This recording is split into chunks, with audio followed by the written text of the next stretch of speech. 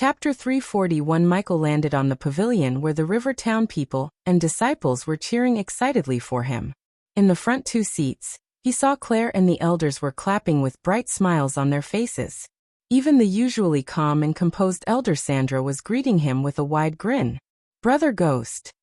You are at level 10. Brother Ghost, you're so awesome. The other sects are gonna be so pissed, ha ha ha ha." The disciples were too excited. Not a single disciple remained in their seats. All of them were jumping up and down, waving the name boards with Ghost's name on it in the air. "Brother, come here," Cindy called him, sitting on Claire's lap. On Claire's right side, the elders remained seated while on her left, there was an empty seat reserved for Nightmare. Next to Nightmare's seat sat Olivia, Ricky, and several disciples who were in the sect longer than anyone else, the seniors. Seeing Michael approaching, Nightmare flapped his wing to launch himself in the air. "Let me get that, Master Ghost." Ricky quickly came to him and removed Michael's dual sword sheath so Michael could comfortably rest on the chair until the first round for core formation warriors starts. "Thank you, Ricky," Michael said after giving his swords to Ricky. He then made his way to the seat. "Teacher, are you even a human?" When Michael sat, Olivia asked. Instead of answering, he just gave her a smile. "What took you so long?" Claire's voice was mixed with giggles and concern. "I came here as soon as I wanted to. Did I miss anything interesting?" "It depends on what you call an interesting, teacher." Olivia looked at the stage where the guests were sitting on an elevated stage on the field. Michael immediately recognized Lord Ashton. Both Michael and Ashton locked their eyes without uttering a word. Each of them just nodded, wordlessly reminding them about their agreement. "Who are they?" Except for Ashton, Michael didn't recognize the others. "That's His Majesty King Bredia and Her Royal Highness Princess Catherine," Olivia said in a low voice, looking at the king and the princess. Then she turned her gaze at the red-haired man. Sitting right to the king is His Grace Duke of Flamefair, Avon. Michael took a long look at the man. He was on Lucifer's hit list because of the slave mines. After seeing the state of Arya's 2 brothers, he wanted to know what kind of experiments they were doing in the slave mines. Unfortunately, the place was too dangerous for Michael to infiltrate at that time, and he had too many things on his plate. If a normal being suffered what Arya's brothers suffered, they would have died, but something kept them alive. Michael was curious to find out more about it. It wouldn't take a genius to figure out Duke Avon has a hand in the slave mine operations. Michael wasn't looking to play Good Samaritan by cleaning up the slave mines, but had a gut feeling that the slave mines might give him something useful. "That man with a mustache is Lord Ashton. He's an elder of the Kane family. A frickin' fusion stage cultivator." He could feel the shock in her heart through her voice. "Oh." Michael pretended to be surprised. "Who is that blue hair?" Michael quickly asked before Olivia went into details about Ashton, because she seemed like she had a lot to talk about Ashton and fusion stage. "Lord Calvin. He's here representing Kingdom Thusia." The moment Michael heard the word Thusia, he gritted his teeth. A sudden explosion of anger erupted in his heart like a boiling volcano. The flashes of the sanctuary burning, a brass life, the smiles of the elders, the good memories, the betrayal of the princess, everything flashed across his eyes. For the first time in a long time, Michael sweated because of anger. He had a difficult time controlling his anger. Since the soul piece of Abras had merged more with Michael's part, the pain he experienced was so intense. In his mind, he didn't feel like someone else was betrayed but himself. "Teacher, are you all right?" Olivia noticed Michael sweating and shivering. "Brother." Ghost Cindy and Claire turned their concerned gazes at Michael. "Yeah, it's just him feeling hot." Michael wiped the sweat off of his forehead with his hand. "Do you need something, teacher?" "No." Michael's voice turned cold as it sent a chill running through Alvia's spine. Claire and Nightmare, who was sitting on Claire's lap with Cindy, could literally feel a sudden coldness around them. Boom. Boom. Boom. Michael's train of thoughts was suddenly interrupted by the loud bell sounds. He took the gaze away from Calvin to see a translucent red chakra rotating above the battle stage. Since the coordinators had already taken the pillars and mirrors, the stage was empty. This year, the 2 tournaments will be conducted parallel instead of one after another. That means, after finishing one round of the body strengthening stage tournament, the round for core formation will start, so on and so forth. James Hall's voice reverberated through the arena. The first round of the body strengthening stage will now begin. The competitors please step onto the stage. Michael saw youngsters in various armors jump onto the stage one by one and group by group. It took only a few more minutes before the stage got crowded with youngsters. Following the youngsters, a couple of coordinators arrived on the stage. Please stay still. The coordinator's voice too had the same volume as the commentators, so everything heard them loud and clear. No one dared to act otherwise after hearing the coordinator's instructions. They remained still as the chakra above them started to glow brighter and brighter before several orbs of red, green, yellow, and blue flew down from the chakra to the participants. The 4 colors of orbs of lights landed on each participant's body. In a blink of an eye, a thin layer of light enveloped the participants' bodies. Some of them had a blue layer, some of them had green, the rest of them had yellow and red. If you are wondering or counting still, there are 25 participants covered in each color. Those who have the same color layer would battle to be qualified for the next round, Ishihara explained. The rules of the first round are simple. You just need to eliminate the other participants by knocking them out or throwing them out of the battle stage. The last remaining 10 will be qualified for the next round. Each elimination will earn you a point that will be used in the later rounds to rank you and save you from elimination. Darius explained the rules to the participants as well as the audience. Those who attend the championship tournaments were familiar with the rules, yet the commentators would explain the rules for people like Michael who never witnessed a tournament before.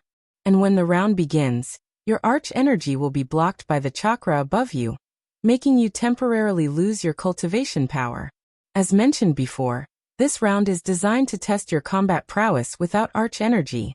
You are also prohibited to take any kind of potions or pills during the battle.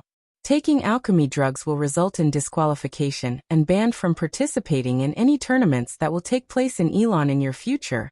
Darius' words immediately caused a commotion among the participants as well as the crowd. Michael frowned after listening to Darius. He was expecting him to talk about the armor the participants were wearing, yet Darius didn't seem to have anything to talk about armors. He tried to sound like the committee wants the tournament to be fair, but there was nothing fair about battling a participant covered in unbreakable armor like Alex. Those who couldn't afford to wear armor such as Alex or Peters were clearly at disadvantage.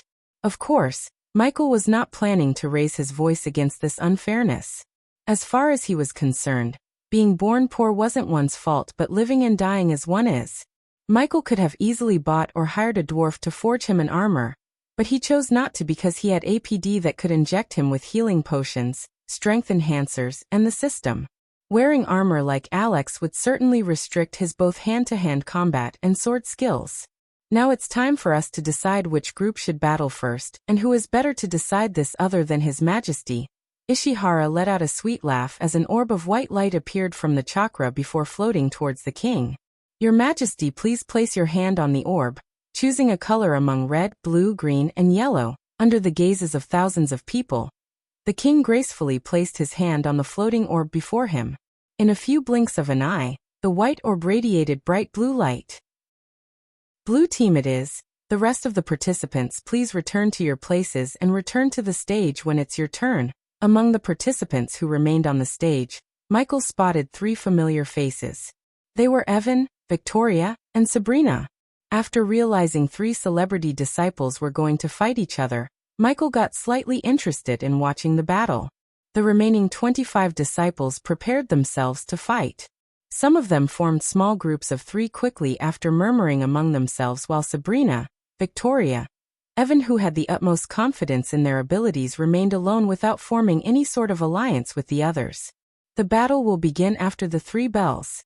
Prepare yourselves, people, you're in for a ride. After seeing the overwhelming response to my last question about the release order, I have decided to go with MMGG format, so the battles will not be interrupted and make you go crazy on the author.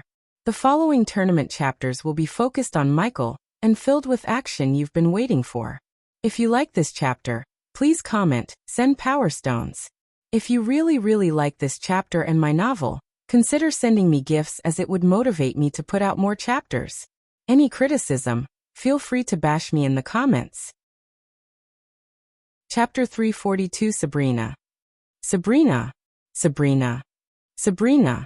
Evan, Evan, Evan, Evan, Victoria, Victoria, Victoria. The overexcited fans of the celebrity disciples were screaming till their throats hurt. Michael's pavilion was silent. He was sitting on his seat calmly reading the book he bought from Lord Information.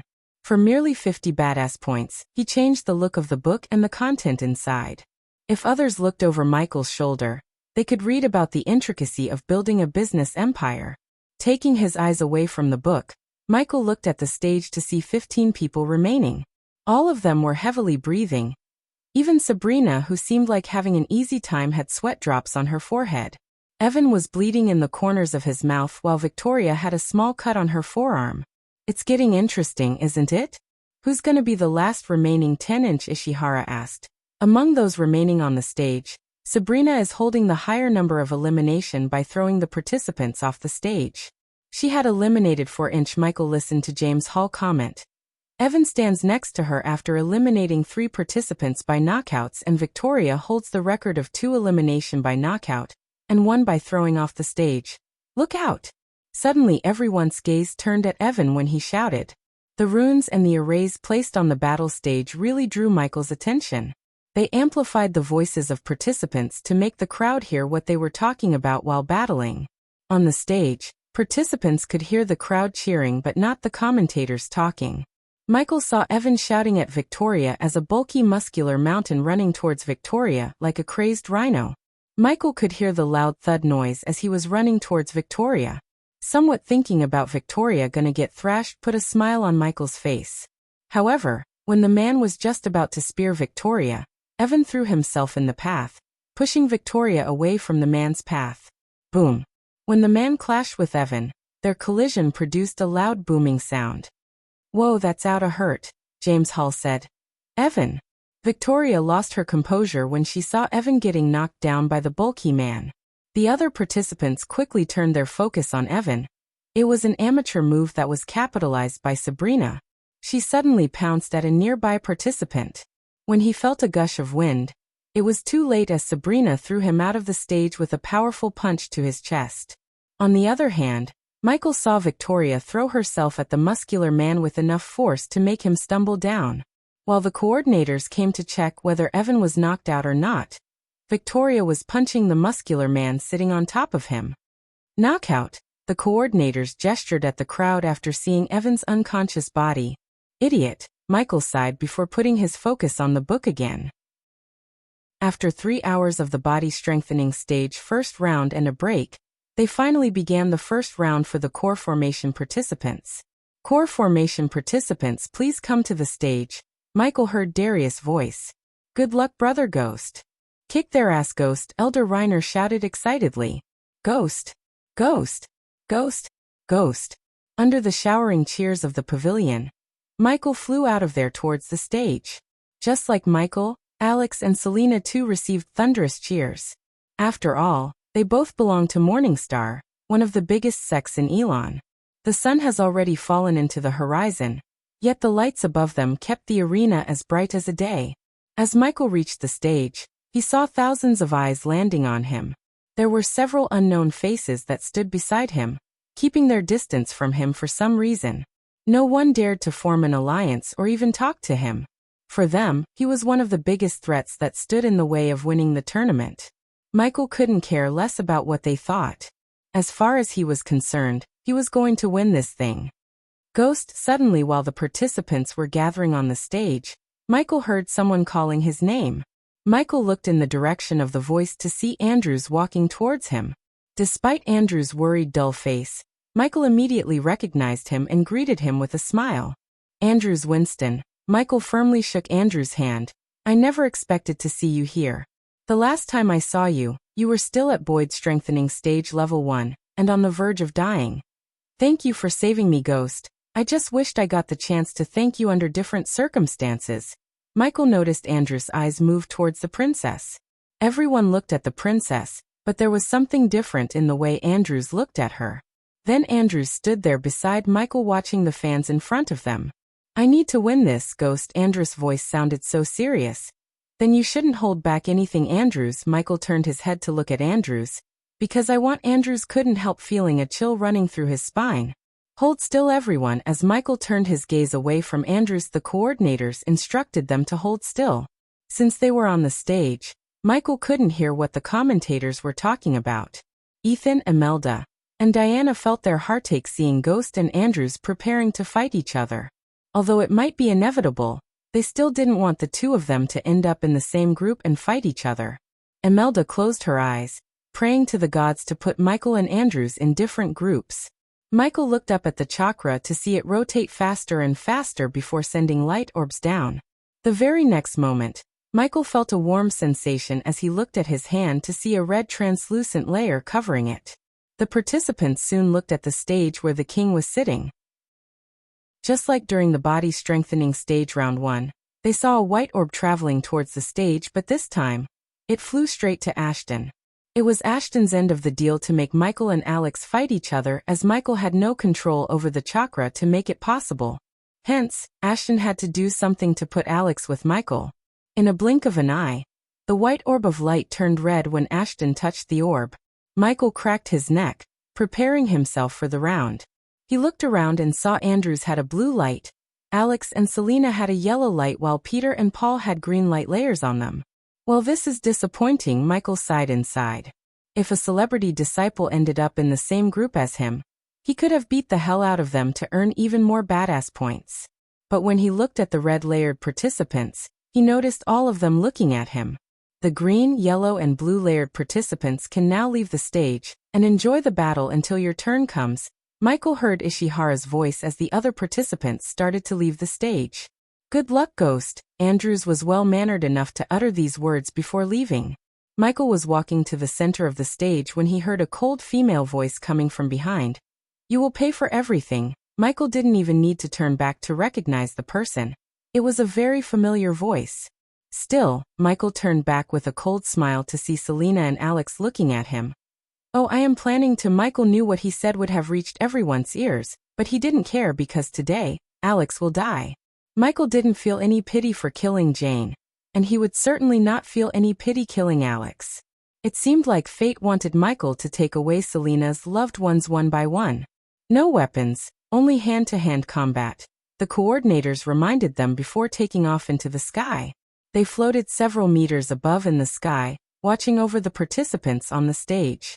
Ghost, Ghost, Ghost, Ghost. The fans of Michael kept cheering as loud as they could. Their thunderous cheers reverberated the arena. For a moment, Michael closed his eyes, mentally blocking all the noises to put full focus on the battle before him. He felt a warm sensation running from his head to toe.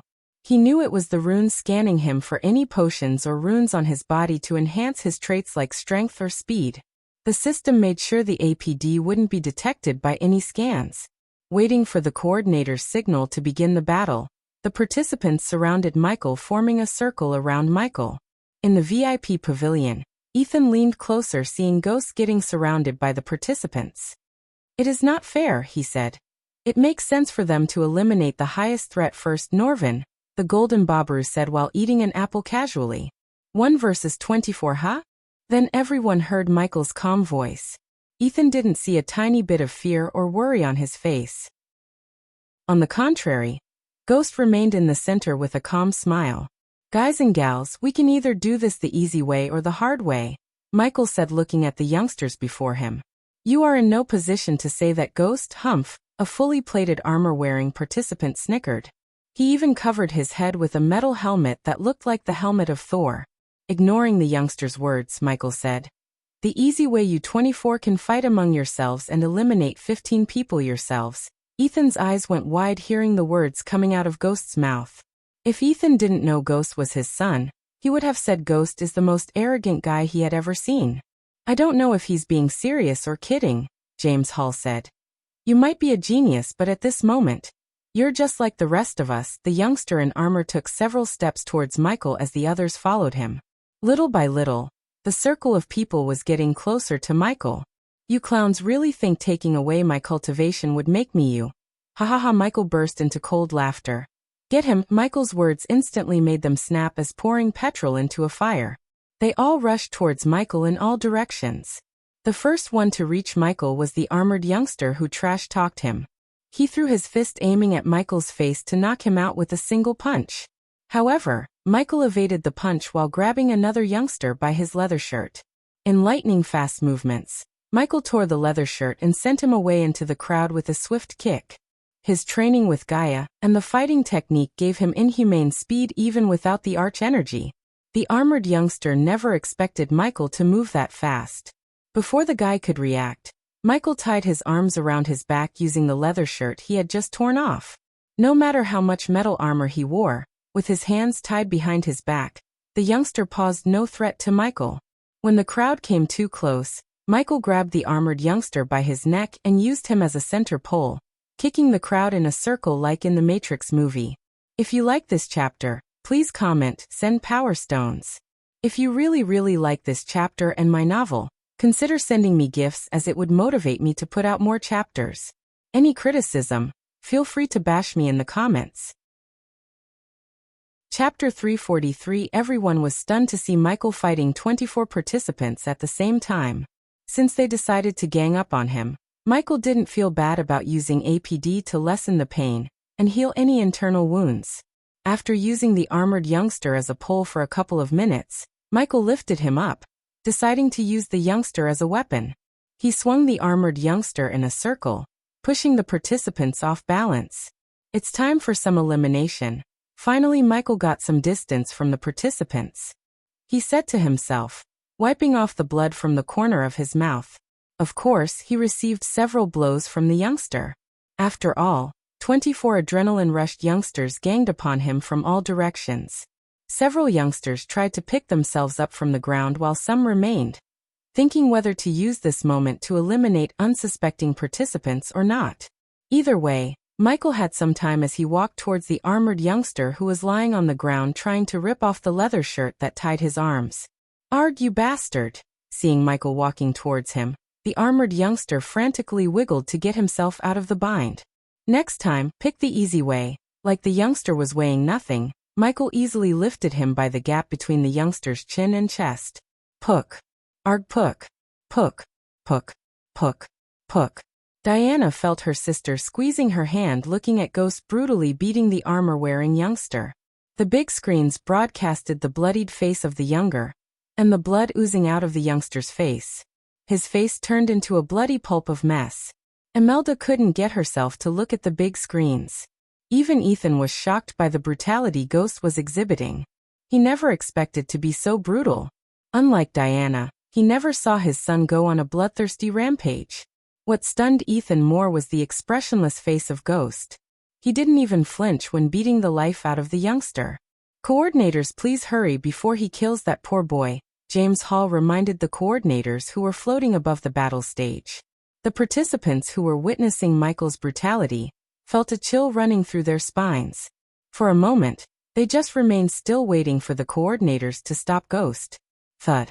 However, before the coordinators could come to him, Michael threw the half-dead body of the youngster into a trio of participants who were watching the scene standing near the stage's edge.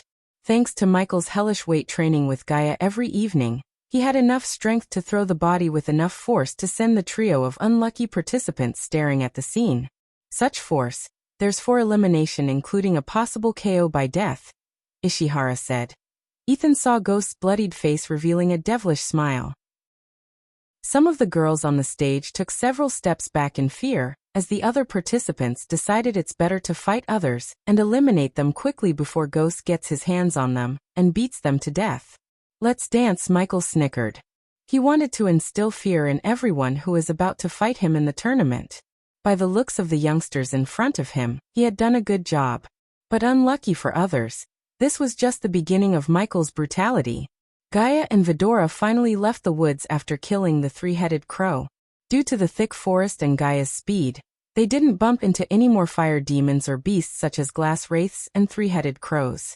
After the surprising show of power, Ayag and the other two heads fell asleep. They were peacefully sleeping in Gaia's side bag while she was running through the forest. After an hour of non-stop running, she eventually found herself in a chilling and quiet valley. The hills on either side were decadent with green foliage and new-sprung buds. The place was silent, not the calming one but an eerie one. The white fog covering the valley added an extra layer of creepiness to the valley. "Aya, where are we?" Ayag asked, yawning and craning her head out of Gaia's bag. "Whoa, this place gives me creeps. There are probably some fire demons or something hiding here," Sarba said. "We are still at the edge of Fire Realm. The deeper we go, the more dangers we face," Gaia explained as Sarba nodded his head in agreement. After having spent some time here, Fedora understood how dangerous this place was. Since their arrival, they had bumped into 3 strange creatures: the fire demon, the glass wraith, and the 3-headed black crow. They might even bump into weirder and rarer creatures soon. But no matter how incredible the demons and devils were, Fedora wouldn't feel shocked anymore. This was Fire Realm. To any human cultivator, this place was just a deadly hell. It was a place of brutality, life-threatening scenarios, darkness, bloodshed, and slaughter. And in order to keep one's life here, the person could only rely on his own strength. Without incredible strength, the place could kill the person at any time. Gaia looked at the sky to see the dark clouds filling the sky. "It'll be dark soon. We need to find a safe place to stay the night." Gaia walked forward while looking around the hills to find a cave. "So are you gonna talk about this awesome one's awesome powers or not?" Ayag's voice was filled with pride and superiority. "We will after we find a cave and I break through to the core strengthening stage." Sarba's eyes went wide in surprise hearing Gaia. Compared to Ayag, Sarba knew more about cultivation and this world because while Ayag sleeps, Sarba would stay awake reading books or talking to Nightmare. He didn't know how much Cain knew because Cain was not a very talkative being like Ayag.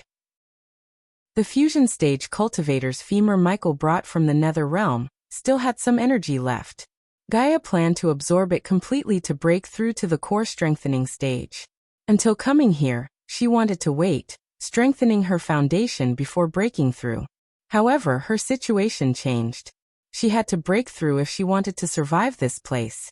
Coupled with her battle experience, Michael's arrows, and her core strengthening stage cultivation, she could easily kill any core strengthening stage beasts under level 4.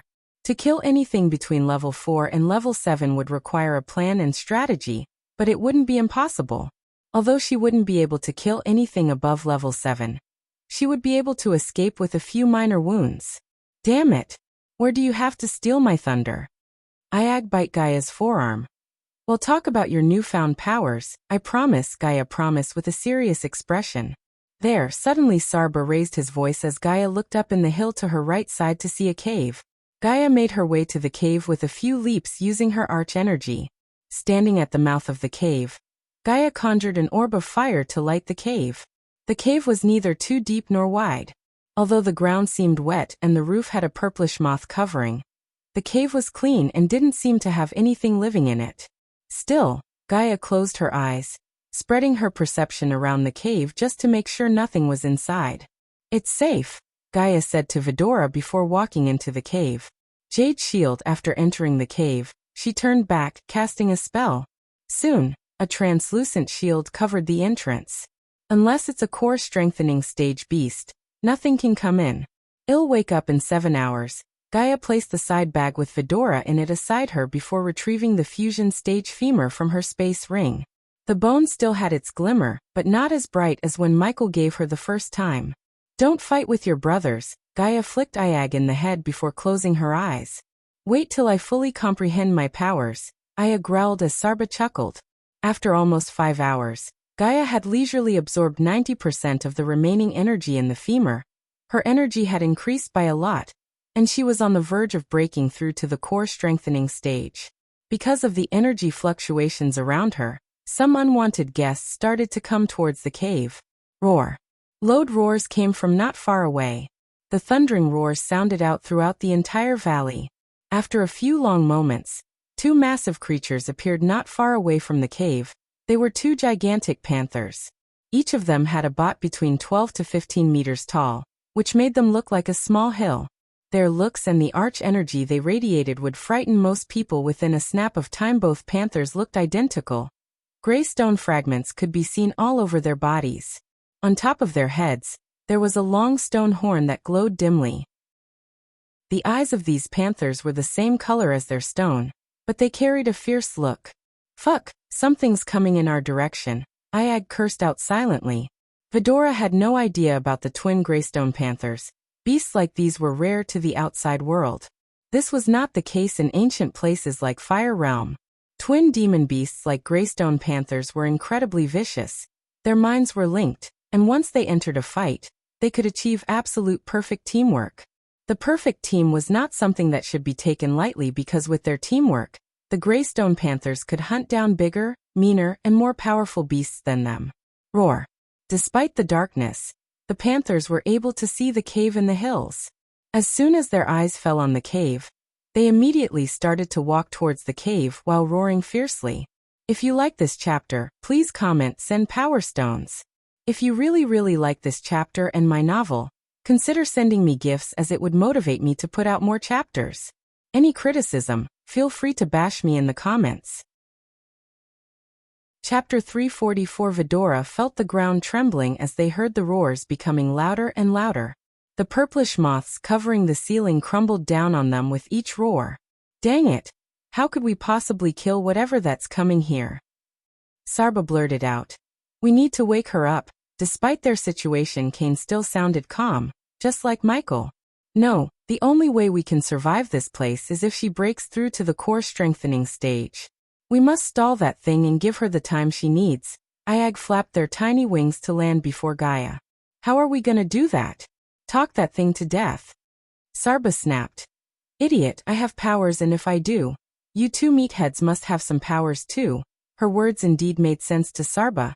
And Kane still, it seemed like a bad time to rely on their unfound powers. Even if they could find out about their powers, there was no guarantee a body refining stage level 2 beast could survive a battle with anyone above body strengthening stage. The shield is still up. Let's hope whatever's coming towards us is not a core strengthening beast, Sarba said. Man, I miss Ghost. If he was here, we could have just stood on his shoulder and enjoyed him beating the hell out of everything. It was her stupid decision and emotion to leave him, and you dragged us with her instead of convincing her not to leave him, Kane grunted after hearing Ayag. From the very beginning, he was against the idea of Gaia leaving Michael and venturing into such a dangerous place. Unfortunately, Sarba leaned with Ayag, so 2 out of 3 votes made Vidora accompany Gaia. There was nothing Kane could do. Ayag headbutt Kane, hearing his disagreement. But in the next second, Ayag's eyes lit up, and she blinked with a cunning look in her eyes. Look, in case it's a core strengthening stage beast, we don't need to kill it. We can't, Sarba interjected, only to get a vicious headbutt from Ayag. We just need to stall the beast until this half-snake wakes up from her cultivation. Ayag looked at both Kane and Sarba for their approval. Since getting out of here without Gaia is impossible, and you won't let us wake her up, it seems we have no other choice but. Hope your plan would work. What do you think, Kane? Sarba asked Kane. We can stall the beast all right. If what Nightmare said was true, the core strengthening beast would possess the intellectual prowess of humans. And the sight of us, a new species, would make the beast curious and reevaluate or form up a new plan to deal with us. It might take time to gauge our strengths and weaknesses. If I saw a new species in front of me, that's what I would do. Kane's words somehow reassured both Ayag and Sarba. With his approval, Ayag closed her eyes, trying to figure out how she managed to let out the sonic cry. After having inherited Michael's personality and observing Gaia and Ghost for so long, Kane had learned a lot of crafty actions, and he had gained a lot of combat experience. Thud, thud, thud. As the seconds passed by, the ground trembled more and more violently. They were getting drenched in purplish moths. It was raining moths inside the cave. However, the moth was the last of Vidora's problems. If you have any powers, now will be a great time to reveal it, Kane. Sarba shivered, hearing the roars getting louder and louder. He could tell whatever that's coming to them is closer than they like it to be. Hey, it can still be a core formation beast, and Gaia's barrier can save us. Sarba tried to calm himself by being optimistic. His smile was not the brightest, as he still had intense fear hiding behind his smile. Kane muttered. What? It's not one, it's two. 2 beasts. Just as Kane uttered these words, Sarba looked through the translucent shield Gaia cast to see 2 huge, yet majestic panthers made out of gray stones standing at the entrance. Considering Vidora's small stature, the panthers noticed her first before they noticed the tiny beast standing before the human. Both the panthers bore their teeth, which caused Sarba to feel a tingling sensation in his spine. Dazer, look there, surprising Vidora. One panther talked in human tongue. The voice sounded so rough and animalistic as one would imagine. Soon the panthers both closed their mouths while their slit vertical pupils that shone in silver in the darkness became rounded. The murderous look in their eyes got replaced by curiosity. We are screwed, Sarba grunted, noticing the panther's cultivation level. Both of them were at core strengthening stage level 3, one level above the three-headed crow Gaia fought. But unlike before, the panthers weren't in a disadvantageous position.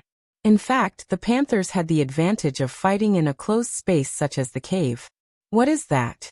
I have never seen such a beast before. The other panther gracefully took a step forward. Looking at the shield, one panther just raised its front paw, slowly putting its paw through the shield like it was testing the shield's power.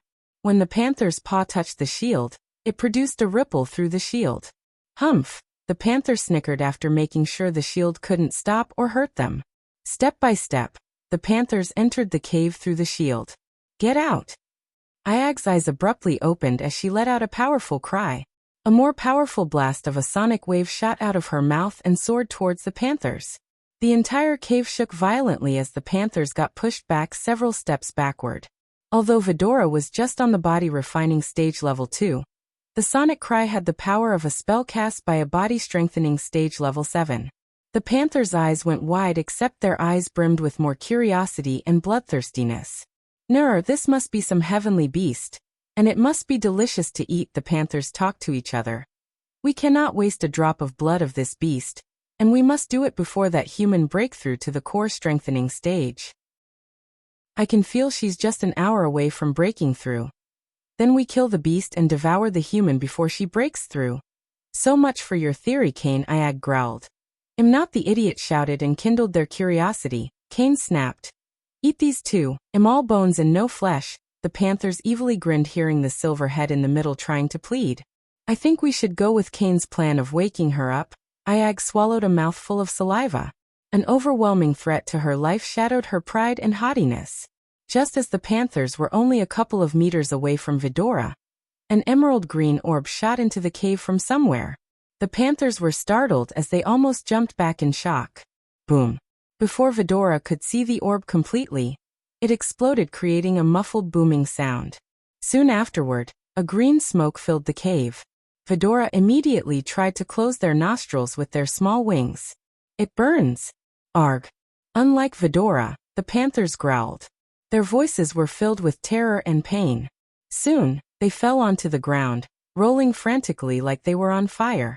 By now, Vidora realized the green smoke didn't pose a threat to them since they felt nothing. As the panthers were rolling on the ground, a golden bolt of lightning hit the panthers from outside the cave. Ghost. Vidora's eyes went wide as they sparkled in excitement. They couldn't help but let out a long heave of sigh. However, Kane noticed something different with the lightning bolt. He looked at the panther which got hit by the lightning bolt to see a sword sticking out of the panther's gut. Swords of Justice. A calm yet magnetic voice sounded in the cave. Vidora looked at the cave entrance to see a human in pure white robes making his way towards them with a glistening white sword in each hand. For a moment, Vidora thought it was Ghost because the images of Ghost flashed across their eyes when they saw the youngster. Except for the color choice of his dress, this youngster possessed the same swag and grace of Ghost. In simple words, he looked just as dashing and stunning as Ghost in Vidora's eyes.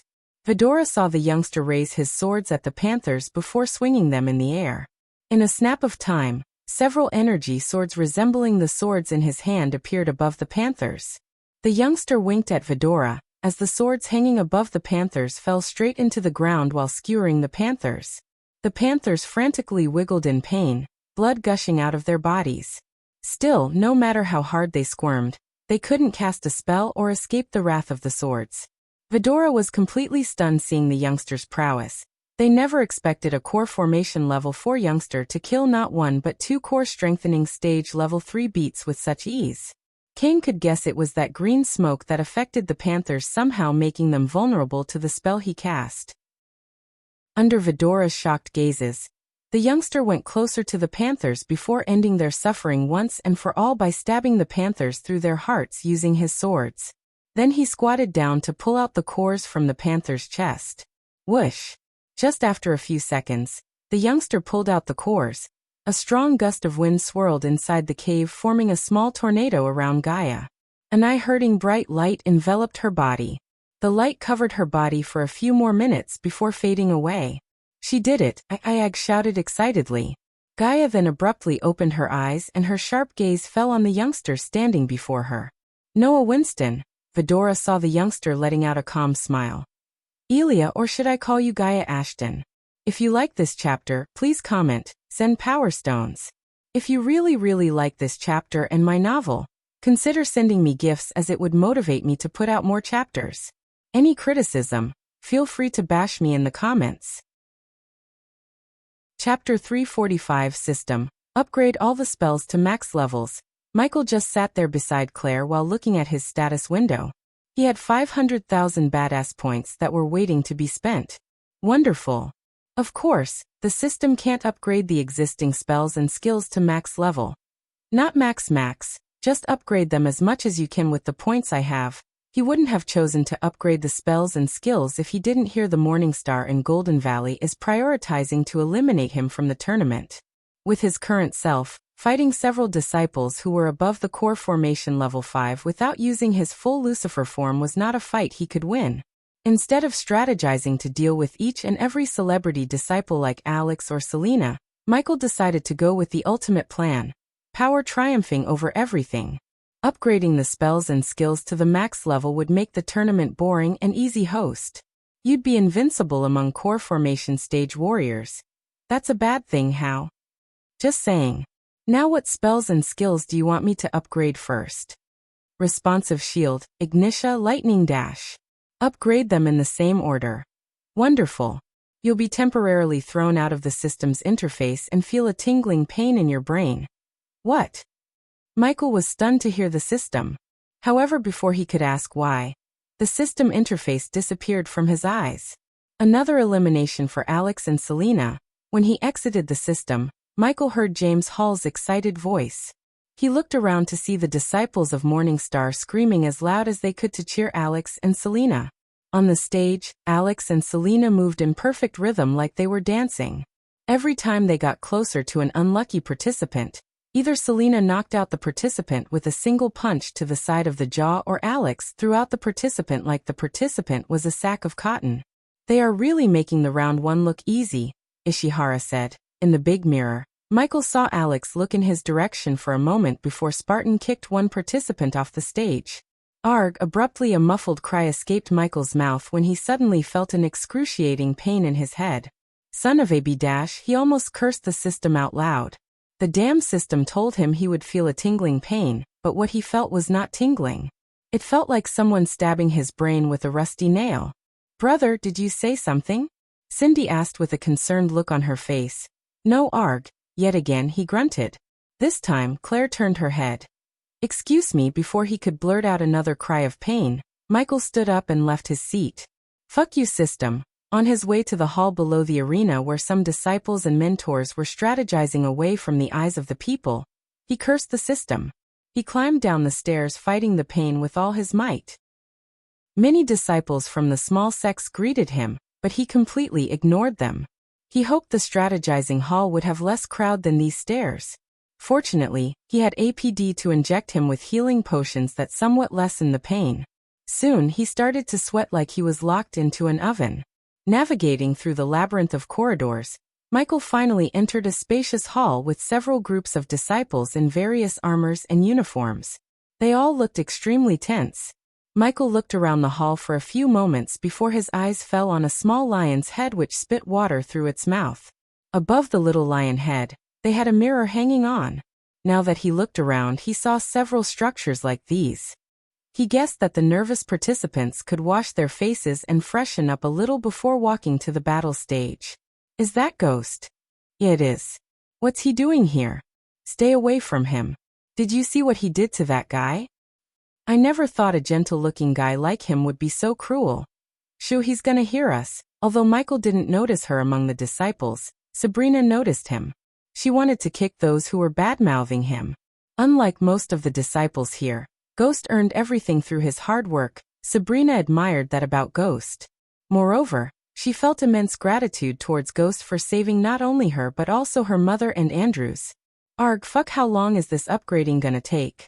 Michael gripped the edge of the sink so tightly as lines of cracks started to appear in the pearl-white sink. Letting go of the sink, Michael took a handful of clear water to wash the sweat off of his face. He kept splashing water onto his face until he saw a familiar face in the mirror standing behind him.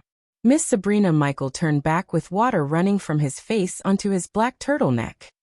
Here, before Michael could get the towel from his space ring, Sabrina reached out her handkerchief to him.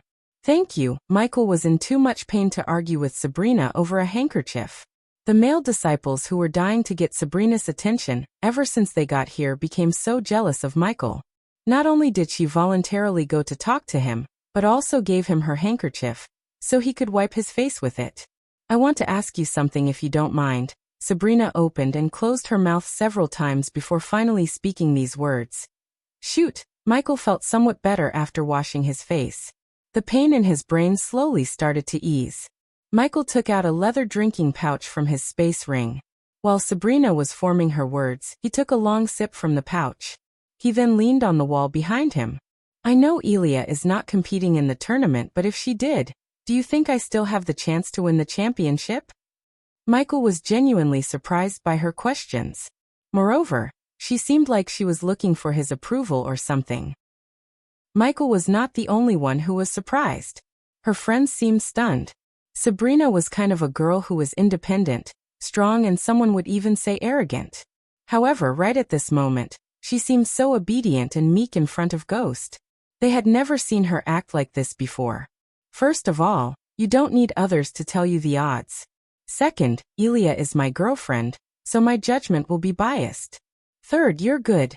You even have the chance to win this thing, but if Elia was here, that championship would have belonged to her. Many raised their brows hearing Michael's words. Some even expected Sabrina to get mad, except her face split into a wide grin. Thank you for being honest with me. Anytime, Miss Sabrina. Michael took another sip of water. And please call me Sabi. Michael didn't say anything but handed over the handkerchief back to her before leaving the hall. She stared at Michael's figure disappearing around the corner. Just a few moments after Michael left the hall, Andrews came to her side. What did you ask him? Andrews was afraid she discussed something related to him. I asked him the same question I asked Noah. Do you think I still have the chance to win the championship if Elia competed in the tournament with me?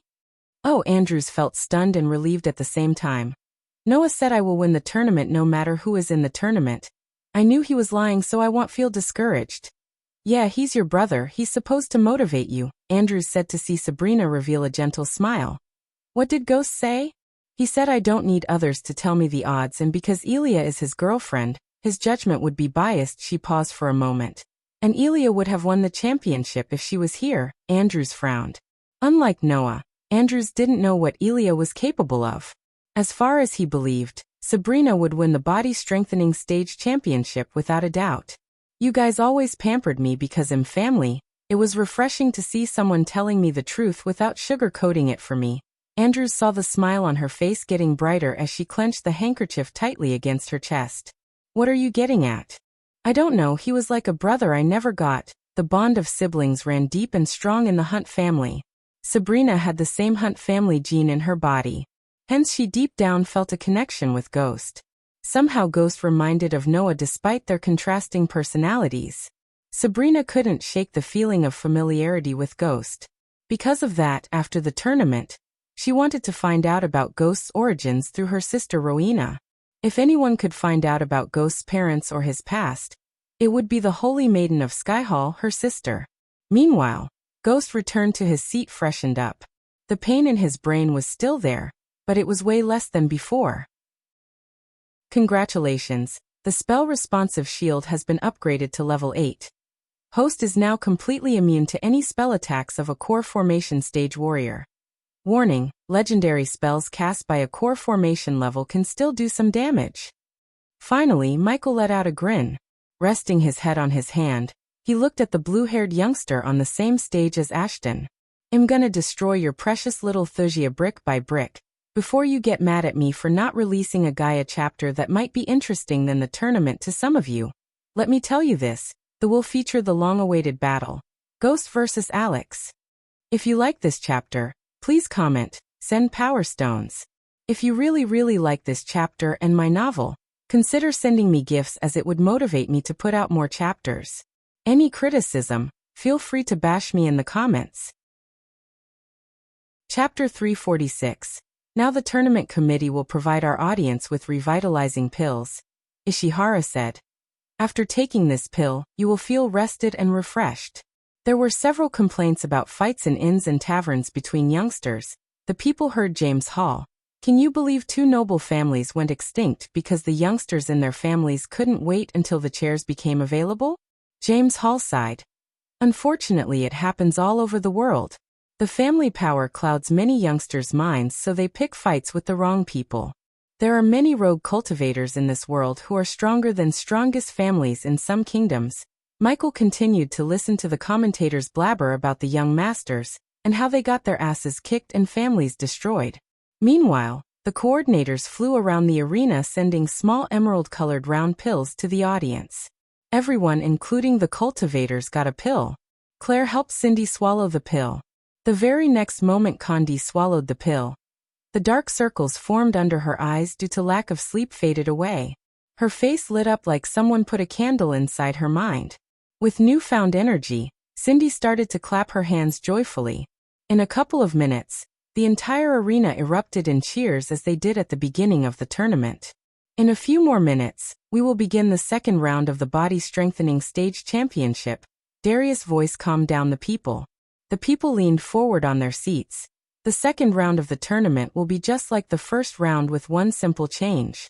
In the second round, participants can use a weapon of their choice. But they can't change their weapon's middle of the battle. You pick it, you stick with it. Can this weapon have runes? Ishihara asked Darius.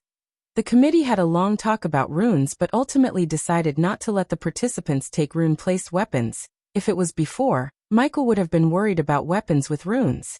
After upgrading spells and skills, unless a participant had a legendary weapon or used a legendary spell, Michael would be invincible among the core formation warriors. Remind me when my turn comes. Unlike the rest, Michael leaned back on his chair.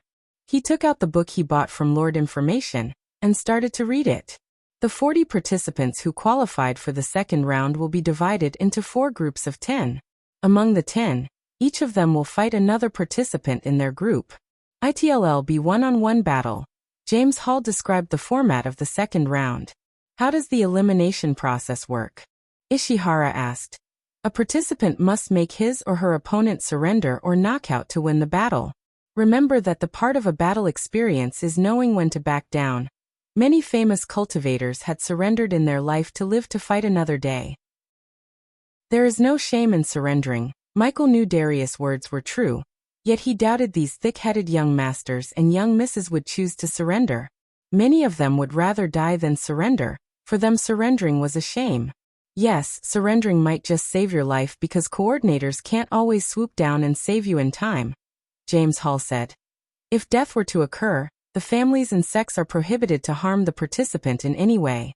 If any harm is to fall on the participant by the victim's family or sect, the Guardian Guild will take it as an action against them and come at you with full force. When everyone thought Darius couldn't sound any more serious, he proved them wrong. Michael was glad to hear Darius. This way he wouldn't worry about getting chased by the Fisher family after he kills Alex. Of course, he knew they might try to harm by other means. Nonetheless, Michael had to kill Alex. It was Alex who pushed Michael to this point by putting a contract on his head. Also, after spending some time with Lord Information, Michael began to grasp how the Grim Reapers operate. Unlike he initially thought, Grim Reapers wouldn't kill anyone for money. They were picking targets with weak or no power backing them. The Grim Reapers were like a hybrid of assassins and politicians. That was why the Grim Reapers had never killed a high-value target like a king or a sect leader, because they knew if they did, the guild would be decimated. Out-honored guests and the judges would decide who faces who. Now let's begin. 4 hours passed in a blink of an eye. Currently, the audience was relatively less cheery looking at the battle stage. On the stage, A man wearing silver knight armor was mopping the floor with the youngster in brown leather armor. "Why aren't you surrendering?" Everyone heard the youngster in knight armor grunting. He lifted the golden-haired youngster by the neck and kept punching him in the face. "This has stopped being a battle a long time ago. Why isn't he surrendering?" Ishihara's voice didn't sound as cheery as always. She felt pity for the golden-haired youngster. It was obvious Andrews lacks real battle experience, but you don't need to be forged in a battlefield to realize when to back down and surrender. "You're right, James. Sir Galahar is offering the chance for Andrews to surrender.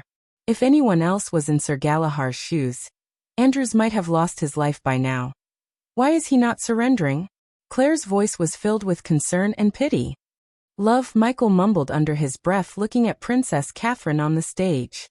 The prince's clenched fist and shaking hands were obvious signs of her being in love with Andrews. Otherwise, why should a princess look so pale and gloomy looking at Andrews bleeding on the stage? Michael lived long enough to differentiate pity from love. The beating had been going on for almost half an hour. Michael was surprised by Andrews' ability to take the beating. At first, Michael thought he would lose consciousness after being beaten for 10 minutes, but he was proven wrong. After beating the crap out of Andrews, the knight started to lose his cool. He grunted before throwing Andrews a few meters away from him. Galahar's red hair fluttered in the wind while the smile he wore on his face was nowhere to be seen.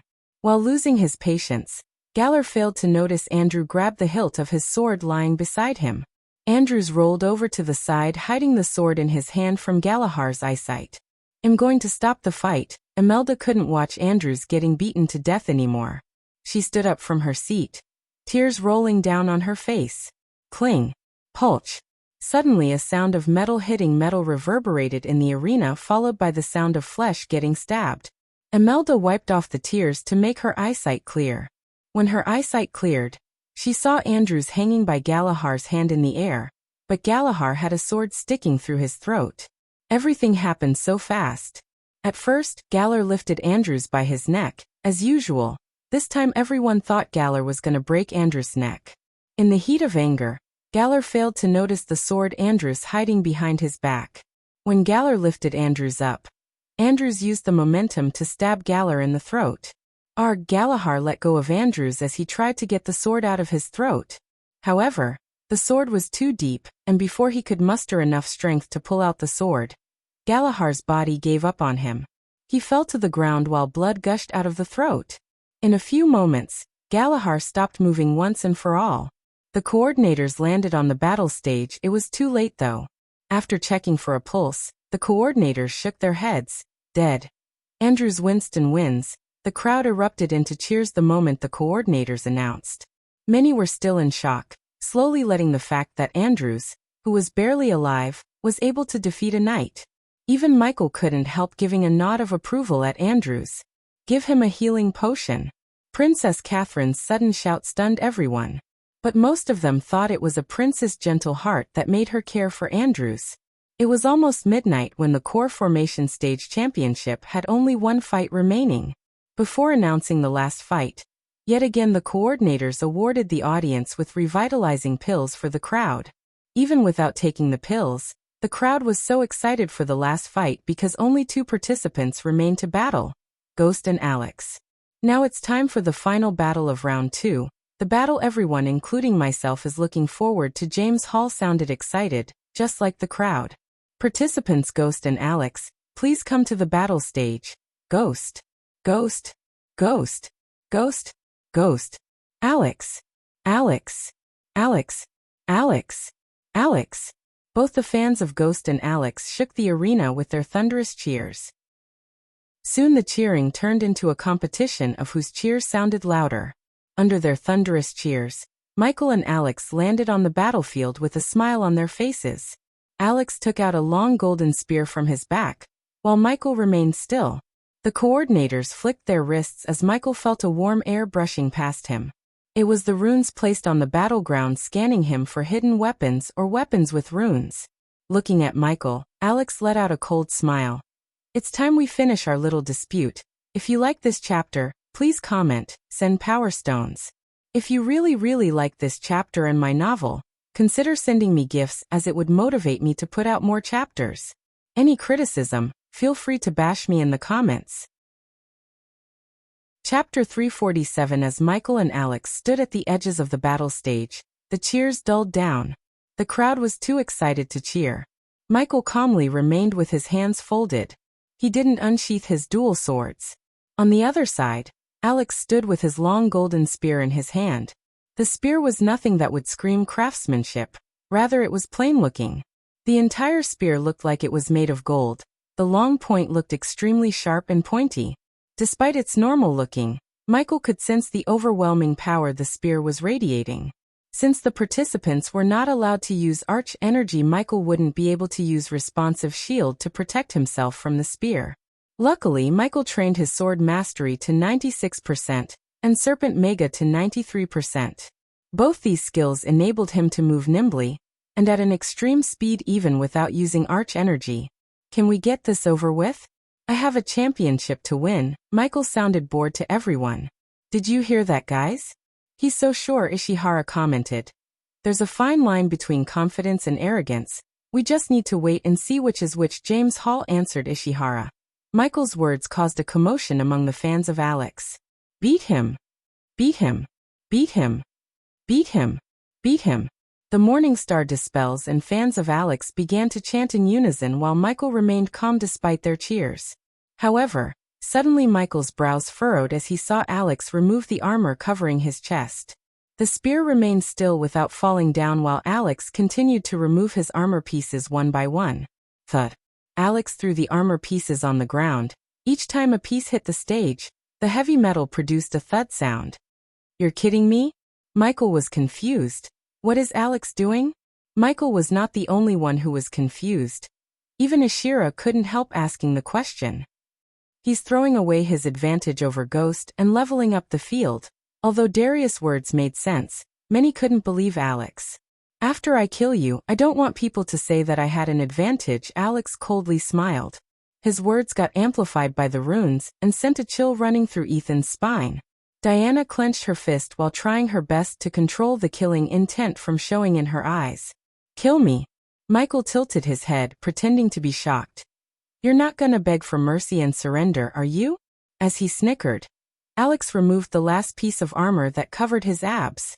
Throwing the armor onto the stage, he stood flexing his flawless smooth skin to the audience. Alex had a perfect upper body with six-pack abs, a chiseled chest and perfectly placed muscles. Oh my god! So sexy. Sister Selena is really a lucky girl. Ah, look at his abs, so smooth, with his silver hair fluttering in the wind and golden spear in one hand. Alex looked like a model for magazines. Many girls had sparkling eyes looking at Alex. Even men couldn't help feeling jealous of his body. Granted, cultivators had good bodies, but Alex had a magnificent body. It was obvious he was working out in addition to cultivating, or he wouldn't have gotten such perfectly sculpted muscles. Let's start this, Alex taunted Michael to step forward. Fight! Fight! Fight! Fight! The crowd erupted yet again, seeing the both of them walking towards each other to fight. Unlike Alex, Michael still hadn't unsheathed his swords. Diana and Ethan moved to the edge of their seats as they didn't take their eyes away from Michael. Every single person in the arena, including those who remained in the strategic hall, came outside to see the battle. Alex made a mistake by removing his armor. He gave up the advantage he had over Ghost. That was the difference between Alex and Michael. Michael would have never let go of his advantage. Thus, Michael still had APD to inject him with the potions such as healing potions. Considering APD was made of junk metal and connected with the system, the runes didn't pick up the APD. As far as the committee and the coordinators were concerned, the APD was just a black bracelet Michael wore for style. When Michael and Alex got close, Alex stabbed the spear aiming at Michael's chest. His thrust was so fast that it almost hit its target. With a sway of his body, Michael evaded the spear, yet Alex was quick enough to hit Michael with the staff. Following the staff attack, Alex roundhouse kicked Michael. Although Alex removed the armor above his waist, he still wore metal boots. Hence, when the kick landed on Michael's shoulder, Michael had pushed away a couple of meters while Michael felt his shoulder bones hurt. If the kick had a little more force and he didn't have APD, His shoulder would have been dislocated. Without giving a moment for Michael to breathe, Alex dashed at him with his spear pointing at Michael's throat. Everyone who saw Alex move knew it was not his intention to make Ghost surrender, but he wanted to kill him. Shaking his aching shoulder, Michael quickly evaded the spear's pointy end before hitting the spear on the shaft just below the blade using his other hand.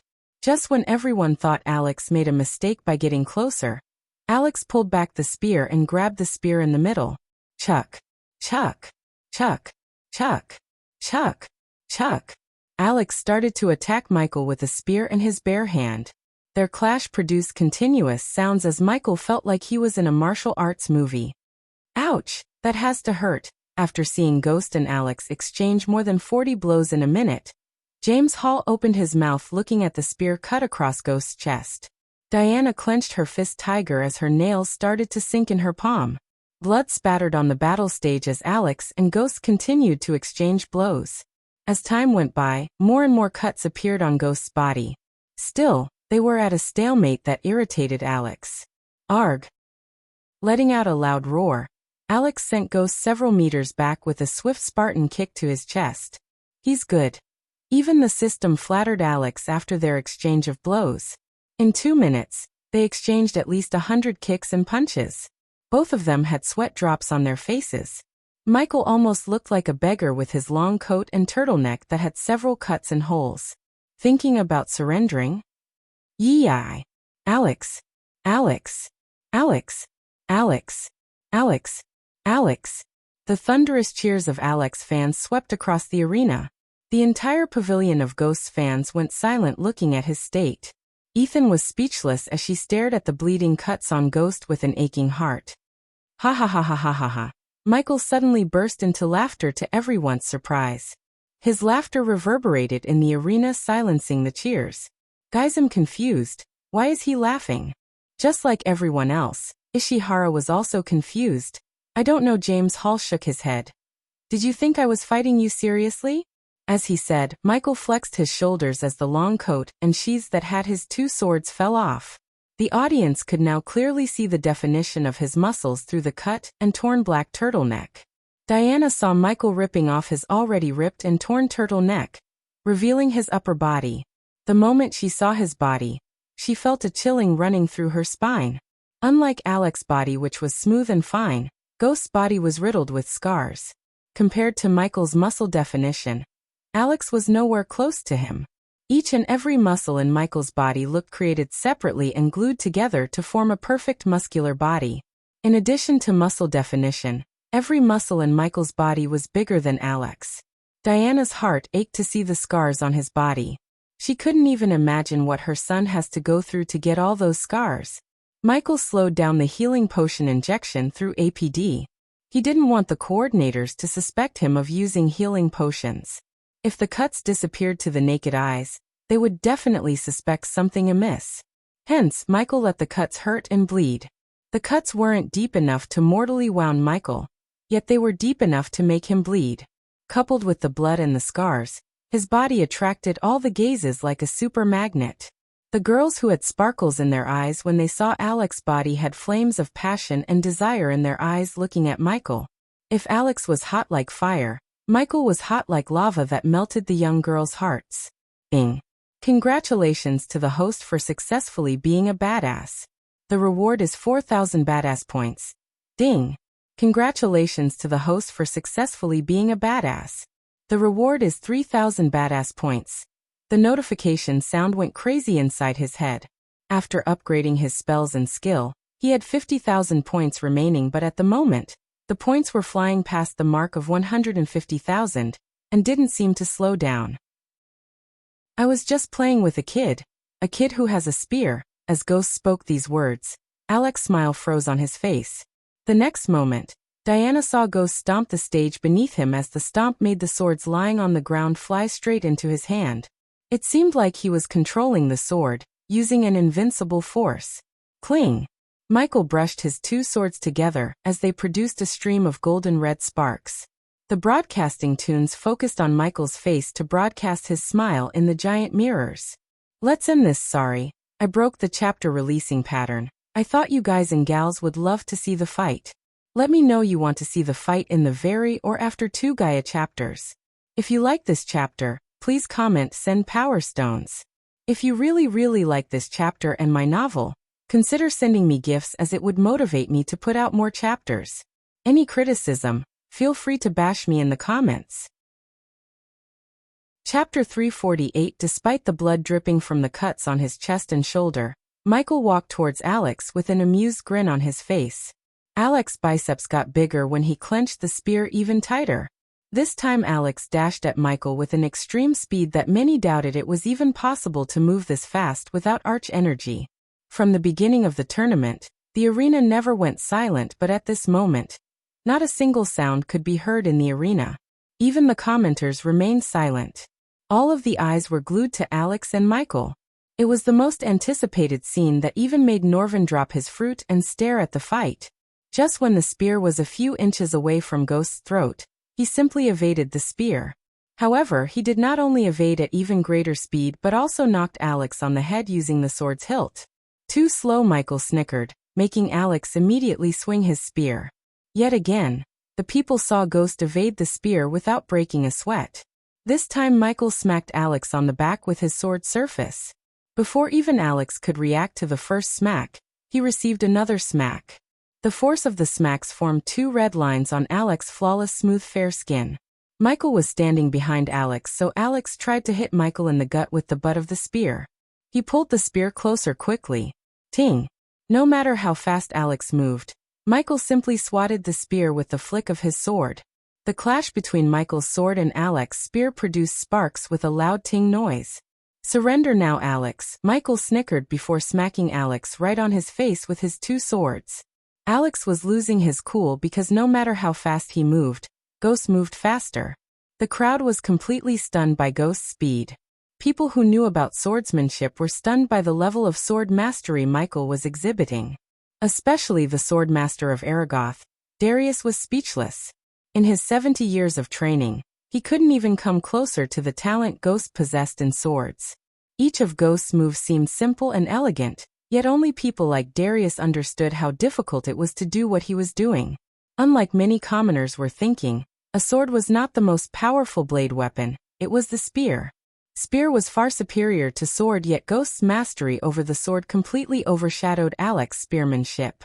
It would take decades of hard work to master one-handed sword skills, except Ghost was only 21 years old, and he seemed to have mastered dual wielding. If Darius wasn't older than Ghost and didn't have pride and ego, he would have asked Ghost to take him as his disciple. Coupled with the fact he couldn't even touch Ghost, his words made Alex mad. I am giving you a chance, Alex. Thup. Thup. Thup. Alex missed each swing of his spear but kept receiving smacks from Ghost's swords. Diana knew she had no right whatsoever to feel proud of her son, yet she did. To Ethan, every single move Ghost did reminded himself of Harriet. He's our son, all right. A tiny teardrop formed in the corner of Ethan's eyes. Watching Ghost toying with Alex, Selena clenched her fist as veins on her forehead started to bulge out. Her entire body shivered in fury. Son of Thup. This time Ghost smacked Alex right on his mouth. Alex's anger exploded as he swung the spear in a crescent shape, only to miss Michael completely. Alex misjudged the athleticism of Ghost. When he swung the spear, Ghost just bent his back like his spine was made of rubber to evade the spear completely. The spear could only brush past Ghost's nose. Diddle diddle. Ethan felt a chill running through his spine when he heard these words escape Ghost's mouth. Harriet Hunt aka Diana used to recite a rhyme before she went for the kill. He's gonna kill him. Claire's eyes went wide. She knew about Ghost's habit of reciting the small rhyme before killing someone. We are so. Alex saw Ghost's smile disappear from his face as he dashed at him. Alex tried to defend himself using his spear, but ultimately failed because of Ghost's lightning speed. In a blink of an eye, Michael closed the gap between him and Alex. Little, no. Selena screamed standing on the Morningstar Pavilion. The moment the word little, Alex felt an excruciating pain in his heart and throat. The very next moment, the pain multiplied by several folds as Alex felt the grip he had on his spear loosen. He lost all of his strength. Arg! Alex blurted out, mouth full of blood. Under everyone's shocked gazes, Michael lifted Alex from the ground like skewered meat. The spear fell on the ground while Alex's blood oozed on Michael, bathing him in blood. Michael immediately twisted both the swords, leaving no chance for the coordinators to save Alex. Still, Michael didn't rely on this as he withdrew the sword that stabbed through Alex's throat. When he withdrew the sword, hot blood gushed out. Within a snap of time, he stabbed Alex right between the eyes, ending Alex's life once and for all. Coordinators. It took a few moments for everyone to come out of their daze, including the commenters and coordinators. Ishihara immediately stood from her seat while screaming at the coordinators. Michael was completely covered in the blood oozing out of Alex's wounds. He looked like the devil incarnate in many people's eyes. A few moments after Alex closed his eyes, the coordinators landed with haste on the stage. Still, Michael didn't put down Alex's body. Diana's heart skipped a beat seeing her son like this. This was the dark side of him that she never wanted to see. Only Ashton had a grin on his face seeing Michael like this. In the giant mirrors, the crowd started at Michael's face without batting an eye. The dark red blood oozed on his face, painting his face red. When he smiled, many felt like fainting. It was so terrifying for the weak-hearted. "You should warn your brother," Norvin said to Alicia with a grimace face. And Andrews, as silence enveloped the pavilion, Diana's serious voice drew the attention of Alicia. Meanwhile, back in Gaia's cave, Noah was leaning on the cave's wall with folded arms. Gaia had black lines on her forehead after hearing Noah call her by her real name. She was still wearing the mask that Ghost gave her. Despite the mask, Noah found out her identity. She wondered how. Just when she thought she couldn't get into any more trouble, she fell into a deep pit of trouble. Among all the people, it had to be Noah who found her secret, a guy who not only connected to Guardians, but also to her stepsister. In addition to her secret, he even saw the Hydra. Killing him would solve the problem, but Ghost warned her about Noah. At this moment, Gaia's instincts told her to heed Ghost's warning. Your sister and the whole Nagaland thinks they crippled your cultivation.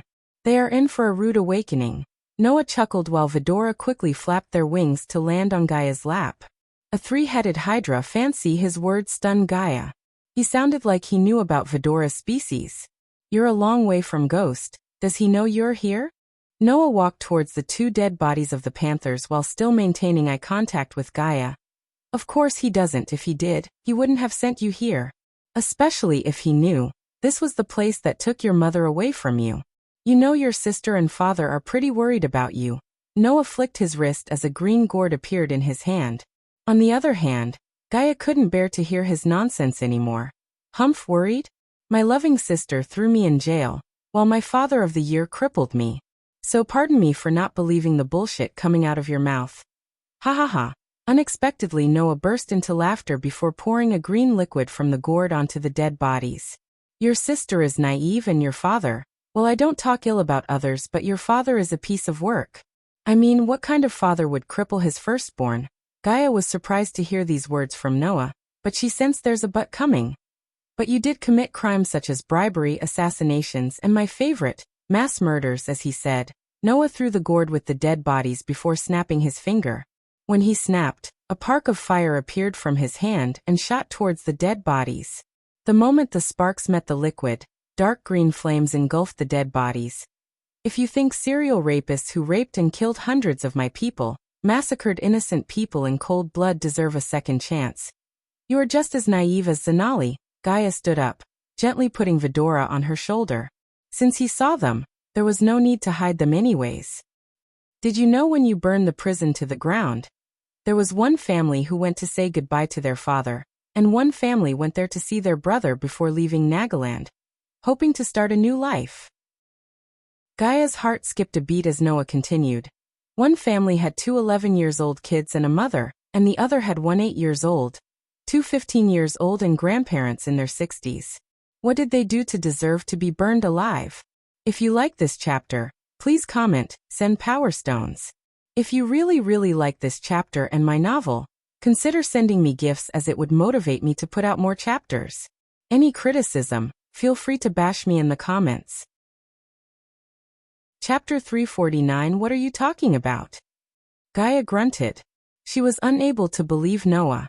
In her lifetime, she had never taken an innocent life. When she heard that she was responsible for killing several innocent people, she couldn't even breathe normally. Here. Noah flicked his wrist as a parchment appeared in his hand. He threw the parchment to Gaia. Her hands shivered.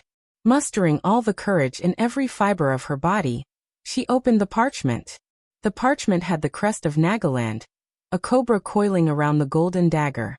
Under the crest was a long list of names. She didn't need an introduction to those names. They were the names of people in the prison she burned down to the ground. Their names were in red, but when her eyes came to the end of the list, there were several names written in green ink. These names she didn't recognize. That was the list created by your own elites, the team your mother formed. The crest on the top was proof enough for Gaia that this parchment was created by the elites. The crest might seem simple, but it was actually a rune. Hence it was damn hard to forge it elsewhere. Only the elites had the knowledge to create the logo. The elites was a group of highly trained Nagas that only answered to the queen. They were the symbol of courage, mercy, justice, faith, power, and hope. Gaia's mother formed this elite group to protect the kingdom from threats inside and outside the kingdom. When she formed the group, she wanted Gaia to lead them in the future. But her untimely demise and Gaia's father's second marriage let Gaia's stepmother control the elites. Since the elites were bound by honor, they answered to Gaia's stepmother as she was the queen of Nagaland. A tear formed in each eye before falling onto the parchment. It was a tear of self-blame and shock. People think me as a self-righteous prick, but they fail to understand that I'm like this because I don't want to be the reason for an innocent to suffer. Noah said in a serious tone, sometimes killing one evil becomes a reason for 100 more evil to emerge. And killing one innocent is like letting 100 evil triumph. Michael and Noah had completely different perspectives on this. As far as Michael was concerned, if killing 100 evil costs one innocent life, he would kill 100 evil. But if it was Noah, he would save that one innocent life at the cost of letting 100 evil go. Why are you telling her these? I couldn't bear to see Gaia sad. Don't even think about ratting her out. Ghosts will kill you, Sarba snapped as he bore his teeth at Noah. However, Noah just smiled. If I wanted to rat you out, I would have done it a long time ago. Ghost saved my sister and mother. I'm grateful to him. This is me returning the favor. No one will hear from me that you are Gaia. But if you want to hide your identity forever, you need to find a better mask. Or you will end up hurting him when the elites show on your doorstep someday. Gaia felt a chill running through her spine, but when she saw Ghost's smiling face in her mind, her fear and sadness disappeared. She trusted he would overcome anything. Unlike some girls who would only bring trouble to the guy, she wanted to stop all the troubles before they could reach Ghost. I bet you're not here to tell me this. Gaia finally took her gaze away from the parchment to look at Noah. Your father is dying. Gaia's heart skipped a beat yet another time when he dropped another bomb on him. Only thing that can save him is the heart of the five-headed serpent. And I guess you're here for that same five-headed serpent I'm looking for. If we look for the serpent in our own ways, we might end up getting killed, but if we combine our forces, we can get what we both want. What happened to him? Instead of responding to Noah's offer to work together, Gaia asked about her father. Someone poisoned him. Gaia couldn't help clenching her fist when a sudden burst of anger exploded within her. She hated her father, yet when she heard someone poisoned him, her blood boiled. I know you can't complete your Naga transformation without the heart dash. You can take it, Gaia interjected Noah. This shall be my last filial act as his daughter. One day I will rub the fact I let him live on his face. Gaia put the parchment in her space ring instead of giving it to him back. Why are you here alone anyway? Where are your guardian buddies? Gaia leaned on the wall asking Noah. Although she asked casually, she wanted to learn more about Noah because she had a weird feeling about him. As far as she was concerned, he would die fighting the five-headed serpent with his core formation level 4 cultivation. In her mind, he would make a great distraction by being the five-headed serpent's snack. Where are we going next? Iag asked. Iag still didn't trust Noah, but she was not stupid to let go of help in this place. There is a city right in the center of the fire realm, Hell City, Noah said. Oh, so there is actually a city in this godforsaken place? Iag was surprised. She hadn't expected this at all. Hell City is a unique existence. Ancient devils will not enter the city no matter what, That's why it has become a gathering place for all humans and other races. Supposedly, this Hell City is the safest place in Fire Realm. And as long as you stay within the city, you won't have to worry about being attacked by beasts, and your safety will be guaranteed. The tunnel leading to the outside world only opens once a year, therefore, Hell City has become the most important place to protect. But now, it has become the most dangerous area in Fire Realm. No different than the deepest area of Fire Realm. How did that happen? Iag asked while Gaia remained silent, letting Noah do the explaining to Iag. She wanted to remain silent, facing the various emotions surging in her heart. Very simple. Where there are humans, there is trouble. In Fire Realm, you can find trouble anywhere. Between ancient beasts, between humans and other races, between humans and humans. Blood is spilled everywhere. There are no rules here, only raw slaughter. In order to survive in the Fire Realm, you need powerful strength. Right now, there are all kinds of bad and good people mixed in Hell City. Some are vicious criminals who were exiled here by one of the Great Nine clans, or some genius disciples from some big sect who's looking to forge themselves in the fire of real battle experience. When so many powerful people are mixed together in a single place, conflicts are inevitable, Noah explained. Cain carefully listened to every single one of his words. He could understand the situation here. There were no rules in Fire Realm, and the most important thing here was strength and ability. Without it, one would be nothing but prey to the strong. Although Hell City could help a person escape from the attacks of demons and devils, it couldn't help them escape from conflicts between humans. There might be something that instigated the trouble in the first place, Iag said. It's the damn Thusians. The word Thusian stopped Gaia's train of thoughts. The pain, the anger, the fury, and everything Ghost was feeling flashed across her mind. He gave a small taste of his emotions a long time ago, yet she could still feel everything like they happened to her. Thusians. They've been waging war on small factions and realms like this to bolster their power. Until recently they've been only targeting small factions, but now, they are waging war on many kingdoms in the Azer continent. It's only a matter of time before they start a war in Elon. Gaia began to worry about Ghost. She doubted he would do something suicidal, yet she wanted to be there with him. Now she wanted more than anything to get stronger. If she was weaker than him, she would just be a hindrance after getting stronger. It would become a different story though. I thought it's your guild's job to stop wars, Gaia snickered. Guardians? Am righteous, not stupid. They lost their purpose a long time ago. Now they are just corrupted politicians who wouldn't raise a finger without getting something in return. For a moment Gaia wasn't sure what she just heard. She never expected Noah to loathe the Guardians because he's one of them. Seeing the stunned look on Gaia's face, Noah smiled. I didn't join Guardians to earn millions of gold or get beauties. I have those. I joined Guardians because I want to reform them from the ground up. I owe it to someone. Just when Gaia was about to ask him something, Noah interjected. You want to ask why I'm telling you these, right? I'm telling you this because in the future I would like to work with Ghost to help the people. I know he's building his own empire and I want us to work together for the greater good. If you like this chapter, please comment, send power stones. If you really like this chapter and my novel, consider sending me gifts as it would motivate me to put out more chapters. Any criticism, feel free to bash me in the comments. Chapter 350. The Fire Realm had no sunrise or beautiful morning like in the outside world. The red sky just got brighter, indicating that the dark night has gone. When the cave got brighter, Gaia and Noah ended their meditation and stood up to leave the cave. Stay inside, Gaia warned Vidora, especially Iag, before putting them back into her saddlebag. They soon left the cave heading towards Hell City. Considering flying might attract the crows, they chose to walk. They both knew it would take a long time, but it was the safest way to reach Hell City without getting into any trouble. Hey, I still don't understand why people choose to come to this dump. Iag craned her neck up to peek outside. Most of them don't choose. 2/3 of the people here are criminals who were exiled from various kingdoms. Even Guardians sent the ruthless criminals here instead of putting them in prison, Noah said while walking in front of them. I thought criminals supposed to be in prisons. Prisons are expensive and a hassle to maintain. They would get overcrowded in a snap. Why can't the rulers sentence them to death? Because most of them are stupid, Gaia snickered. And stupidest ones believe those criminals deserve a second chance. Noah chose not to put his head into their conversation. I hope you have gold coins in your ring.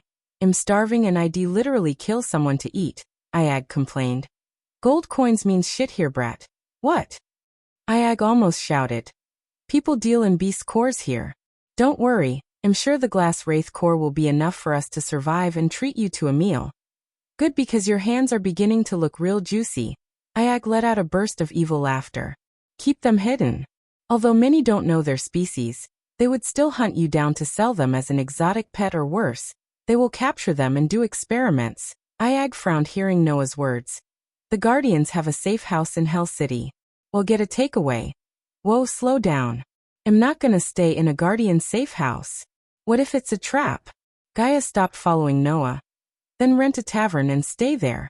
If I wanted to capture you, I just need to tip the elites and they will do the rest. Hell City was located right in the center of Fire Realm. It was a huge city that covered more than a few hundred miles in circumference. It looked like a historical city with dulled colors, scars, and marks everywhere. It was the remains of time, which proved that Hell City had been around for a long period of time. At least, it had been here since the discovery of the Fire Realm. No fights from here, Gaia wanted, patting the saddlebag. Just get me something to eat. Ayag whispered silently. I will now shut up, Gaia yelled at Ayag as they walked towards the city's main gate. Hell City's main gate was actually a huge breach on the city wall, and it didn't fit the standards of a city gate. When Noah got closer to the main, his expression became a focused one, and a grin emerged on his face. Why are you grinning? Gaia asked. She was kind of familiar with Noah's expression. Every time Ghost got something good, he would smile just like this. She didn't want to admit it, but Ghost and Noah seemed the same and opposite at the same time. There are hidden treasures in this city. I can sense it. Instead of hiding the truth, Noah told her the truth. You can sense treasures? What kind of treasures? The kind that helps our fight with the five-headed serpent easier, Noah said to Gaia. I was thinking about why those beasts don't attack Hell City. There must be some reason behind it, and perhaps it's related to this hidden treasure. He continued. We must get it before someone else does. Noah's eyes lit up. Don't get too excited. If no one unearthed the treasure to this day, it must be guarded or hidden carefully. I doubt with our current strength and abilities, we can get it. Gaia dampened Noah's enthusiasm. I'm lucky, Noah smiled. Luck? Are you fucking kidding me? We can't depend on luck. You know what Ghost said about luck? What? Noah asked. He said that I don't believe in luck. I believe in hard work. Stop right there. Right at this moment, a group of 10 middle-aged men leaped out from the dark bushes on their path, blocking Gaia and Noah. This is a robbery. You two hand over all your belongings now. If not, we will take it from your corpses. A man with a ferocious scar on his face threatened them. Gaia looked at the 10 men frowning. They were all at core formation stage 10. It was true that they were 10 and they were 2, and in normal situations, 10 core formation stage warriors had a higher chance to defeat the core strengthening stage cultivator if they fought with coordination. However, Gaia and Noah were not normal. They were 2 abnormal monsters. Looking at them, Noah burst out into laughter. Pretty good luck for them to bump into some robbers right as they arrive in the city. These 10 men had pretty strong cultivation bases, therefore he knew they would have more monster cores with them. Fuck you luck, Noah. Welcome to Hell City. I heard about bandits in Hell City. Some people group together and hide outside the main gate, and when they see someone with weaker cultivation bases or loners like us, they will strike and rob them. I also heard these men are really smart. They know about all the alliances and their strengths in detail. They know who can be offended and who can't be offended like the back of their palm. However, it seemed like today was their bad day. Noah still had his usual calm smile on his face. If you give everything you steal, I will go easy on you. You know it'll be hard to survive in Fire Realm with broken bones and no monster cores. Noah shrugged his shoulders. Then he looked at Gaia. He could tell she was ready to take out her bow and kill them on the spot. Broken bones. Since you shitheads decided to rob me, I'm gonna rob you and send you to another hell. The 10 men were startled to hear Gaia. Despite her cultivation base, the 10 of them were underestimating her because she was a girl. They didn't know what she's capable of. The superiority of numbers on their side blinded their eyes. What the fuck? How could a bitch be so aggressive? Hey, what the fuck? We are the ones robbing you, not the other way around. Look carefully at the current situation and the difference between our strengths. Hurry up, hand over all your belongings, and we will spare your lives. If not, well, it's perfectly normal for people to die in Fire Realm. Let's kill him and keep the bitch alive. She could entertain us for a few days. It has been so long I felt the touch of a woman. Noah turned to see Gaia shivering in anger. She was already in a bad mood by hearing the truth about the innocent people she killed, the state of her father, and him finding out her true identity. These guys just poured oil into her flaming fury. Are you sure you want to piss her off more than you already have? Noah asked, rubbing his temples. Damn it, looks like these idiots don't even know how to judge a situation. Let's teach them a lesson. Brothers, let's do it, strip everything they got and kill him. We can keep the girl alive. The man who looked like the leader of this group shouted out loudly. 6 men dashed towards Noah while 4 picked Gaia as their target. They dashed at Gaia, licking their lips. Poison flame, Gaia didn't even try to hide her spells. She just went straight for the killing move. As far as she was concerned, Noah could run away or die of poisoning. The 4 who dashed at Gaia were stunned to see the emerald green smoke coming out of her mouth. However, it was too late as what they thought was a cloud of gas turned out to be a poisonous flame. Noah didn't expect her to cast such a powerful spell in such a short time too. He dashed away to avoid the flame. The emerald green mixed with her poison was too powerful as the 4 bandits melted in a few blinks of an eye. The other 6 were stunned to see their colleagues die such a horrible death in such a short time. Just as they were stunned, 2 silver arrows materialized in Gaia's hands. Die motherfuckers! She leaped into the air before landing in front of 2 bandits who were a couple of meters away from their colleagues. When they realized she was in front of them, she stabbed the arrows straight into their throats. Die, die, die. She withdrew the arrows as blood gushed out of their throats, yet she continued to stab them again and again. The blood gushed out from their bodies, painted her fair skin, and the silver dress red. Zanali was right.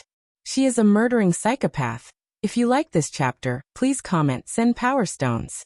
If you really like this chapter and my novel, consider sending me gifts as it would motivate me to put out more chapters. Any criticism, feel free to bash me in the comments. Chapter 351. After spending a day without going anywhere enjoying the tournament, the crowd finally got a 6 hours break. Of course, the crowd was reluctant to leave as the tournament was getting better and better by rounds. Unlike the last tournament where the participants had to find their own room, which led to unnecessary battles and enmity, this time the tournament committee gave room for each participant in their own expenses. At the moment, Michael was sitting in a lavish room. The large bed on the left side corner was neatly tied like in 5-star hotels. The room smelled of jasmine and freshness. In addition to the bed, several pieces of furniture such as a large round table, sofas, and 7-feet mirrors were neatly arranged to make the room cozy yet spacious. The golden rays of light coming from the majestic chandelier lit the room as Michael was sitting in front of the round table flaunting his muscular upper body. Damn it, I need to fix this before going to bed. Michael looked at the broken pieces of APD lying on the table. He was still drenched in the blood of Alex. When he fought with Alex, the APD got broken by Alex's spear. It was nothing but broken pieces of junk metal. And where is this lizard? He cursed after waiting for Nightmare to show up. After waiting for half an hour, he could kinda guess that the dragon had fallen asleep with Claire. After the battles, he reeked of blood. He liked to take a shower now more than anything else, but unfortunately, the room had no shower as the cultivators used arch energy to clean their bodies. Although using arch energy was efficient and not tiresome, Michael used to take showers. His mind always calmed when standing under the shower, letting the water droplets wash the blood and his tension away. The most he could do at the moment was wipe off the blood from his body and use the arch energy to clean himself. Fuck, I have no healing potion left, Michael cursed looking into his system storage. It had been so long until he restocked the 90% pure healing potion in his system storage. He was pretty busy dealing with Guardians and Hades. Okay, I will fix the APD first and then brew a new batch of healing potions, Michael thought in his mind. Sliding the chair back, He seated himself. A few deep breaths made him feel slightly rested. That snake better come back to me in one piece, Michael mumbled while cleaning the blood off of his arms. Usually, she would take care of him by giving him playful massages and cleaning the blood off of places he couldn't reach. Knock. Knock. Knock. His train of thoughts regarding Gaia's whereabouts got interrupted by a trio of gentle knocks on the door. He willed the system to show him the environmental map as he saw 3 figures waiting outside the door. He activated his X-ray eyes to see 2 female figures and 1 male figure. One of the women was at the core strengthening stage level 6, which caused a frown to form on Michael's forehead. Who is there? Michael asked while pulling the swords on the table closer to him. It's. The man outside opened his mouth, changed his mind, then closed his mouth. Ghost, it's Diana Winston. When Michael heard the familiar voice, he was surprised. However, after giving some thoughts about Andrew's situation, he just sighed. Ghost wanted to say give me a minute so he could put on a robe to cover his body. Yet the man opened the door quickly. It was more like he barged in. Michael would have sent a bolt of lightning through the man if he didn't know Diana. The man who abruptly opened the door was a dashing man who seemed to be in his mid-30s or late 30s. He was wearing a rainy cloud gray V-neck shirt that covered his obvious chiseled chest. On top of the V-neck, he draped on a long white fur coat that looked cozy. His black pants contradicting the white coat still formed an unusual alliance to make him look stunning. Just like Michael, the man sported a stubble beard. His shoulder-length black hair wasn't too neatly combed nor too messy. His bright blue eyes stared at Michael while his facial muscles twitched to form a gentle smile. The man seemed to have inherited all the good genes to be born with a perfect jawline and a handsome face. It was obvious the man was Diana's husband, Lord Ethan Winston. There was something different about Diana though. Michael couldn't put his finger into it, but he knew something's different about her other than her shocking jump from core formation stage to core strengthening stage level 7 in such a short amount of time. Everyone had their own secrets, thus Michael chose not to mind her secret of such heaven-defying cultivation speed. Beside Diana was standing Imelda, the elder sister of Diana. For some reason, she was avoiding direct eye contact with Michael. Lord Ethan, I presume. Michael reached his hand out to shake, but Ethan remained still looking speechless. Ethan, Diana stepped forwards before putting her hand on Ethan's shoulder. Yeah, her touch quickly brought Ethan back from his daze. Ghost. Ethan shook his hand, but to Michael's surprise, he suddenly embraced him. What's happening? Michael mumbled, being squeezed by Ethan. Ethan, let him go, Imelda squealed. It's just he wants to thank you for everything you did for us. He's just feeling a little bit emotional. Diana tried to make the situation less awkward for Ghost. She didn't want Ghost to become suspicious of them. You're getting blood on your coat, Lord Ethan, Ghost said as Ethan finally realized what he had done on impulse and let Michael go. Please take a seat. Michael gestured at Ethan and the ladies towards the sofa beside them. He then quickly took a towel to wipe off the blood from his body. After they seated themselves on the sofa, Michael pulled the wooden chair and sat backward on the chair. Congratulations for getting yourself allied with the Kane family, Ghost. Diana smiled. Yeah, after what happened to Alex, it would be good to have an ally like Kane family behind you. Ethan nodded after Diana. After Michael killed Alex, everyone thought Ghost was done for as Alex was the next heir to the Fisher family. However, as promised, Ashton personally came to the battle stage and announced that Ghost would be the best man for Adam Kane at his wedding. In addition to announcing this, Ashton also made sure everyone understood that Ghost is Kane's family and his personal friend. Hence, even if the Fisher family tried to avenge Michael by trying to kill him, they would face the wrath of the Kane family, which would soon ally with House Oswin to become the strongest family in the royal land. Selena fainted on the spot after screaming out loud Alex's name. The Morningstar sect brought her away from the battle stage before another battle between Ghost and Selena exploded. The Morningstar sect had already lost a star disciple, and they didn't want to lose Selena too. Many people, including some disciples of Morningstar, sided with Ghost though, since he did give Alex the chance to surrender. Moreover, everyone knew Alex was going to kill him and never would have given Ghost the chance to surrender.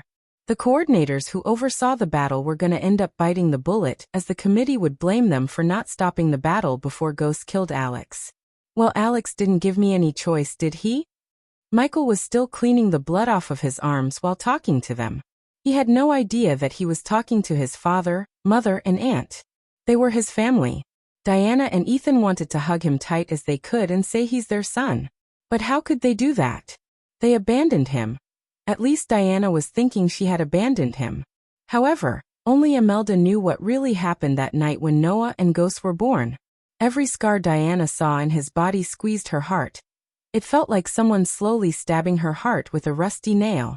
His body was riddled with scars. Both the scars he got from the earth and the scars Abra's got started to appear on his body.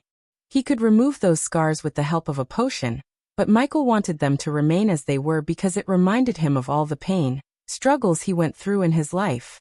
"I doubt you left your security detail to come here to talk about Alex," Ghost asked with a sliver of a smile on his face. While Michael was wiping off the blood from his right chest, Ethan noticed a J-shaped burn wound on Ghost's skin. That burn wound seemed nastier than his other scars. It was almost a couple of inches inside Ghost's skin. This one. Michael looked at the scar on his right chest. It brought some bad memories back before his eyes. If anyone else asked about it, Michael wouldn't have answered, but since Ethan and the Winston family could be another ally for him, he chose to answer them. If you like this chapter, please comment, send Power Stones. If you really like this chapter and my novel, consider sending me gifts as it would motivate me to put out more chapters. Any criticism, feel free to bash me in the comments. Chapter 352. I got this scar when I was 9 years old. Michael touched the scar. I'm not gonna tell my sad story, but let's just say, liquid hot metal is bad for skin. Michael didn't want to say the drug dealers poured hot liquid metal on him, because he dropped a pack of cocaine when he was smuggling it under his shirt. He still remembers the pain vividly. He cried so hard that after lasting for a couple of minutes, he lost consciousness. When he woke up the next day, he had a crude badge wrapped on his chest. The drug dealers wouldn't care about his health. They just wanted him to stay alive so they could use him as a mule in the future. Until he was 14 years old, he lived the life of a child slave. Hence his hate for slavery. Who did this to you? Ethan felt the air around him suddenly getting chilly. If Michael was good at hiding his killing intent, Diana was a master at it. Only because Ethan knew her so well that he could sense the killing intent. To Michael, it seemed like she was asking the question having no intention behind it. They are all dead, he said. When Imelda opened her mouth, changed her mind, and closed her mouth. Why are you here, Lord Ethan? He asked with a smile. He wanted to know what they want even though he knew it would be related to Andrews. Andrews unexpectedly. It was Imelda who answered Michael quickly before Ethan or Diana could open their mouths. Michael turned his gaze at the worried face of Imelda. Is that so? Michael stopped wiping off the blood as he put the white towel around his neck. But what can I do? I already saved him once. You can't expect me to save him every time he gets into trouble. Even if I wanted to, I can't do anything now. Although Ghost still had a calm smile on his face, Ethan could see the coldness in his eyes. If Andrews got in his way to get the championship, there was no doubt that Ghost would do the worst to Andrews in a heartbeat. But I am sorry, Lady Imelda, if you really want to help Andrews, talk to him. When he comes to the final to face me, if he wants what he's fighting for, he should give his all to beat me. His words and tone were not neither too polite nor rude. It was a warning. The images of a 7-feet-tall man in full black metal armor, holding a war hammer, flashed across Imelda's eyes. These were the flashes she wanted to forget. These were the images that kept her away for so many years. There were the images that gave nightmares to her. These were the images the Sky Hall showed her, the Dark Lord.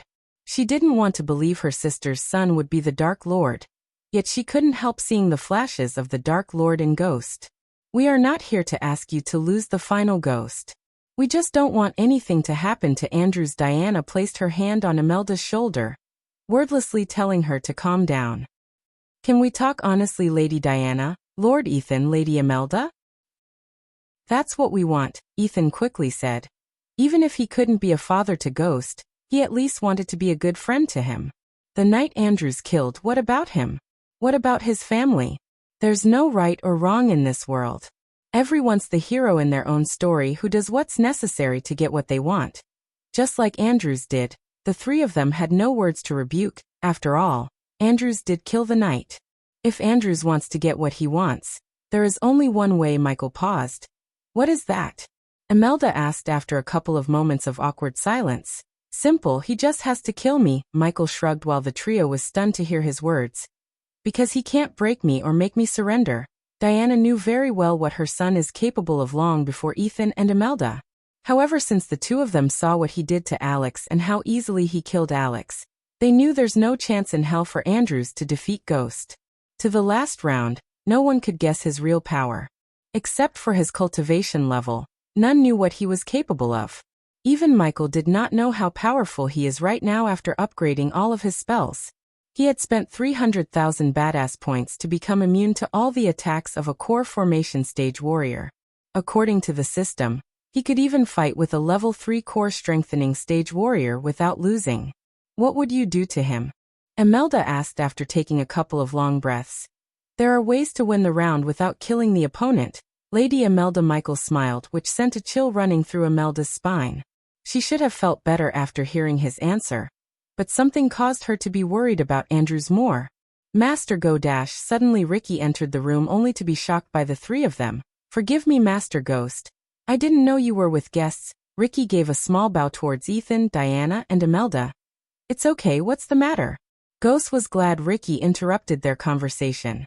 It was obvious their love for Andrews would eventually lead them to ask for something he couldn't offer them.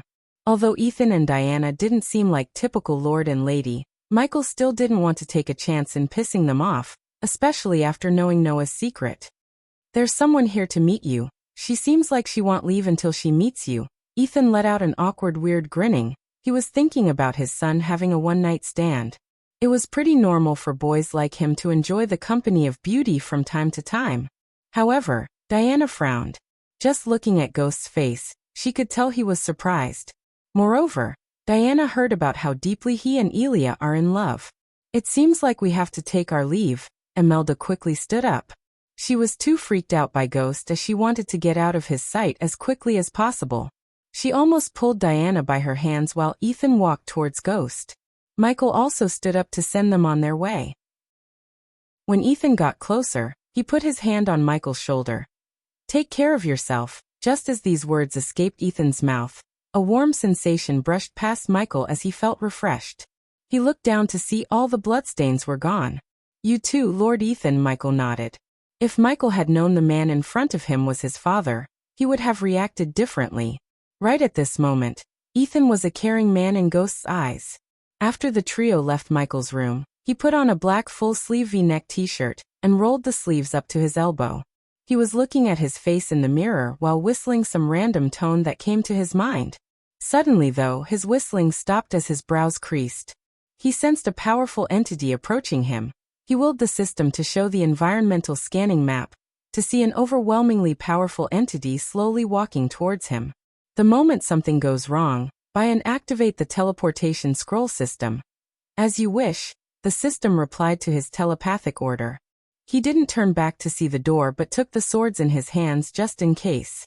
In a couple of moments that lasted longer than he liked, a figure draped in dark brown robes entered the room. The figure was covered from head to toe as there wasn't a spot that showed the figure's skin. The darkness provided by the hood and cloak completely hid the face, but not for long as the figure slowly removed the hood covering their head. Layla Alden. Michael looked at the beautiful face staring at him in the mirror. Ever since he came to this world, he had seen countless beauties, yet Layla was the only one who could challenge Gaia in terms of beauty. This woman had the womanly grace that Gaia lacked. Divine wrath. In a blink of an eye, Layla raised her hand, sending a powerful blast of golden energy at Michael. Lightning dash. Despite Michael's quick reflexes, the golden energy blast hit him, yet he felt nothing. Layla's cold expression soon took a turn to show the expression of utter shock. The mirror behind Michael obliterated into millions of light specks when the energy blast hit the mirror. After all these times, she hoped she could hurt him, unlike when she was inside the treacherous ocean. But she was proven wrong. He still seemed to be immune to her attacks. Regardless of her bitter understanding, she wanted to cast another spell.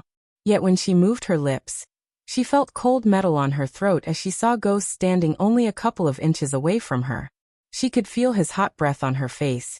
Do that again if you want me to cut Andrews into pieces. If you like this chapter, please comment, send power stones. If you really like this chapter and my novel, consider sending me gifts as it would motivate me to put out more chapters. Any criticism, feel free to bash me in the comments. Chapter 353 Good versus Evil. A few moments after keeping the sword against her flawless throat, Michael threw the swords on the bed. No matter how powerful she was, she wouldn't be able to hurt him, he knew that. Hence, he didn't feel threatened by her, not even a bit. It was a good mirror, a pity. Michael kicked the pieces of broken mirror away, before stomping the ground. The force of his stomp made the chair lying on the ground stand straight, as he sat looking at Claire. He then put his legs on the table before him. How did you know? Layla asked him in a cold voice. A body strengthening stage cultivator suddenly became core formation level 2. And you show up at my doorstep. I connected the dots and made a guess. It seems like I was right. Michael leaned back on the chair supporting his head with his hands. Why are you here, Layla? You know you can't hurt me. Yes, Layla stepped forward. Looking directly into his eyes, she snapped her fingers as the door shut close. I don't know why I can't hurt you, but that doesn't mean I can't hurt you at all. For the first time, Michael saw her smile. Yet it was not a smile that radiated warmth.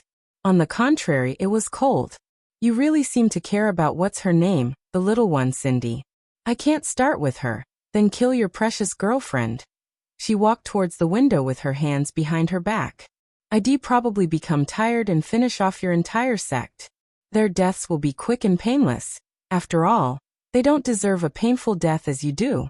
Then you might feel how I feel after you took my purity.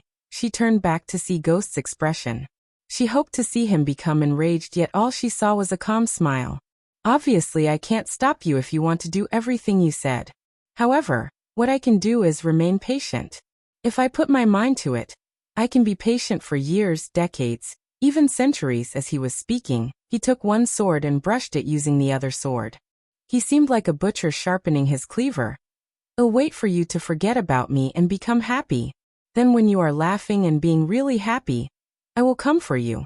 I will start with you precious disciples first, then everyone on your island, then everyone you care about. Next everyone who cares about you. And cherry on top, everyone you know. And all of their deaths will be long and painful. Layla's heart shuddered. She could feel that he meant every single word he spoke. Finally, when you feel utter despair, when your heart becomes numb seeing all those deaths, when you want nothing but death, I will kill you. And I can get really creative when it comes to killing people. The smile he let out after finishing his words sent a chill running through her spine. She had never sensed such evilness from a person ever before. It seemed like the Devil King himself was sitting in front of her. You are not a human, you're a demon child. Ha ha ha ha ha, demon child. Michael let out a burst of devilish laughter that echoed through the room. Honey, sometimes Devil himself sits back on his throne and admires my work. In his fucking competition, Layla opened her mouth, changed her mind, and stood in silence. For a few moments, she couldn't utter a word. I may not be evil like you, but what made you think I care about Andrews? Layla asked. Her cold tone didn't change at all. Because you belong to the category of good people. If you weren't one, you wouldn't have been playing the mysterious doctor in Royal Land, tending to the sick and weak. Seeing the smirk on his face, Layla felt her anger boiling within her. She wanted nothing but to hurt him. Nonetheless, she knew he was right. She was not nearly as evil as him. In her whole life, she helped people, never hurt them. When Andrews step onto the battle stage, I will break him. The final isn't going to be an interesting one, it's going to be one-sided ass-kickery. Humph, she snickered. He will defeat you because he's fighting for love. True love can overcome anything. Ha ha ha ha ha. She clenched her fist so hard seeing him burst into laughter yet again as her nails started to plunge into her soft skin. True love can overcome anything? Ha ha. Are you delirious? Honey, love means shit in front of power. I am gonna show it to you in the finals. You devil, don't you have any feelings at all? You never showed any feelings when you took my purity. You never even flinched an eye when I told you I would kill the people who care about you. Do you even care about anyone in this world other than yourself? Her words get colder and colder. For a few moments, Michael remained silent as she went on. You act as if you care about those people but you don't give a damn about them. You are putting up a facade to hide the darkness inside you. You want everyone to believe you're a human yet you're not 1 inch. You're here to make a report on me? Michael tilted his head. I'm gonna stop you. Until I came here, I was just returning a favor. But now, I'm going to do everything in my power to help Andrews win the championship. I'm gonna take this championship away from you. She stomped the ground as the bits and pieces of mirror brushed past Michael, giving him a warning. At this moment, she would do anything to wipe off that smirk from his face. After this conversation, she almost went back on her decisions that would change her life forever. Poor guy is gonna end up as collateral. Michael really felt pity for Andrews. In the game between him and Layla, it's Andrews who was going to end up hurt. As far as Michael was concerned, no matter what Layla does, he had the system with him. After upgrading the skills and spells, he was basically a god among core formation warriors. In the battle between good and evil, good always wins. Remember this, as she said. She flicked her wrist as a golden ray of light enveloped her body. The light was so bright that it made Michael close his eyes. When he opened his eyes after a couple of seconds, she was nowhere to be seen. Is she watching too many dramas or something? Michael snickered. After Layla left, Michael focused on fixing the APD and brewing another batch of healing potions. The 2 tasks took almost 2 hours as he went to bed way past midnight. His brain and body screamed at him to take a rest. He could have meditated like the rest of the world, but he chose to sleep like he's used to. Even after coming to this world, he maintained some of the habits of the earth such as showering, sleeping, and enjoying every earthly pleasure he could. Despite breaking several people's bones, brutally killing Alex and challenging Layla, when he closed his eyes on the bed, he slept like a baby. The next morning, the curtains added an orange glow to the morning light. Every morning a perfect sunrise. The brightness of the morning made him slowly open his eyes. The scenery reminded Michael of the times he slept in a beach hut, watching the ocean emerge under the golden shimmer. For a moment his mind conjured the rhythmic waves, soft on the sandy shore, and felt his heartbeat at the same slow pace. He breathed in deeply. A new day in this world had begun. He reached his hand out to the fabric, noticing how up close the light pours through every open space between fibers, no different from how it once came through the beach hut walls, illuminating like brilliant fireflies each dawn. The material was warm beneath his fingers, and when the sun flooded the room, painting the colors anew, he felt a little of those golden rays soak into his skin. Getting up from the bed, Michael willed the system to give him the leather pouch that contained water. After leaving the bed, he continued his usual schedule such as brushing his teeth, combing his hair to look good in the mirror when beating the crap out of people. Since they had no shower, he cleaned himself using the arch energy before putting up a new black turtleneck, a new long coat, and a new pair of boots. Without a worry, he bought everything from the system as he had thousands of badass points to spend. Although he bought a new long coat, he cut the embodiment Gaia stitched in his torn long coat, and attached it to the new coat with the help of the system. It might not look like AG as she intended it to look, but it reminded Michael of Gaia. Unlike Layla said, he cared about people, especially Gaia. There wasn't a single minute passed by without him missing the snake. He gently brushed the embodiment on his chest as a smile emerged on his face. Soon, the smile turned into a snicker. We will meet soon, young master, ha ha ha ha. If you like this chapter, please comment, send power stones. If you really like this chapter and my novel, consider sending me gifts as it would motivate me to put out more chapters. Any criticism, feel free to bash me in the comments. Chapter 350 for the arena was louder than the first day. Everyone thought the first round would be boring, yet all of them were proven wrong. Because of Ghost, everyone was thrilled to witness the core formation tournament rather than the body strengthening one. As the time passed by, the crowd was settling into their seats. Just in a couple of minutes, the entire arena was filled once again. There wasn't a single empty chair in the arena. Welcome back to the championship tournaments, ladies and gentlemen. Ishihara's sweet voice echoed through the arena. Without further ado, let's get into the structure of the third round, James Hall commented looking at Darius. As you all know, 20 participants qualified for the third round. Among the 20, just like the second round, We will have one-on-one battles. 10 participants will face the other 10. The winners will be qualified for the quarterfinal. Darius stopped commentating for a few moments to let the information sink into their heads. Until now, the rounds were designed to simulate the environment of the southern continent.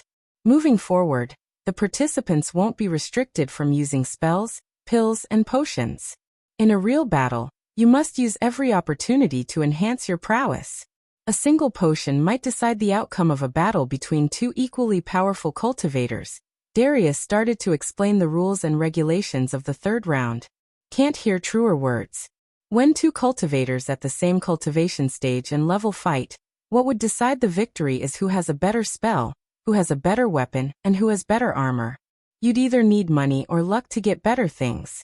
It's not fair for everyone, but life's not fair. Michael leaned on the wall, listening to James Hall's words. What he said was indeed true. Life is not far. He agreed with everything James Hall said except the part where he made it seem like one could get anything with money or luck. It was not true at all, because without hard work, money and luck meant shit. When Michael came to this world he had nothing. Now he had an empire in the making. Of course, the system played a crucial role, but even if he hadn't gotten the system, he would have still reached the top. What system he had when he became the #1 hitman in the world? After recent events, the tournament committee decided to put a healing array on the battle stage, Darius said. His words caused a commotion among the crowd. Some knew about the healing array, while most of the commoners didn't even hear about a healing array before. Can you explain to people like me who have no idea what you are talking about, Darius? Ishihara chuckled. It performs a simple action actually. It'll keep the participants from dying. If you're badly injured and only a few inches away from walking into the death's door, the healing array will provide just enough healing to keep you alive until help arrives. After Darius explained about the healing array's function, Ishihara questioned, what about killing blows? If a participant tried to cleave the head off of another participant, will the healing array stop him or her? Preventing that from happening is the coordinator's job. Although sometimes death is inevitable in competitions like this, we still need to do everything in our power to stop the participants from killing each other. This is a competition, not a gladiator arena. Darius looked at the Morning Star Pavilion and Sunrise Sect Pavilion when he spoke those words. It was obvious he was telling this to Ghost and Selena, who was burning in rage. The commentators gave the crowd a few moments to chit-chat and become silent. After the noises died down, they moved on to the next thing. Our VIPs and judges will determine who fights who. Michael smiled. As a small favor for killing Alex, Michael already told Ashton who he wants to fight. However, unlike his battle with Alex, the upcoming battle wouldn't be very long. Michael was thinking of wiping the floor with his opponent. Through the crowd cheering in front of him, Michael saw Layla standing among the commoners with her cloak covering her face. Since no one could see a person's cultivation level anymore, the people were thinking that Ashton was the only fusion stage cultivator in the arena. We will name the participants who will face each other. Please come to the battle stage after hearing your name, Ishihara said. Everyone who was seated leaned forward in anticipation. All of their eyes were on the commentators to see who they were going to call first. Maurice from Aragoth and Sabrina from Holy Trident Academy. The crowd erupted hearing the names. Both Aragoth and Holy Trident were prominent sects in their continents. Aragoth was on par with either of the three big sects in Elon, while Holy Trident Academy was one of the powerful sects for girls in Azair continent. Michael wasn't even slightly interested in the battle regardless of knowing Sabrina. As Sabrina and Maurice, who was a brown-haired youngster in his late 20s walking towards the battle stage, the runes captured everyone's expressions and broadcasted them in the giant mirrors. Ghost. Ghost. Ghost. Ghost. Ghost. Ghost. Despite the battle being between Sabrina and Maurice, when the mirror broadcasted Michael's face, the crowd let out thunderous cheers. Even Michael was surprised by their cheers. It seems like they are really loving what I'm giving them. The badass points rapidly increased without even him lifting a finger. Man, I love this tournament, he reminded himself. Standing on the opposite side of the arena, Andrews sulked seeing the response Ghost was getting. The battle prowess and brutality he showed during the fight with Alex made Andrews shudder. Yet he knew he couldn't back down. The only thing that kept Andrews calm was the promise Layla Alden made to him. Although Ghost was powerful, Andrews had some things that Ghost lacked: a supportive family behind him and true love. Andrews believed his love would give him the strength to defeat Ghost if he was to meet him on the battle stage. Let the battle begin. When Sabrina and Maurice reached the battle stage, the commentators announced. The cheers died down as the crowd stared at the fight, making less noise. After the response Michael's last fight received, the tournament committee put Ghost's fight at last. This kept the crowd on the edge of their seats. Each fight lasted longer than everyone expected. Hence, by the time for the last fight of the core formation stage, the sun had already fallen into the horizon, letting the darkness paint the sky black. Ghost, Ghost, Ghost, Ghost, Ghost. The crowd couldn't wait any longer as they started to chant the name Ghost. Except for Morningstar fans, everyone else joined in the chant to produce thunderous cheers for Michael.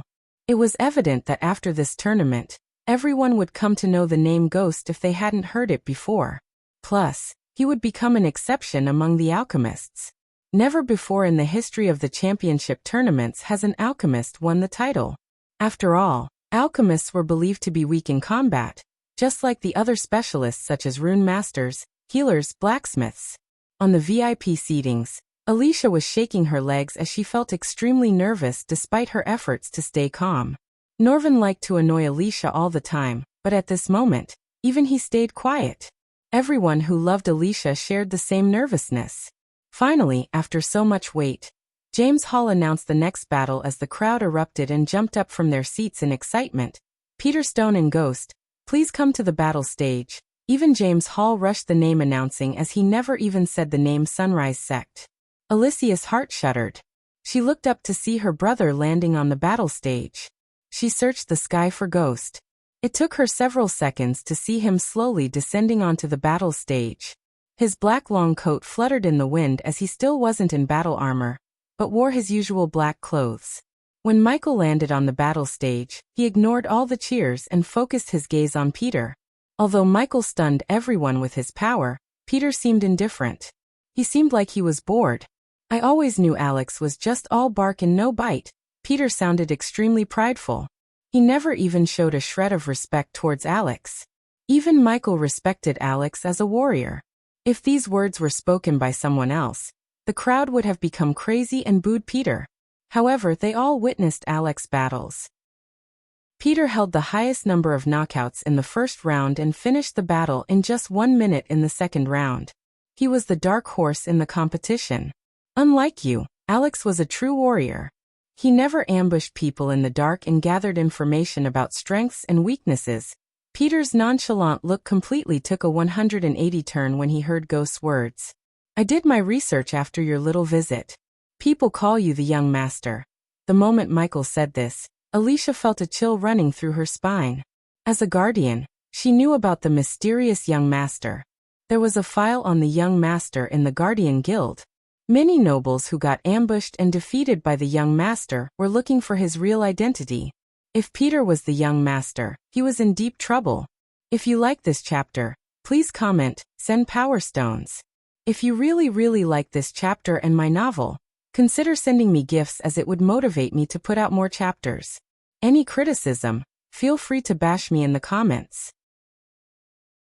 Chapter 355. 21 years ago. The forest was huge, thick, and primal. Its canopy was ruled by giant banyan, ash buxus, giant sequoia, Sitka spruce, and various monstrous trees. The forest was ancient as not a shred of sunlight could peek through the canopy. One could not even tell if it's day as the forest looked darker than any moonless night.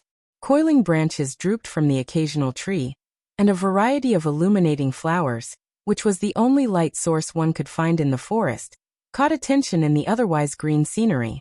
A clamor of beastly noises, predominantly those of varmint, echoed in the air and formed a chaotic orchestra with the sounds of a fight over dominance between larger animals.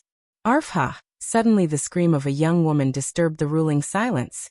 Hold on, dear, I will get you help. Another woman's voice could be heard after the first scream. In the light of blue fluorescent mushrooms and flowers, a girl lay on the lap of another girl.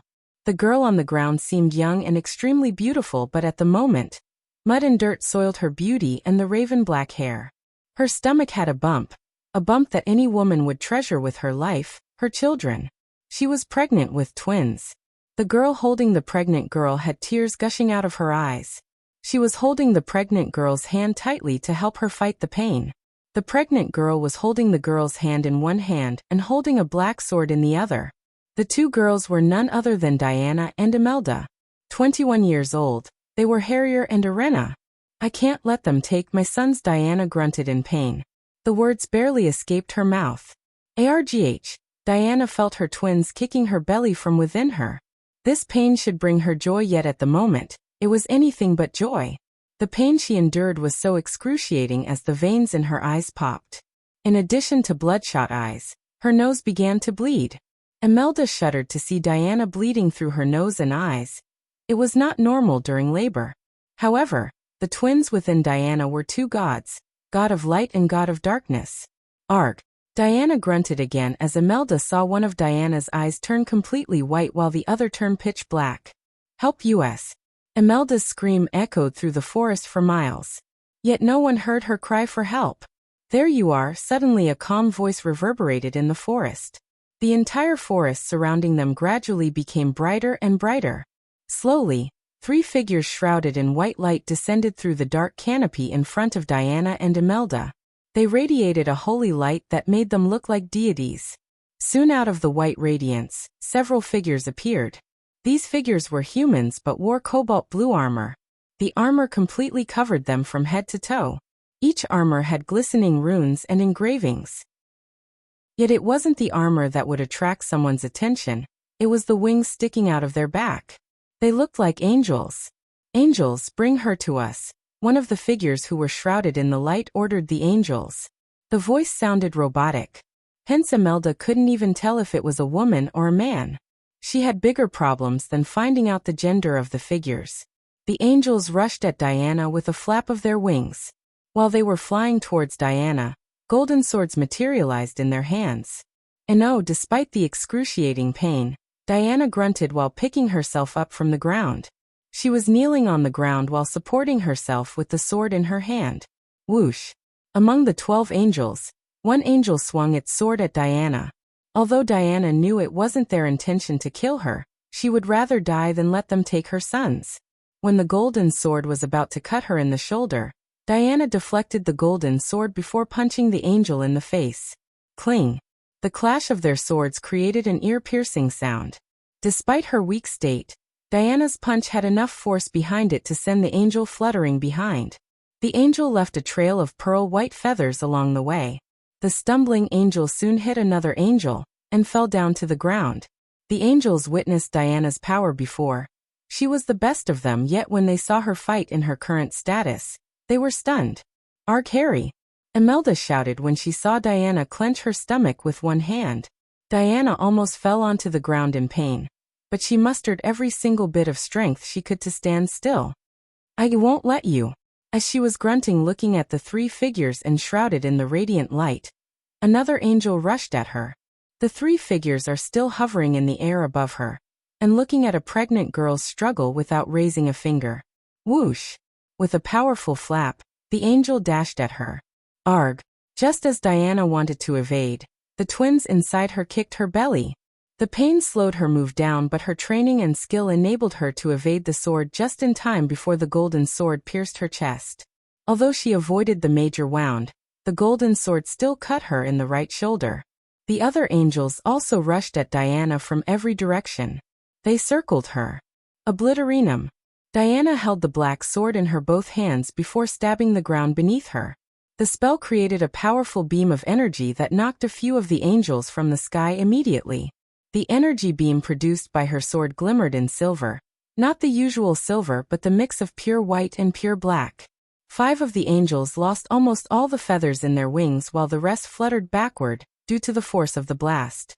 Argh! Diana felt her sons kick her yet again. This time, she fell down to the ground on one knee. Harry! Rrr! Run! Diana grunted the words looking at Imelda. She didn't know how long she could hold off the angels. Right at the moment, she was prepared to sacrifice herself to save her sons. She wanted to hold them off until her mentor arrived. If anyone could save them, it was her mentor. Clenching her pregnant stomach in one hand, Diana picked herself up once again. Her legs were shaking in pain. She could barely hold on to her sword. If she wasn't pregnant and poisoned by her maid, she would have ripped the wings off the angels and sent them to hell. These angels trained with her, but they were not at all powerful as Diana. Although they were all at the core formation stage including Diana, she had the strength to fight a soul-refining stage warrior head-to-head. She was a heaven-defying existence. Normal cultivation standards did not apply to her. That was what brought Skyhall's attention towards her in the first place. According to her mentor, she somehow inherited some of the energy particles of an ancient god, Aurora. Even her mentor had no answer how she ended up with an ancient god's energy particles in her body. The Skyhall was considered to be the most powerful existence, yet even they knew very little about the ancient gods. Twinkle. Diana picked herself up while wiping off the blood leaking out of her nostrils. Twinkle, she stepped forwards towards a fallen angel. Since the angel lost most of its feathers, it struggled to stand up. Diana recited the poem to lessen the pain, as well as remind herself that there's always light after darkness. The fallen angel struggled violently to dash away from Diana, but it was too late. Diana stomped the angel in the leg, instantly crushing the bones beneath the armor. The armor crushing the bones let out a crunching noise. Little star. Just as the word star escaped Diana's mouth, she plunged the black sword through the angel's helmet. Finally, the angel's frantic struggle had been stopped by her sword. Diana slowly pulled back her black sword. She swung as the blood of the angel splattered on the ground. The black long coat Diana was wearing fluttered in the wind along with her raven black hair. Coupled with her bleeding eyes and noses formed a terrifying look as it sent a chill running through the angel's spines. The remaining angels finally picked themselves again to strike her down. Smite her. As the angels ascended to the air once again, one of the figures ordered the angels. In a blink of an eye, the golden swords in the angels' hands disappeared. The very next moment, they all conjured a ball of the golden orb that had crackles of golden lightning dancing around. No, seeing the angels were about to do something horrible to her little sister, Imelda ran towards Diana. The angels or the three figures didn't seem to give a damn about Imelda. The angels raised their hands above their heads. Aaron, save yourself. Tears gushed out of Diana's eyes. She wanted to hold off the angels until her mentor arrived, except he didn't arrive. Diana wanted to kill herself before they took her alive, but she knew if she killed herself, they would take away her sons. She was in a situation where she had no answer. If she tried to surrender, the Skyhall would kill one of her sons. If she didn't, they would kill her and her entire family. Despite their threats, Diana was not ready to give up her son. She closed her eyes, praying to the gods to save her sons and her family from the Skyhall. I strongly recommend my readers listen to Harriet Hunt theme music while reading the chapter. It's in my Discord server. Trust me, it will strike you differently. If you like this chapter, please comment, send power stones. If you really like this chapter and my novel, consider sending me gifts as it would motivate me to put out more chapters. Any criticism, feel free to bash me in the comments. Chapter 356, Don't. Just as Diana was trying to stand up to save her sons inside her womb, one of the three white figures spoke. We can't risk smiting her. Who knows what the Dark Lord inside her is capable of? What if he drew the angel's energy? The white figure asked the other two as silence enveloped the forest for a few moments. You're right, we'll do this the messy way. Diana's heart skipped a beat when she heard the white figure. Angels, stand down. The golden orb in their hands faded away after hearing the order. The angels flapped their wings to back away from Diana. Protum. The word reverberated through the forest as a powerful blast of sonic wave appeared out of the three figures. Harry. Imelda screamed when she saw the sonic waves blast Diana into a tree several meters away from her. Diana hit the tree with such force that her body created a hole in the tree. Argr. Diana coughed up, mouthful of blood, as she started to feel her consciousness drift away. You bastards! Imelda's anger exploded as she rushed at the nearby angel to attack with her hands reaching out. She was prepared to rip off the wings of the angels. In her anger, she forgot about the power gap between her and an angel. Just as anyone would expect, when Imelda got closer to the angel, it just slapped Imelda before wrapping its metal-covered arm around her. She struggled violently to free help, but she was too weak and the angel was too strong. Through her blurry vision, Diana saw the three figures floating towards her. She turned her head sideways to see her sword lying on the ground several meters away from her. She tried to move her body, yet she couldn't even move her finger. "You made us look and behave like animals, Harriet." Diana couldn't see which of the three white figures spoke. It took everything in her to stay awake. She knew if she closed her eyes, they would take away her sons. One of the twins is the Dark Lord Harriet. Why can't you understand the danger the world is in? My son is not evil. Diana coughed up blood while barely uttering the words. Stupid bitch. He's gonna create hell in this world. We have seen the future. One of the three figures seemed to have lost their calmness. The overwhelming anger could be sensed in their voice. As they got to hands reach distance from Diana, a white extended from the white figure floating in the middle. The white figure landed on the ground as when their feet touched the ground. The white radiant around the figure slightly faded away to reveal a beautiful woman's face. It was just for a split second, but Diana saw a graceful lady through the white light. As Diana tried to struggle, the white radiant around the lady slowly diminished. At the moment, Diana could vaguely see the human features such as hands and legs but not the entire body. The bright light prevented Diana from seeing the lattice face. The pair of white hands reached out for Diana's pregnant belly. When the hands touched her belly, she felt electricity running through her entire body. She felt numb. The black dress on her belly turned into nothing but ashes and disappeared into the air. Her pregnant belly was exposed. It will only hurt for a moment, Harriet. And oh! Embla screamed as the white figure ran the white light from Diana's belly from one end to another. The light moved slowly and gently as a trail of blood appeared on Diana's belly. The lady was cutting Diana open without a shred of mercy. Help! Imelda screamed as loud as she could. Tranquecto, while the lady was cutting Diana open. Another white figure uttered the word as Imelda's scream was cut abruptly. The very next moment, Imelda tried to scream but her lips refused to move, her entire body refused to move. She saw everything that's happening before her, but couldn't move a muscle. Simply, she was paralyzed. Stop. Suddenly another voice echoed through the forest. The lady who was cutting open Diana froze as the figures turned back to see another white figure materialize in the air several meters away from her. The white radiance around the newly appeared figure was several times brighter than the three. When he appeared, one could even hear a low-frequency whittling noise. The trees around them stopped waving to the wind. The time around them looked like it stopped. The newly arrived white figure slowly descended to the ground. When the figure touched the ground, the light covering the figure slowly faded away to reveal a tall, thin, and very old man.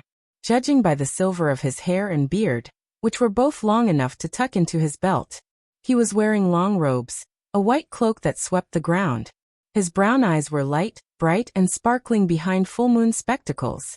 There was a 2-inch cut on his forehead as though someone cut his forehead using a sharp burning weapon. "What are you doing here, Wulfric?" The lady who was cutting up Diana asked the old man. "You are cutting open my disciples despite her current condition, and still asking me what I am doing here." Mentor. Diana's mind finally relaxed a bit seeing her mentor. "You know who is inside her? You saw the chaos and destruction the Dark Lord will bring to this world," the lady asked. "Yes, I saw. But you seem to forget the other twin."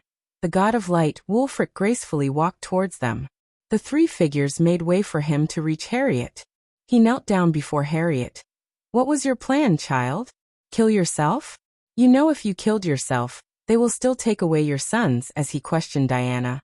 He gently touched her forehead as the wounds started to disappear but not completely. He seemed calm but Wulfric felt a powerful force fighting his energy from within Diana. It was dark energy, nothing like he had ever seen or sensed. He could also sense another energy suppressing the dark energy. If it wasn't for the suppressing energy, he doubted Diana could have survived this long. "I won't let them take my sons." Diana could now speak more clearly as Wulfric healed her. "You have a choice to make, child. The Sky Hall will take your son no matter what. They will kill your entire family to do that. Agree to give up your son, and I will make them leave you and your family alone." These words were only heard by Diana. He talked to Diana telepathically. I'd rather kill my sons with my own hands and go to hell before giving up my son. Death is better for my sons than letting these monsters take them. Diana couldn't even imagine what they would do to her sons if she handed them over to the Sky Hall. Even though they were asking for only one of her sons, she was not going to give up on her son. You're a good mother, child. You still refuse to give up your son even after knowing he would grow up to be the Dark Lord. My son is not evil, and he won't become one. I can still kill myself and my sons with the spell you taught me, mentor. Diana telepathically talked to Wulfric. He let out a gentle smile, as though he was expecting Diana to fight till the end for her son. Would you rather kill you and your sons rather than give up one to save you and your other son? This time he didn't talk telepathically. Everyone heard his words loud and clear. Yes. I know what Sky Hall is capable of.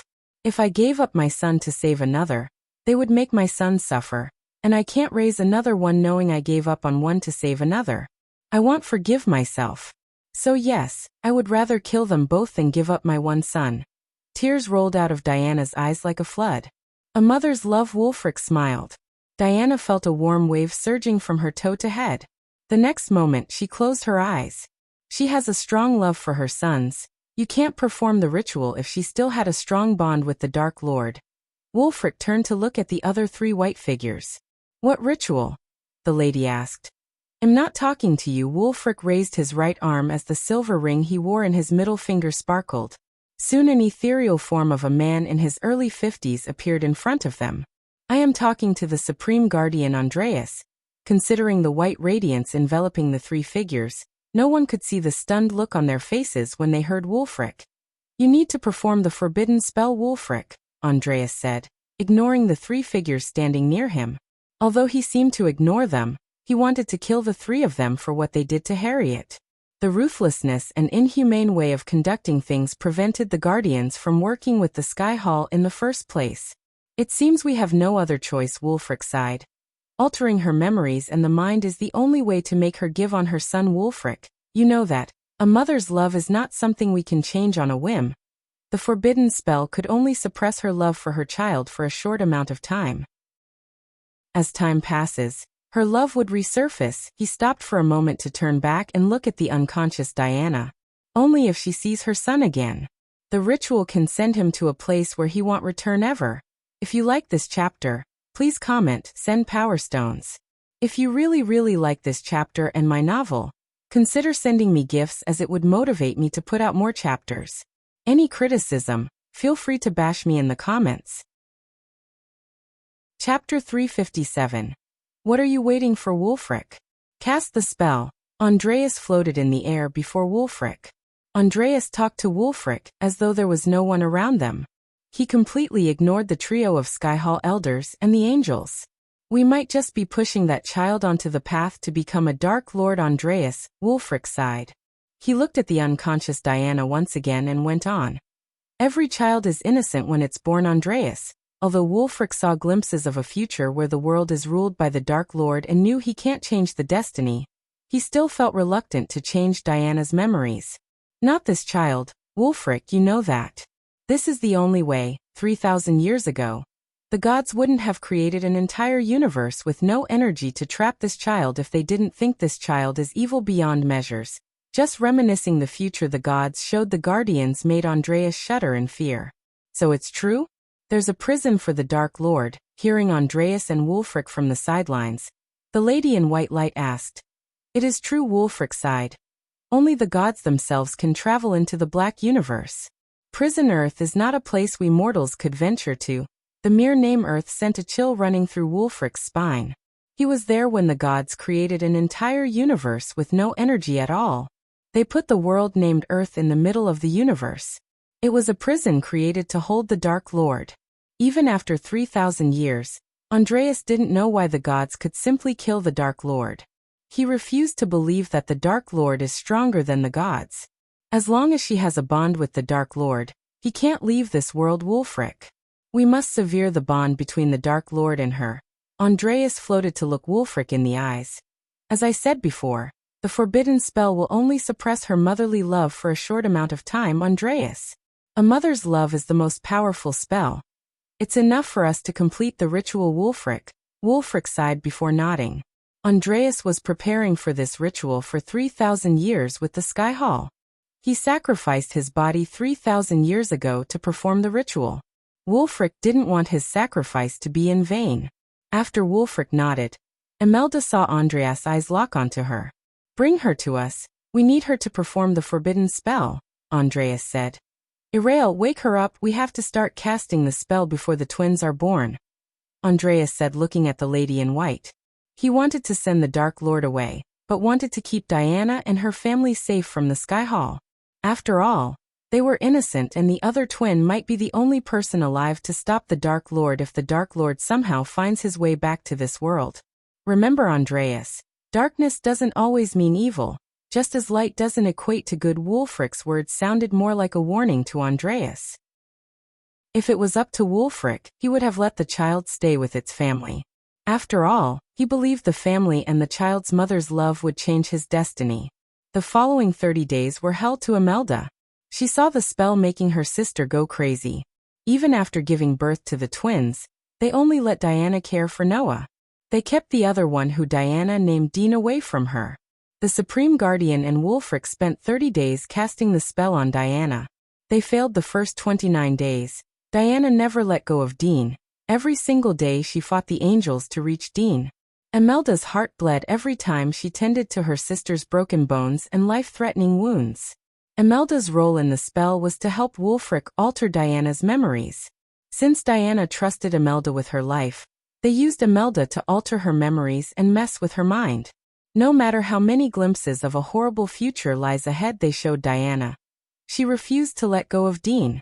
After the 10th day, Wulfric gave Dean to Diana so she could breastfeed him. The Guardians or the Sky Hall didn't know about that. It was the only time Diana had with Dean. On the 30th day, the spell finally took hold of Diana's mind. They changed her memories and mind as she was the one who chose to leave Dean in the middle of the forest. Regardless of the hellish pain they put her through, Imelda saw her sister smile whenever she held her sons in her arms. Sky Hall wanted to erase their actions in her life, but Wulfric didn't wipe off the memories she had of Sky Hall. He just deleted Andreas, Imelda, and his involvement in her mind-altering forbidden spell. However, what Wulfric didn't expect was how strong Diana's love towards Dean was. Her love broke the ritual that was supposed to send the Dark Lord completely to his prison Earth. But Wulfric hid the truth that the ritual failed due to Diana's motherly love from everyone. The Sky Hall had no idea that the child's soul split into two.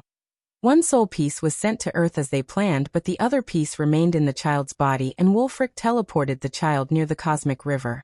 The soul piece that went to Earth was Michael and the other was Abra's, but both of them were the same person. Unlike Michael was thinking, Abra's never died and gave his body to Michael. Abra's and Michael joined together, becoming whole once again. Regardless of everyone's efforts, the Dark Lord came back to the universe he belongs from his prison, and it was his mother's true love that saved him. If it wasn't for Harriet's love, the Dark Lord would have lived, died, and reincarnated for eternity without any powers. The present day, Gaia was sitting on the floor of an empty room in Hell's City. Except for the 4 wooden walls, round table and 2 chairs, there was not a thing in the room. There was not even a window. The room had few holes to let the air flow in and out of the room. Iag waited so long to speak these words. Since Noah was with them, she couldn't yell at Gaia, but now Noah went outside to bring them something to eat and Gaia was alone with them. You bitch, what the fuck is wrong with you? Vidora stood on Gaia's lap. Iag bit Gaia's legs as strong as she could. Ouch! Gaia flicked Iag on the head. What did I do now? Gaia asked, rubbing the skin above her knee. What did you do? You just fucking agreed to give what you need from the 5-headed serpent to Noah. And he's gonna use that to save your lowlife father who crippled you, threw you in jail, and gave your throne to another bitch. Gaia's veins on her forehead bulged out as she slammed the wooden floor beneath her.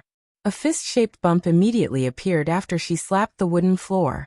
You really think I forgot about everything and turned into a filial daughter all of a sudden? Iag frowned as Sarba looked at Gaia with a surprised face. I don't want someone else to kill that bastard before me. I want to drag his ass off the throne. cripple him with my own hands, throw him in the same fucking jail cell he put me in. Vidora could clearly see the cold killing intent in her eyes. She was not kidding around. How could I let that old fucker die without making him pay for what he did? Time. There is not even a shred of compassion for him in me. Gaia clenched her fist thinking about her father. Every fucking day, I dream about making him pay. I'm not gonna let him die before he pays his fucking debt. Hearing Gaia's words somewhat calmed down Ayag. Her sudden 180 turn in her personality pissed off Ayag, except now she realized that Gaia wasn't being a filial daughter all of a sudden, but planning to make her father suffer more. Her cold words were calmed down Ayag. They even brought a small smile on Ayag's face. What about this Noah asshole? Why are we working with him? I feel like he's using us, Ayag said to Gaia. After listening to Ayag's complaint, Gaia snickered. Humph, this Noah fucker rubs me in the wrong way. I can tell that even if I don't work together with him, he has a plan to defeat the five-headed serpent without my help. If he managed to defeat that thing first without our help, we'll lose everything. This way, I'll get most of what I want. Since he's a righteous asshole who's addicted to saving damsels in distress, he'll be our protective shield. Two birds, one stone. But Ayag wanted to say something, but Cain knocked her on the head with his head. We have to work with him. He knows about us and her real identity. If he wants, he could make our lives a whole lot worse. Ghost is not here to protect us, and I don't think even he could protect us if Noah opened his mouth to the Guardians, Cain explained calmly without showing a shred of panic in his voice or face. Keep your friends close and your enemies closer, Gaia said looking at Ayag. Dang, you talk more and more like Ghost, Ayag rolled her eyes. Hearing Ghost's name, Gaia started to think about him. She wanted to see him, hug him, and kiss him so badly. The distance between them surprisingly brought them together closer. Where are you and what are you doing, human? Gaia closed her eyes, recalling his smiling face in her mind. Michael chapter next. If you like this chapter, please comment, send power stones. If you really like this chapter and my novel, consider sending me gifts as it would motivate me to put out more chapters. Any criticism, feel free to bash me in the comments. Chapter 358. Peter was flabbergasted to see Ghost revealing his identity to the entire world. He made sure no one knows about his identity, yet somehow Ghost knows about him. He couldn't help wondering how he knew about his identity. What are you blabbering on? Peter asked Ghosty with a stoic face. He couldn't just accept he's the young master. What if Ghost was really bluffing and he had no evidence, Peter thought. This has taken a dark turn, guys, Ishihara commented after hearing Michael talk. Accusing Peter of being a vigilante is a serious accusation, James Hall said. After the appearance of Lucifer, the Guardians or the Church isn't in the mood for tolerating masked criminals who terrorize the people. The moment Darius uttered the name Lucifer, the entire arena went deadly silent. Many commoners shivered in fear, while many felt a mix of fear and worship in their hearts. Conserving Lucifer's victims were ruthless criminals who needed to be rooted out. Those who suffered in the hands of those criminals worshipped Lucifer, for giving them some kind of justice the authority like the Guardians didn't. You know, accusing me of this is a serious crime, Ghost. You really want to go down this path. I understand if you are afraid of losing, but this is a new kind of low, Peter coldly said without showing any emotion on his face. Afraid of you, haha. You're joking, right? Let the battle begin. The voice of the coordinators hovering above the battle stage reverberated through the arena. Still, after hearing the words, both Peter and Michael didn't take battle stances. Michael even turned his back on Peter and started to talk looking at the crowd. I am gonna make you pay for turning your back on me, Peter gritted his teeth, mumbling under his breath.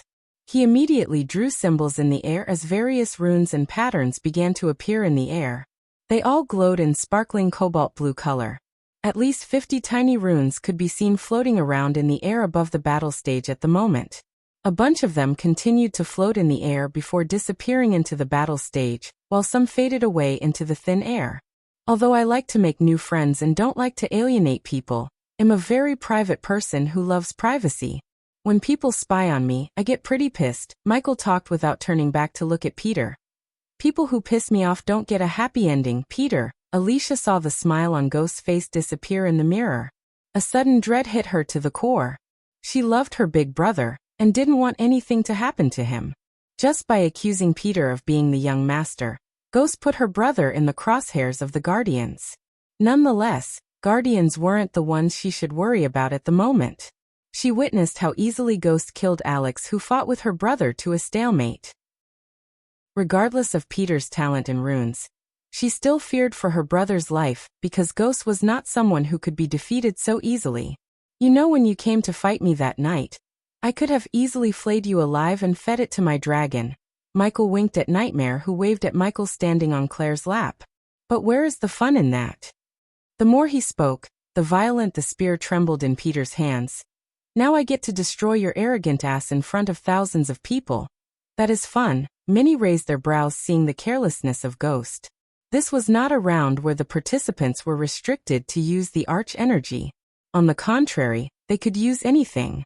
Hence, no participant had ever turned their back on their opponent, because a second of carelessness would be the reason for a major loss. That's my dialogue, Peter snickered as he raised his spear at Michael. Ray of spear. The golden spear trembled violently before soaring through the air, aiming for Michael's head. Many people couldn't stay seated as they stood up in bewilderment. Just when the spear was about to pierce the back of his neck, Ghost turned his head as the spear suddenly halted in the air, as though the spear put a break in the middle air. The people were stunned. It took them a few seconds to see Ghost was holding the spear by its handle. The spear violently trembled, yet it couldn't escape his grip. Hello, Peter. Michael winked at Peter. This is not going to be a long, interesting battle. Michael felt the spear fighting his grip to go back to Peter. Nonetheless, he was too strong for the spear to escape. Besides, the spear lost all of its momentum when the invisible responsive shield absorbed its power. After upgrading the responsive shield a couple of levels, Michael could now decide whether he wants others to see the shield coming up or not. Because Peter was trying his hardest to summon back the spear from Ghost's hand. The veins in his eyes popped open, making his eyes red. Peter hid his difficulty of summoning the spear from showing up on his face. Still, when Michael saw Peter struggling, he tilted his head. Oh, you need this, here you go. Michael tossed the spear back to Peter. Wind steps. Peter cast another spell as he suddenly disappeared from the battle stage. Where did he go? Ishihara asked. Many had the same question in their heads too. Suddenly Peter appeared out of thin air behind Michael. Without wasting a second, Peter plunged the spear towards Michael's back. Nevertheless, when the tip of the spear was just a few inches away from Ghost, Peter felt an invisible force stopping him. He wasn't surprised as he knew about Ghost's responsive shield. He felt the force when he fought Ghost in the Forest of the Sunrise sect. However, the force he felt at the moment was far greater than the force he felt when he first fought Ghost. The next moment, Ghost yet again turned back and grabbed the spear by its handle. For others, it seemed like Michael stopped the spear from stabbing him by grabbing the spear, but only Peter knew that it was the spell that stopped him. The runes he placed on the battle stage were supposed to prevent Ghost from casting any spells. Peter couldn't understand how he cast the shield spell ignoring the runes. The runes you placed, it will only stop me if I used any spells, and Peter, he grinned looking at Peter. I never said I can't beat your silly little runes. Michael pulled the spear towards him along with Peter. Ring of fire. The moment Ghost cast the spell, a blazing crimson-red fire appeared around the two of them. It burned so hotly as everything above the fire looked blurry. The people had to look at the mirror to get a clear picture of what's happening inside the fire circle. Peter was stunned. He never expected Ghost to pinpoint the rune he placed to prevent him from casting Ring of Fire. Peter didn't know the power of Michael's X-ray vision, which helped him pinpoint the runes. With the help of X-ray vision, Michael stepped on the invisible rune, breaking it. Since Michael upgraded every one of his spells to the max level he could, the Ring of Fire became more powerful. He could control the fire as easily as breathing inside the fire ring. A blaze of fire trailed from the fire ring and danced around Michael's hands. Boom. Peter's concentration broke for a second in shock. Michael used this opportunity as he punched Peter in the chest with his flaming hand. The fist connected with Peter's metal armor, producing a loud booming sound. Alicia saw her brother flying backward like a kite without an anchor in the storm. A dent was formed in Peter's armor by Michael's fist. Peter felt his ribs cracking inside his chest. He coughed up a mouthful of blood but soon picked himself up. Suddenly he saw Ghost stop walking towards him. This is where you put the rune to prevent me from using my speed spell. Am I right? Peter saw Ghost stomp the ground. He felt the connection with the rune severed after his stomp. He knew Ghost just destroyed another rune. He's pinpointing the runes and destroying them. A feat many talented cultivators struggled to grasp.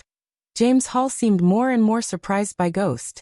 Darius, on the other hand, was silent despite his job of being a commentator. He was completely focused on Ghost's moves. Your brother is in trouble, Alicia, Norvin said as though Alicia was not worried enough. Lightning Dash. After destroying the rune, there was nothing to stop him from using Lightning Dash. His extreme speed left an afterimage. As Peter stared at the afterimage, Ghost actually arrived in front of him. Boom, boom, boom. Peter was too slow to defend himself. Michael rapidly punched him, pushing Peter backward. Every single punch targeted the weak points of the armor, like the joints. Hence, the armor began to form cracks and dents. Alicia's blood boiled seeing her brother getting beaten by Ghost. The crowd saw Peter trying to evade the punches, yet he failed to avoid even a single punch. In a few blinks of an eye, Peter's armor was crushed beyond recognition. When everyone thought Ghost might give Peter a break, he lifted Peter by his neck. After receiving so many punches, Peter was not at his peak self. But Michael was not done with him yet. If you like this chapter, please comment, send Power Stones.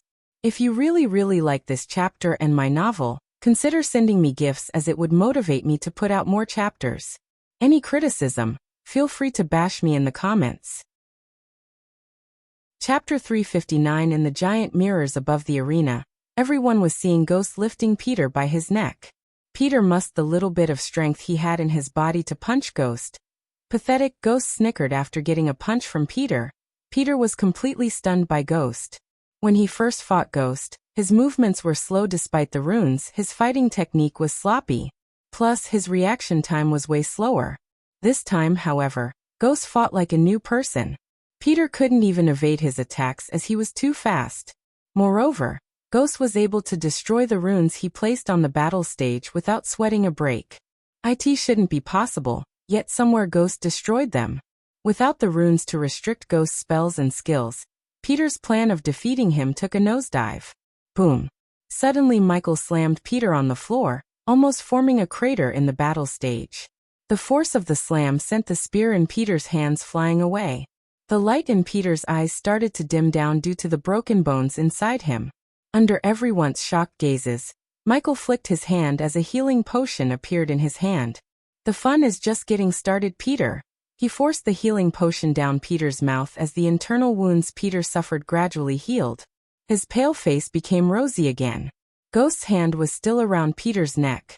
Before Peter could stand up, he was thrown into the air by Ghost. Because Peter healed up, he was able to balance himself in the middle and landed comfortably on the battle stage. He raised his hand as the spear came flying into his hand. You said something about my sword skills. With an arrogant smile, Peter saw Ghost unsheath the two swords on his back. The hate Peter had towards Ghost at this point was immeasurable. He had never felt so humiliated in his life. Thousands of people witnessed Ghost beating him mercilessly like he was a weak animal. Michael could have easily broken Peter's limbs and ended the fight in a couple of minutes. Yet, he chose to drag out the fight, which was not his style. He always preferred to end the battle as soon as possible without giving his opponent the time to get lucky. This time he made an exception to the rule, because he wanted to show the entire continent what would happen if someone messed with him. Also, beating the crap out of Peter was his way of venting the anger boiling inside him. Every time he saw the blue-haired guy sitting next to the princess, the flashes of Abra's last moments flashed across his eyes. He never felt such anger like this for a long time. It took everything in him to keep his cool. The last time he lost his cool, he went on a killing rampage, ending all the fellow assassins he trained with under Spectre, and even killing the girl he loved. Lightning Dash, Wind Steps, both of them cast the spells at the same time with their weapons in their hands. The nobles once again leaned forward while the commoners couldn't stay seated. The Wind Steps was an epic class spell that let the caster step into the gaps between realms to teleport. It was similar to a short-distance teleportation spell with quick casting time. The spell was extremely hard to master, and any mishap during the spell would end the caster's life. Those like Darius knew about the spell. They commended Peter for mastering the spell. In a blink of an eye, Peter appeared behind Michael. Cling. Without even turning back, Michael blacked the spear with his sword. The clash of metals produced an ear-piercing sound. The next moment, Michael turned around swinging his sword. Peter managed to block the sword as he expected. Considering spears were not very effective in too short of a distance, Peter jumped back to get some distance between him and Ghost. "Let me show you what a real swordsman can do in a fight against a spearman," as he said. He brushed the swords together. Each time he brushed the swords on each other, it produced sparks of fire. Wrath of Ymir. Peter slammed the spear onto the ground. Michael halted his steps, looking at the golden spear trembling violently. Soon, he saw a glistening purple tornado appear out of the spear's tip. The tornado grew bigger and meaner with each passing second. The tornado gradually moved towards Michael. When the people looked at the tornado closer, they could see vague images of spears in the tornado. Why isn't he moving? Ethan worried about his son. Ethan was one of the people who knew which class the spell belonged to, the epic class. Normally these spells would take a long time to cast, yet Peter cast the spell in a few seconds. This was proof of Peter's mastery over spells and runes. Unlike Ethan, Michael didn't worry about the tornado moving towards him. In fact, he was overjoyed. The more powerful spell Peter cast, the more badass points he would receive when walking out of the spells unscathed. "What is he doing?" Imelda asked with wide eyes, seeing Ghost walking towards the tornado instead of scurrying away from the tornado's path. The black long coat fluttered violently in the air while he was slowly and calmly walking towards the tornado. All the crowd, including the commentators, were speechless. It was too exciting. Under the people's shocked gazes, the tornado finally enveloped Ghost. No one could see his figure inside the tornado. For a few moments, only the howling noise of the tornado could be heard. Maintaining the tornado used Peter's arch energy and strength in his body. After keeping the tornado from fading away for a few minutes, his legs grew weaker by the moment. Still, he maintained the tornado because he wasn't planning to underestimate Ghost again. It was evident that Ghost intentionally hid his true power when they first fought. Peter blamed himself for stupidly falling for his plan. After their initial fight, Peter didn't even take Ghost seriously. Therefore, he didn't form another strategy, but came to fight with the same plan he used in their first fight. If he hadn't underestimated Ghost, he would have created new runes to defeat Ghost and wouldn't have gotten his ass kicked. "Hello, Peter." Suddenly, Peter felt a chill running through his spine when he heard a calm voice coming from the tornado. Many people gasped in shock when they saw Ghost stepping out of the tornado. Not even a cut on his face. "No, impossible," Peter mumbled as his mind went blank. Granted, Ghost had more cultivation power than him, still it wasn't possible even for a level 10 core formation stage warrior to face the tornado and come out unscathed. Lightning dash. The smile on Michael's face disappeared as he cast the spell. In a blink of an eye, he appeared before Peter as Peter raised his spear to defend himself. It was too late as Ghost swung his sword, inflicting a deep cut on his shoulder. Gritting his teeth to fight the pain, Peter swung his spear, but he once again felt pain in his other shoulder. Then on his gut, leg, face, chest, and every place in his body. He couldn't even see Ghost anymore. All he had seen were after images of Ghost swinging his sword. Darius was speechless. Every one of his sword swings was precise, deadly, and elegant beyond words. Regardless of Peter's suffering, Darius didn't want Ghost to stop. On the other hand, Alicia's heart bled seeing her brother getting flayed alive. It was true that the healing array kept Peter alive, but it didn't stop Ghost from inflicting almost 100 cuts. Peter's armor had already fallen off as Ghost painted Peter red in blood. Bastard! Alicia couldn't hold back her anger anymore as she banged the seat's arm.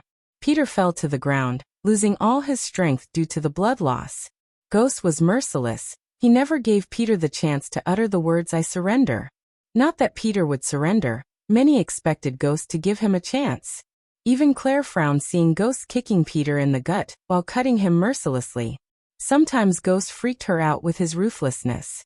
"Stop." Finally, Alicia's anger exploded. Her thunderous voice closed all the mutterings and drew the attention of the crowd, including the commentators, the VIP guests, and Ghost himself. Michael put one foot on Peter's blood-soaked face. Seeing Alicia interrupting the battle, the tournament committee guards rushed to her before she could further do something stupid. "Look, your sister is screaming up there?" Michael giggled before stomping Peter's face yet again. "I will kill you," Alicia screamed. Norvin was stunned to see her lose her patience like this. She had never been good at showing her emotions, but now after seeing her brother getting beaten like this, she seemed to have lost her mind. "You should stop her from doing something stupid." Michael looked at the coordinators floating above him and said, "Oh, too much blood." While some of the coordinators were flying in the direction of Alicia, Michael turned his focus back to Peter. He smiled at the pool of blood under Peter. "Let's mop the blood, shall we?" Everyone felt a chill as they heard Michael. Soon many people's eyes went wide. He grabbed Peter's right leg and lifted him up in the air before wiping the blood using Peter's body like a mop. "Bastard!" Alicia's scream reverberated the arena. However, before she could jump down from the pavilion to the battle stage, the coordinators sent an invisible force field to prevent her from doing so. If you like this chapter, please comment, send Power Stones. If you really like this chapter and my novel, consider sending me gifts as it would motivate me to put out more chapters. Any criticism, feel free to bash me in the comments. Chapter 360. The coordinators were ready to come down to the battle stage to end the battle. It was obvious at this point that there is no way Peter could defeat him. The healing array was the only thing that kept him alive. Alicia was banging the invisible force field erupted in front of her. She saw Ghost squatting down in front of her almost dead brother. Peter couldn't clearly see Ghost's face with his blurry vision, but he could somewhat hear his words. "The next time you think about fighting me, don't." Michael ran his fingers across Peter's bloody face with a devilish grin. "Besides, you're gonna be pretty busy with the Guardians." After patting Peter's bloody face, he stood up. The coordinators rushed to the battle stage. One of the coordinators lifted Peter's hand and let go. Peter did not show any resistance as the hand dropped to the ground 3 times. Knockout. Ghost wins. The Sunrise Sect Pavilion erupted in cheers after hearing the coordinators. However, compared to before, the cheers were less thunderous. Many were in shock seeing the ruthlessness of Ghost. None of the participants were as brutal and merciless as Ghost. Many participants shuddered to even get on the battle stage with him. Even the disciples of the Sunrise Sect shivered. Their respect and worship towards Ghost were slowly turning into fear. On his way towards the battle stage's center, he swung the 2 swords as the blood of Peter splattered on the ground. After unsheathing his swords, he flicked his wrist as a blue crystal appeared in his hand. Standing on another VIP pavilion, Peyton and Zanali saw Ghost's eyes land on them. "Is he looking at us?" Zanali asked Peyton. Soon his gaze turned to Darius. "Put this on the screen. The people and the Guardians should see this." Michael sent the crystal floating towards Darius. Everyone had a look of wonder on their faces. They were curious to see what was in the crystal. Since Ghost accused Peter of being the young master, few expected some kind of evidence in the crystal to prove Ghost's claim. Alicia's heart was beating faster and faster. She stopped banging the force field and stared at the crystal floating towards Darius. "I am still in shock, but it seems like I have to prepare for another," Ishihara commented. "This has gone from competition to a frickin' bloodbath." His ruthlessness is hard to take, and James Hall furrowed his brow. He had been a commentator for many years, yet never saw such a bloodthirsty individual as Ghost. It felt like Ghost actually enjoyed hurting others and bathing in blood. In simple words, James thought of him as a devil in a human form. Granted, there were many rogue cultivators who did more cruel things than Ghost, but it was something different in Ghost. James Hall deemed Ghost as a person who is capable of doing anything to his foes. While the crystal was floating towards Darius, Peyton and Zanali stared at coordinators dragging Peter from the battle stage to the infirmary. When Ghost first rejected their offer to join the Guardians, Peyton was shocked and felt mad at him. However, after seeing his actions in the tournament, she was glad he rejected their offer because it was evident he was not Guardian material. He even seemed like a borderline psychopath who has a thirst for blood and violence. Unlike many Guardians, including the Alpha Guardian, hadn't deemed Ghost as a threat to them. Peyton disagreed with them. The Guardians were too mingled in politics as they strayed away from their true goals, catching criminals and bringing order to the world. As far as Peyton was concerned, Ghost was just as dangerous as Lucifer, or even more. He was forging alliances with powerful families, making friends, and building his empire. At this moment of time, he didn't seem like a threat to the Guardians, except at this speed, he would become a threat in a couple of decades. If Noah said he's a threat, they might have listened, Peyton told herself. He reminds me of my sister, Sonali said. Peyton sensed a hint of sadness in her voice. It was not only because her sister went missing a year ago. It was also because someone in Nagaland poisoned her father. If it wasn't for Noah, he would have already died. To dispel the poison in her father's body, Noah went to one of the dangerous places in the world, the Fire Realm. Zanala's mother ordered Zanali not to go to the Fire Realm with Noah. Some part of Peyton wanted Noah to die in the Fire Realm. She wanted everything to go back to how it was before Noah joined the Guardians. Peyton's train of thought was interrupted by Zanala's words. How so?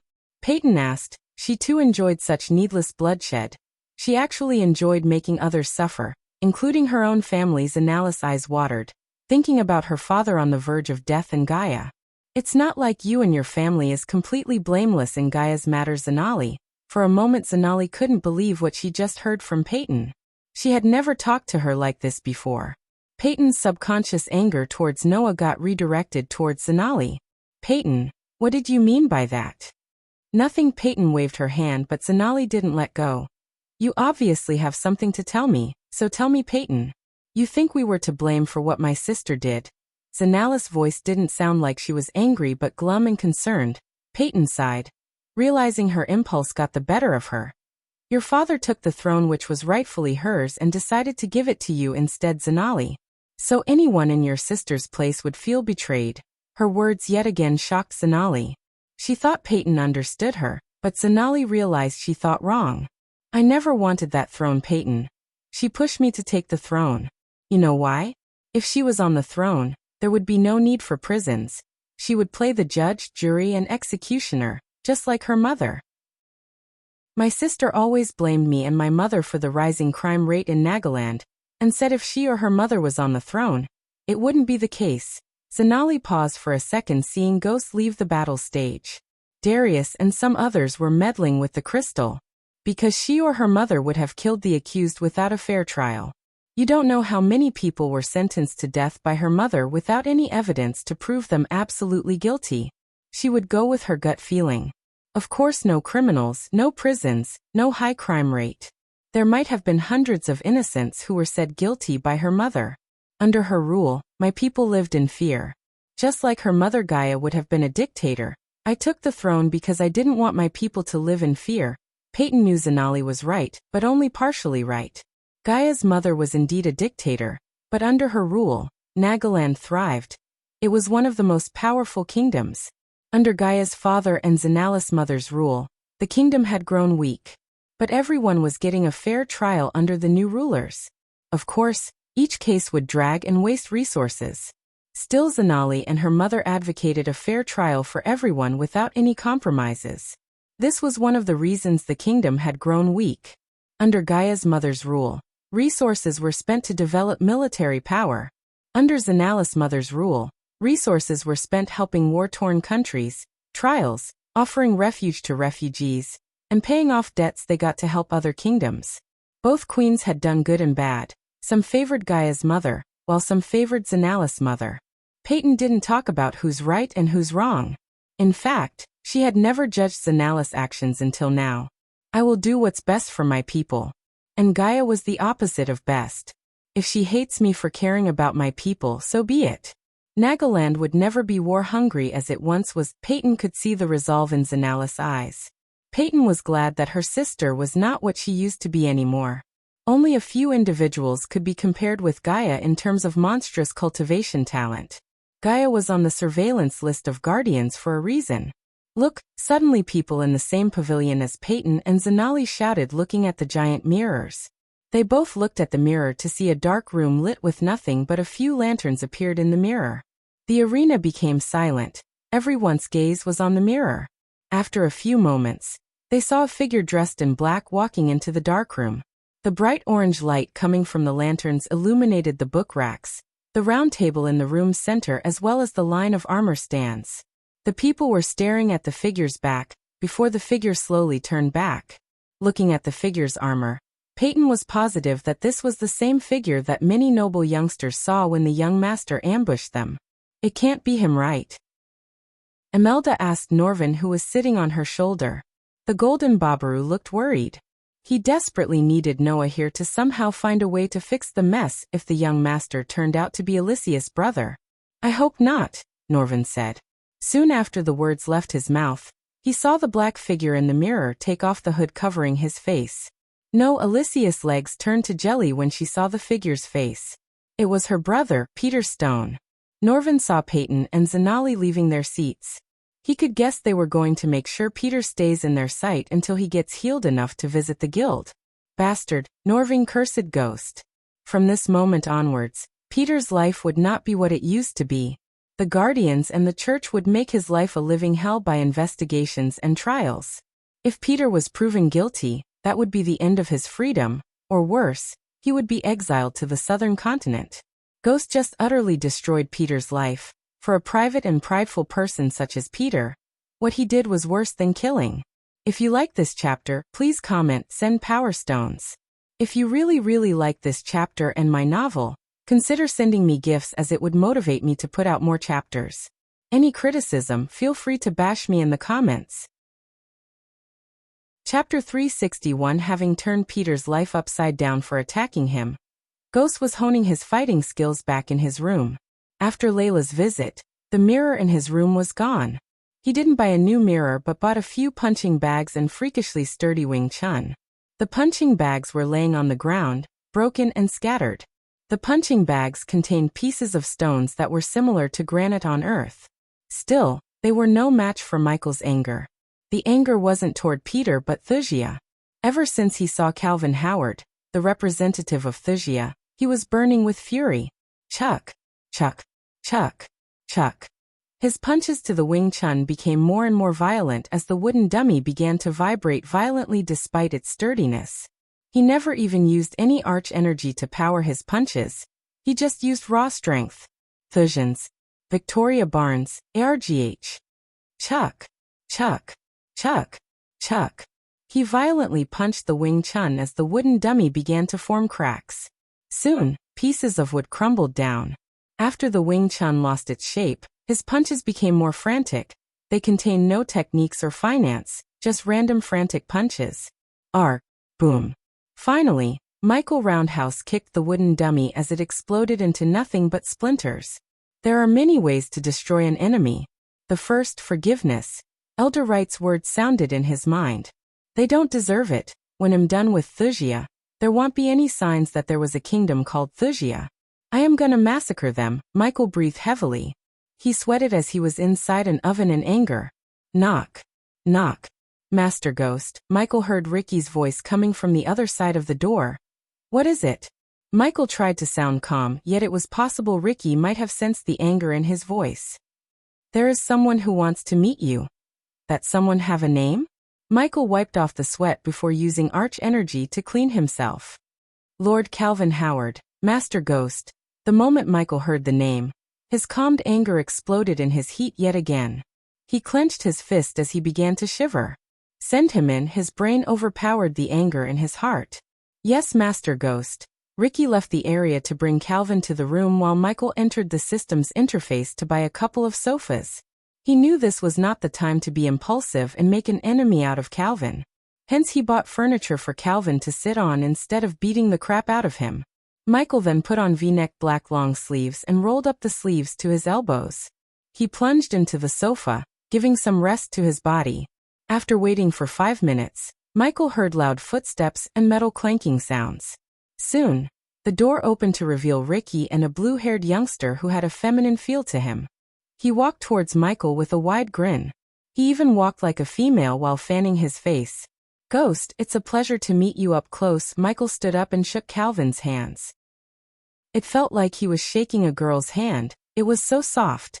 Pleasure is all mine, Lord Calvin. Michael gestured at Clavin to take a seat in front of him. It took an immense amount of effort to keep his anger contained. Ah, call me Calvin. Lord title makes me feel old, Calvin pouted. Michael couldn't help imagining dashed at him. ripping off his throat with his bare hands and showing it back into his mouth. He was starting to get really creative. Calvin it is. Michael let out a friendly smile despite the burning rage in his heart. I liked what you've been doing in the competition so far. Letting everyone know you're not to be messed with. That's how the enemy should be dealt with. Despite the feminine look, gentle voice, and ladylike softness, Michael could see the cold murdered hiding within Calvin. Kill one enemy. I have rooted out one enemy. Torture and destroy one in front of the world. I have rooted out many, Michael said. You can leave the room now, Ricky. Michael sent Ricky outside with a wave. Calvin's armored escort remained outside without getting inside the room. It was obvious Calvin had no idea who Michael really is. If he had seen Abras before, Calvin would have recognized him by now. Still, this meeting reminded Michael to change his appearance. Although Michael looked way different than he did when he first got Abras' body, he decided to buy something from the system that would quickly change his face when needed. I heard you travel a lot and love making new friends. Have you ever visited Wuxia? Calvin asked. I haven't got the pleasure yet. But I heard it's a beautiful kingdom. And powerful. Calvin smiled, but the pride and arrogance were pretty visible in his eyes. Michael sneered inside. They weren't powerful before the king pimped his daughter to Abras, betrayed him, and acquired the cosmic stream. For others, Wuxia was waging war on nearby kingdoms and forging alliances with powerful organizations to defend themselves from invasion. That was the story Maxim Barnes, the king of Wuxia, spinning. However, Michael knew the truth. They were waging war to make sure none could take the cosmic stream from them, or know the existence of the cosmic stream. People like Lord Information would eventually sniff out the existence of the cosmic stream if Wuxia remained doing nothing. The Wuxian king was gambling with the cosmic stream to ensure the future of Wuxia. Many would become suspicious if Wuxia grew powerful in a short amount of time, but if they waged war and swallowed nearby kingdoms, people would think winning wars was the reason for the rise to power. If Michael's guess was right, only a small group of people in Wuxia would know about the cosmic stream's existence, and those few would be insanely powerful. The void event that took away people's ability to see someone's cultivation level added extra protection to them. They didn't need to worry about powers like the Guardian Guild questioning how they suddenly became so powerful. I'm really surprised to see a representative of Wuxia here, Calvin. I mean, the ongoing wars might keep your schedule filled, right? Michael asked without showing a shred of his true emotions on his face. He sounded like he's really surprised to see Calvin here. It's a messy business, but Wuxia won't back down to war-hungry kingdoms. In fact, we are winning the wars in all directions. Is that so? Michael nodded, pretending he doesn't know this. The book he bought from Lord Information might not contain information about Cosmic Stream, but it contained everything that's happening in the world right now and the rumors surrounding each kingdom. Unlike Calvin said, Wuxia wasn't just winning, they were destroying kingdoms. According to the rumors, Wuxia was looking to shift its capital to the Azure continent and announce itself as an empire soon. Despite our victory in the wars, His Majesty Maxim Barnes has ordered his subordinates to strengthen the kingdom further, so we won't be vulnerable to wars in the future. Calvin paused for a moment to see the reaction on Ghost's face. After seeing Ghost still listening to him with curiosity, Calvin continued, "Part of our strategy was getting new talents and self-sustaining our kingdom." By self-sustaining, do you mean starting your own guilds? Michael read something about Wuxia's starting their own merchant guild from Olivia's father. Connecting that with Calvin's words, he could guess where is this going. Exactly, and that's why I am here. We want you to offer the guild leader position of TAG, Wuxian Alchemist's Guild, this time. Michael's brows raised up in genuine surprise. He expected Calvin to offer some shitty position, but never expected him to offer the position of guild leader. Like a spider web, new plans to get revenge formed in Michael's mind. Man of your caliber should be leading a guild, not competing in silly competitions to prove your worth. Calvin rolled his eyes. It was evident he was talking about the Alchemist's Guild and the upcoming alchemist competition organized by them. Michael didn't need Calvin to tell him what those old alchemists did was rude and insolent. They should have invited him to be the judge of the competition. Except they invited him to compete in the competition. Since Michael was hiding the fact that he's the #1 alchemist in Elon, Gabriel could think of judging him. But what about the rest of the guild? There wasn't a single person in that alchemy guild to judge him. I can't say I'm not tempted, but I need to know more about this before making my decision. Michael already decided to take on the position, yet still didn't want to seem like he's too quick to take the job. I did my research, Ghost. You value your freedom and hate being tied to a place. That was why you rejected the Guardians, right? Michael nodded as Calvin continued. We are still in the first phase of building the guild. Wherever we build the guild, you don't have to stay there 24/7. You will be the guild's leader, appearing only to make important decisions. Day-to-day activities and small matters will be taken care of by the elders and your assistants if you choose to have. Seeing the interested look on Ghost's face, Calvin let out a grin, showing his pure white sparkling teeth. If you choose to take the position, you will be granted access to the herbal garden we are planning to build. 20 million gold coins a month and the banner of Kingdom Wuxia as a sign of friendship and protection and many other benefits. Calvin could see the temptation in Ghost's eyes. Hook, line, sink. Too easy, Calvin thought to himself. Anyone with half a brain could see Ghost would take this offer by seeing the look on his face. Calvin was an expert in acquiring talents for Wuxia. Therefore he could tell when someone is thinking about taking the offer. However, he had no idea that it was not a fish that bit his hook, but a bloodthirsty shark. If you like this chapter, please comment, send power stones. If you really like this chapter and my novel, consider sending me gifts as it would motivate me to put out more chapters. Any criticism, feel free to bash me in the comments. Chapter 362. After leaving the safe house, Gaia and Noah were following a youngster named Eric, a fellow guardian friend of Noah. Gaia was silently following the two of them as Eric seemed to know more about the places and routes in Fire Realm than Noah and Gaia combined. Guardian Eric, where are Oscar and the other men? It's very easy to find them in the outer perimeter. Murdoch has occupied our previous stronghold, and I'm guessing he's keeping Oscar and men there. Let me lead you there quietly, Eric said. Why are we wasting our time looking for this Oscar person? Gaia asked after they entered a dark alley. I don't leave friends behind, Noah said. Speaking of friends, Noah couldn't help thinking of Abel. It had been almost a year since Abel went missing inside the Nether Realm. Noah had a feeling that Abel is not alive. Still, Noah never gave up the search. He was still researching about opening a mini portal to the Nether Realm and going searching for Abel. If Abel was alive, Noah wanted to rescue him. If not, he wanted answers to what happened to Abel. Just make it quick, Gaia sighed. She could tell by looking into Noah's eyes that there's no stopping him. Considering her chance of killing the five-headed serpent was high with Noah, she stuck with him instead of parting ways. More than that, she had a feeling that Noah was hiding something crucial, and she wanted to know what. They followed Eric as they began rushing towards the stronghold. There was no distinct difference between night and day in Inferno Hell, as there was no sun or moon, and the skies had the same crimson color all day long.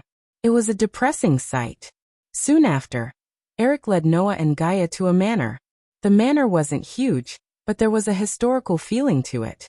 There is a secret chamber in the manor, and if my guess is correct, they should be keeping Oscar in that secret chamber. I know of an entrance behind the secret chamber. We can enter directly from there. Let's not alert Murdoch and his men. Let's first get our men out. Otherwise, once we engage in a battle, Oscar and the other men might become collateral, Eric said. It seemed like Eric wanted to avoid any battles in Gaia's eyes.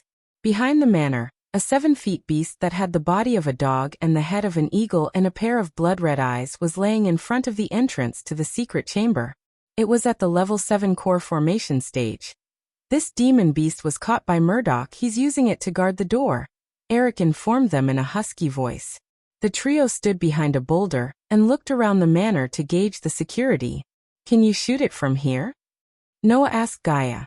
She wanted to be on the way to hunt the five-headed serpent, not help some random humans. Yet since she might need his help defeating the serpent, she sighed and took out her bow. She knocked an arrow that had a green tip on the bow. The moment she fired the arrow, it soared through the air like a bullet before piercing through right between the beast's two eyes. Its body frantically twitched for a few moments before its body stopped moving completely. Its blood was still oozing out of the wound, but not even a single sound was made. Soon the trio opened up the narrow back door and snuck in. Behind the door, there was a tunnel that led downwards. It was pretty dark inside. At the end of the tunnel, there was an underground secret chamber. Not long after they walked in, Noah began hearing some horrible screams from the secret chamber. The screams didn't seem to stop, and it really gave them an eerie feeling. It wasn't hard for them to imagine what kind of pain the men inside were experiencing. "It's Oscar." Gaia saw Noah's expression become stern. He had heard Oscar's voice from the screams just now. He couldn't bear it any longer, and his killing intent was unleashed from his body. Right now, inside the underground secret chamber. This was a huge secret chamber, and cruel torturing was being carried out right now. It was a horrible scene. Right in the middle of the secret chamber, 7 men with naked upper bodies were tied onto some iron poles. Their bodies were covered with blood, their skin was split and flesh broke forth. Horrible scars could be seen everywhere, and blood kept leaking out from their terrible wounds. Right in front of them, a luxuriously dressed adult man was sitting on a comfy chair, pleasantly watching the ongoing torturing as if he was viewing the nicest scenery. "Bastard! Kill us now if you dare, kill us now!" A young man in his mid-20s roared out. He kept spitting out blood as he let out terrible roars. He had the most wounds and scars on his body, and his vision was blurring. Obviously, even with his strong mentality and body, he was going to pass out after going through such cruel torture for a long period of time. This man was Oscar. "You want me to kill you? Not that simple. You have offended young Master Murdoch, and that is a crime that deserves eternal torture. Men, give me something more explosive," the adult man said. There were 5 of Murdoch's men in the secret chamber, but they were only at core formation level 2. When they heard the man's words, a ferocious smile emerged on all their faces. One of them took out a palm-sized tube. Then he walked up to Oscar and opened the tube. Immediately, a muddish brown snake swam out from it. The snake sent forth a pungent smell which told that it carried a deadly poison. "Oscar, this is a sand rattler. I think you have heard of it before," the man said with a hideous smile on his face. After that, he placed the poisonous snake on Oscar's body.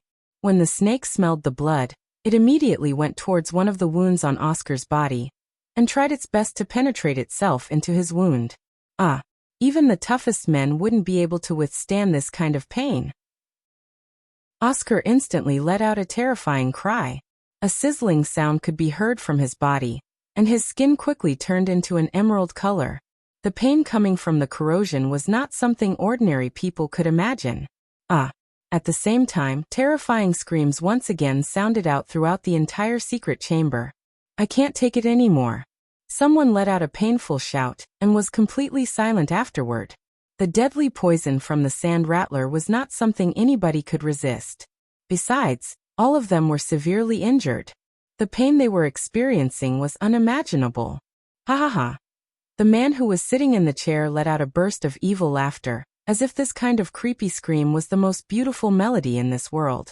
The pleasant feeling brought to him by torturing people could really satisfy his twisted mind. And he had learned all this from Murdoch. Right at this moment, 3 figures appeared in the secret chamber. When Noah looked at Oscar, flames of fury exploded forth in his eyes, and he was unable to restrain his anger any longer. "Who are you?" When the man saw the uninvited guests, his expression immediately became cold. The man who was going returned the favor. Noah's body swayed, and he arrived in front of the man in an instant. He clenched his palm onto the man's throat, causing the man to feel like there was a gigantic mountain pressing him, making it so that he couldn't even breathe properly. "Eric, capture all these men, but do not kill them," Noah ordered. "Understood," Eric replied as he immediately dashed forwards. The 5 warriors were no match for Eric. They were pressed onto the ground in an instant. "Oscar." Eric walked up to Oscar and hurriedly broke the iron chains on his body, then he helped him down. "Eric, what are you doing here?" Oscar kept throwing up blood as he spoke. His life force was getting weaker and weaker. "Oscar, look who is here," Eric said, pointing his finger at Noah. Noah threw the man onto the floor as he hit the floor with a loud thud sound. Noah then walked up to Oscar. "Oscar, I'm here to rescue you. Let's get you somewhere safe, buddy," Noah said with a smile on his face. "Noah, it really is you." Cough cough. When Oscar saw that Noah had come to his rescue, A joyful expression emerged on his face. But he had no idea why Noah had come to Fire Realm, or why he was with Eric. Don't speak right now. Noah placed his palm onto Oscar's body. With a flick of his wrist, he created a beam of light around his palm and sucked out all the deadly poisons in Oscar's body. After that, Noah did the same to the others. Witnessing this, Eric was stunned once again. It was a deadly poison, and Noah had absorbed it all into his body, and he was still not affected by it. This was really frightening. Oscar let out another horrible cry, then he passed out instantly. When a man was relieved from a long, tense situation, he would immediately pass out. Noah, Oscar's condition is really serious, he needs a healer, Eric said. He glanced at the rest of the men. They were in a worse condition than Oscar. Gaia couldn't help wondering why Murdoch's men tortured them instead of just killing them. This made her curious. They will pay for what they did to you and your men, Oscar. Gaia heard Oscar, who was lying on the ground, barely keeping his eyes open, speak Noah's name. Oscar moved his right hand towards Noah as Gaia noticed a small glimmer inside Oscar's forearm. The key, take it. Gaia saw a vague shape of a 3-inch key appear in Oscar's forearm before the light moved into Noah's arm and disappeared. After the energy key came into his body, Noah heard his mentor's voice in his head. With this key, we are one step closer to reviving the elders. Noah. The elders Andreas mentioned were not some run-of-the-mill elders. They were the ones who destroyed the Order of Death 3,000 years ago. The elites of Supreme Guardian. If you like this chapter, please comment, send Power Stones. If you really like this chapter and my novel, consider sending me gifts as it would motivate me to put out more chapters. Any criticism, feel free to bash me in the comments. Chapter 363. While Noah was helping injured Oscar get back to his feet, Gaia heard footsteps. She slowly moved into the dark corner of the room, not to avoid a battle, but to see what else Noah could do. You have no idea what you've done. You're dead. Few of the men Eric captured muttered. Eric did a number on them by breaking several bones including the jaw. Hence they had a hard time talking. You're simply seeking death by killing the men in my stronghold. Boom. Right at this moment, a loud shout sounded out from afar as the room's door exploded into bits and pieces. The next moment, a figure emerged through the dust produced by the door. The man who stepped into the torture room was a man in his early 30s. He had an oval-shaped face like the full moon with 2 round eyes, as though someone put eggs in his head instead of eyes. His body was draped in blood-red robes that swept the ground as he walked. One would expect a man capable of such cruelty would look cruel too, yet this man looked gentle as a flower. However, standing in the dark corner, Gaia could see the murderous intent in his eyes. Eyes were said to be the windows to one's soul. She could see his cruel soul through his bloodshot eyes. Young master. One of the men apprehended by Eric looked at Murdoch, as if he had just found his savior. Their faces brightened up immediately. They had witnessed Murdoch's strength before, and they knew that no matter how strong the young man in front of him was, there was no way he would be a match for Murdoch. After all, Murdoch was a core formation level 8 cultivator, while Noah was just at the core formation level 2. Murdoch turned around, looking at the dead bodies scattered across the place. Blood was still leaking out from many of his subordinates. In an instant, fury filled his eyes. You did all this? Murdoch stared angrily at Noah. Noah didn't answer Murdoch's question. Instead, Noah just stared at him with a clenched fist. So you are Murdoch? Noah asked as he threw an examining look onto Murdoch. Young master, these guys are guardians. They ambushed us like cowards they are. The man who tortured Oscar was called Kai. He had a frightened expression on his face, and he was unable to pull himself out of his panicked state. He couldn't say he and his men were beaten up by 2 youngsters in a couple of seconds. I will deal with you weaklings later. I have these 2 guardians to torture and kill. Murdoch let out a cold snort. It wasn't easy to cultivate a group of men in Hell City. All these men had pledged loyalty to him and worked under his command. He would always send them to hunt for monsters in the depths of Fire Realm, and he would be able to get a share of their harvest. Put it this way, as long as he had a group of men working for him, he would be able to enjoy good wealth and benefits without doing anything himself. In Fire Realm, monster cores were the currency. The more people he had working for him, the more monster cores he would get. He accumulated an amassed amount of monster cores over the years. Hence he was living a lavish life in Fire Realm. This was why he never left For Realm, even though he had every chance to leave this place. Now, all his men had been injured and apprehended by guardians in such a short period of time. This was no different than messing with his life in Fire Realm. Therefore, Murdoch had every right to be pissed off. Murdoch, a genius from Aragoth who turned into a warlord, quite a career change. But too bad, you've offended someone you shouldn't have. You hurt my friend, you mess with a guardian. Today, I'll bring my friend justice, and that's the reason why I want to throw everyone in this stronghold into the deepest dungeons of the Guardian Guild. Except you. Noah slowly walked forwards with his eyes locked on Murdoch. You will regret messing with a guardian until the end of your days, Noah said without hiding the cold murderous intent in his heart. Gaia was watching the scene unfold from the dark corner. To this moment, Murdoch was unaware of her existence in the room. As far as he was concerned, he only had 2 guardians to deal with. Don't think I don't know why he's here. Once I sell the information I know along with him, I'm gonna be freaking rich everywhere. Murdoch burst into laughter without giving a damn about Noah's threat. Only place you're gonna sell any information to is the prison you're going. Noah shrugged. He remained standing in the same spot. Gaia saw Murdoch flicking his wrist as a round-shaped lock that glowed in a dark light appeared in his hand. There were numerous mystical symbols carved onto the lock itself. She looked closer to see the symbols were actually patterns that resembled ancient beasts. Flaming gorilla, come out now! Murdoch suddenly shouted out loudly as he yanked the lock. Dingling. The black lock vibrated violently before letting out a dinging sound. In a blink of an eye, a ground-shaking roar suddenly sounded out from the depths of the stronghold. After that, a flaming figure suddenly jumped out of the lock.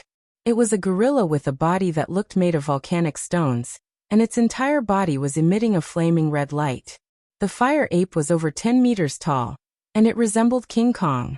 When the fire ape saw Murdoch, an intense hatred emerged in its eyes. But when it saw the black lock in his hand, the intense hatred was turned into fear and meekness. The fire ape let out an angry roar as it descended from the skies. It slammed into the ground with massive force, causing an explosion to sound out, the entire stronghold to shake, and countless cracks to appear on the ground.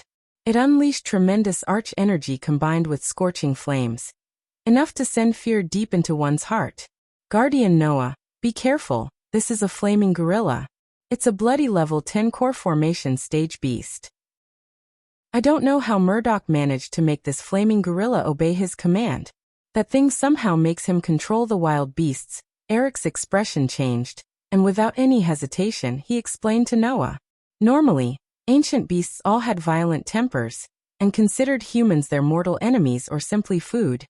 Even more so for beasts who had broken through to the core formation stage.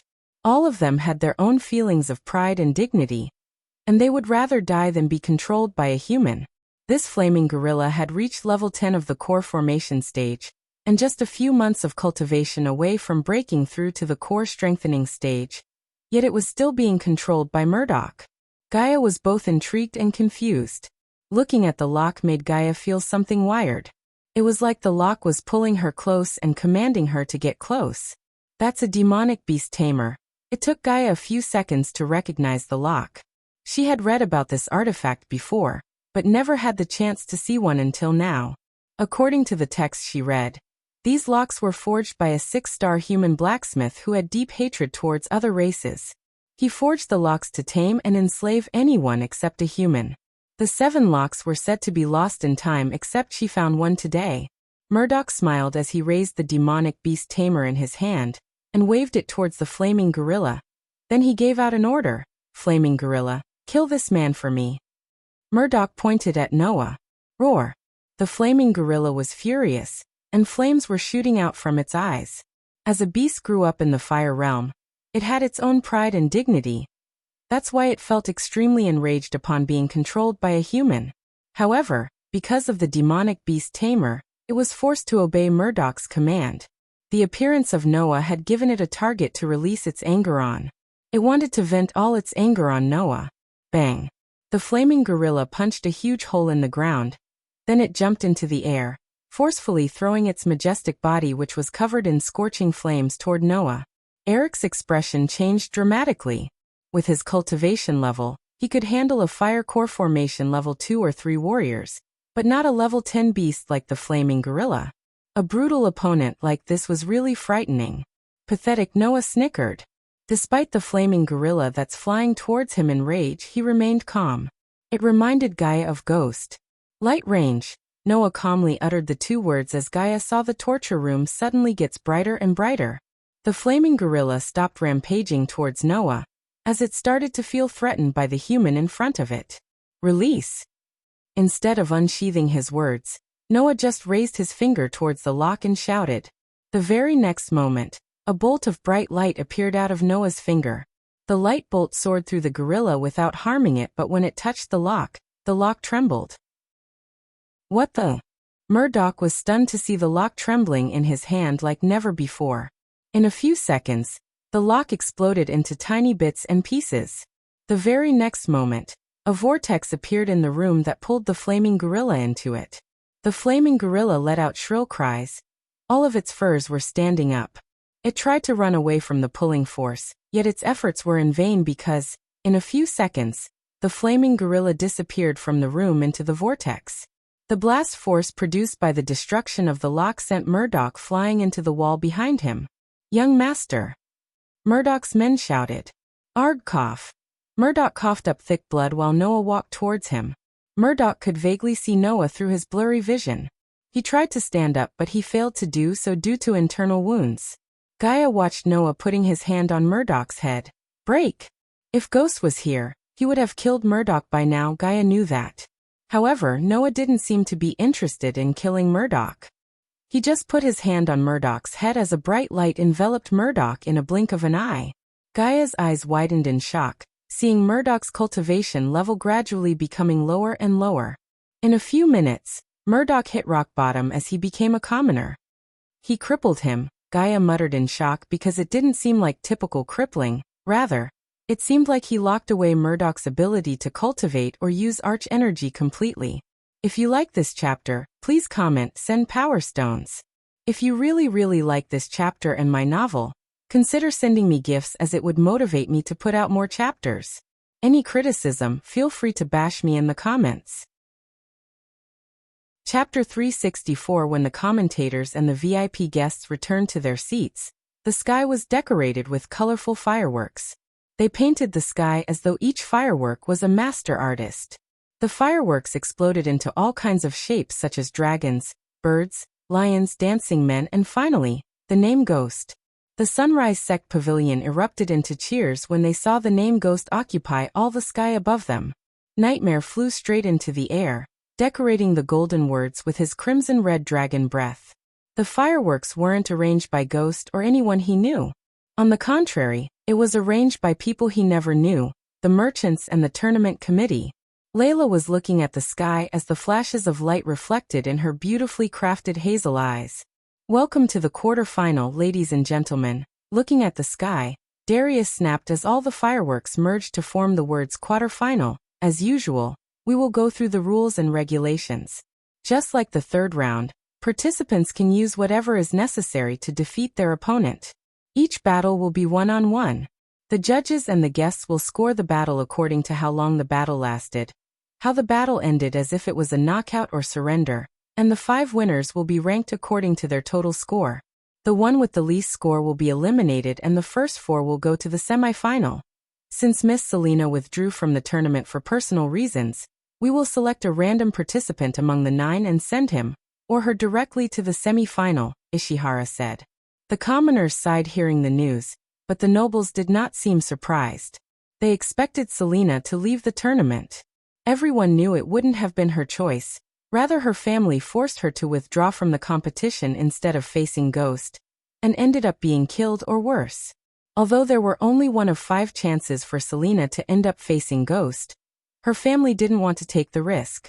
Soon, the giant mirror broadcasted all the 9 participants' figures as each figure had a color coin beside them.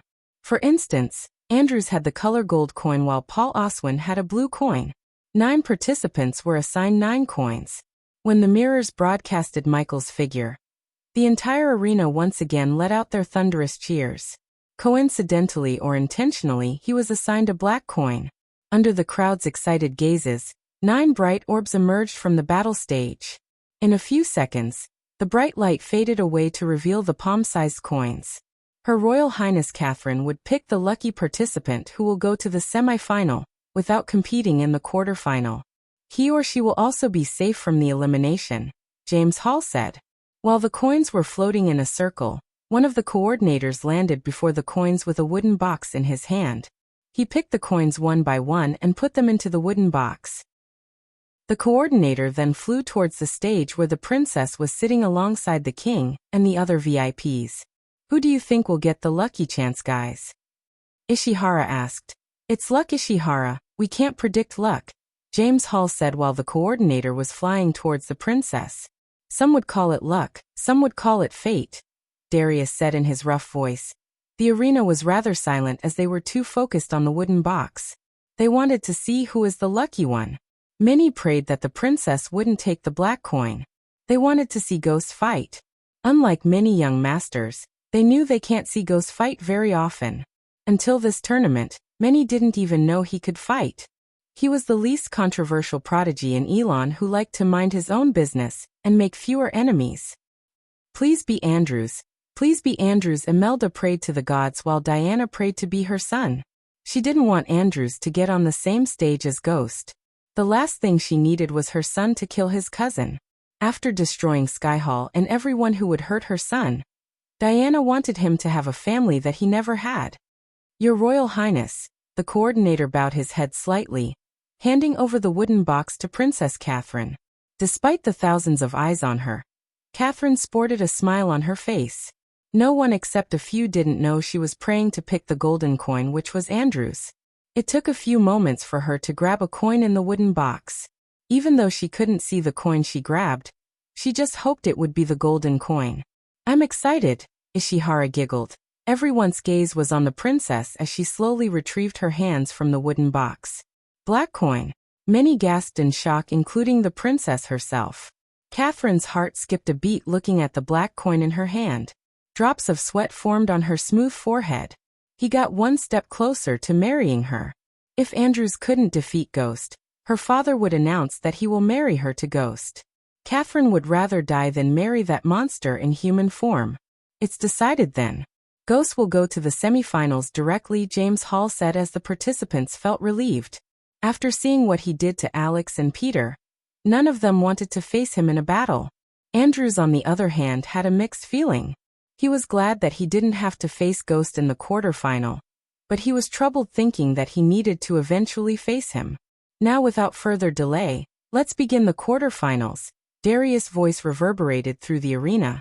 As usual, the body-strengthening stage warriors came to the battle stage to pick their opponents while core formation participants were busy strategizing. It's time for us to witness the final fight of the day. The crowd wasn't as excited as before when the last fight had Ghost. Let's have thunderous cheers for our competitors, Paul Oswin and Andrew Winston. Andrew has become the dark horse of the competition, guys, Ishihara commented while waiting for Andrew and Paul to come to the battle stage. Yes, it's really stunning to see a Rinmaster with level 3 core formation stage cultivation to come this far, Ishihara nodded as James Hall continued. Many commoners even root for Andrew. People seem to love underdogs. I can see a resolution in Andrew's eyes. It's like he's fighting for something valuable and bigger than the championship title and the rewards. Darius' words echoed in Catherine's mind. Andrew was fighting for her. No one knew that except her. Humph, underdogs are good for entertainment, but not for life, King Bredia snickered. He wanted Ghost to win the tournament, so he could make him the Baron of Bradford Barony and marry Catherine to him. If Ghost married Catherine, he knew Ghost would protect his daughter as a good husband should. No matter what, he would only marry his daughter to a warrior who could protect Catherine in all situations.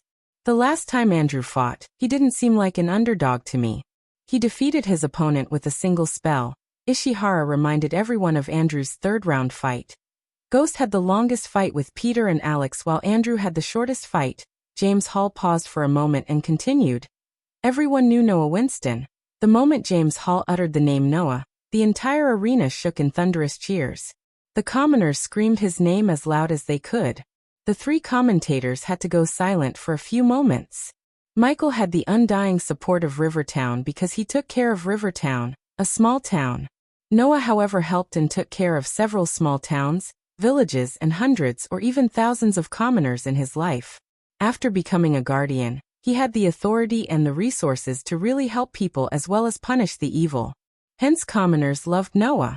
The admiration towards Noah was still growing up among the commoners. Andrew's cousin is a warrior prodigy, but no one knew Andrew was just as talented as his guardian cousin. They were both blessed with specializations too. After the cheers died down, James Hall spoke. They are here. Before Ishihara could speak about Paul Oswin, both the participants landed on the battle stage. I always thought I would end up fighting your cousin but never thought I would face you, Paul smiled. He didn't radiate any pride or haughtiness or arrogance. Life is strange that way, Paul. The spell you used earlier, was that a legendary one? Many people gasped in shock just by hearing the word legendary.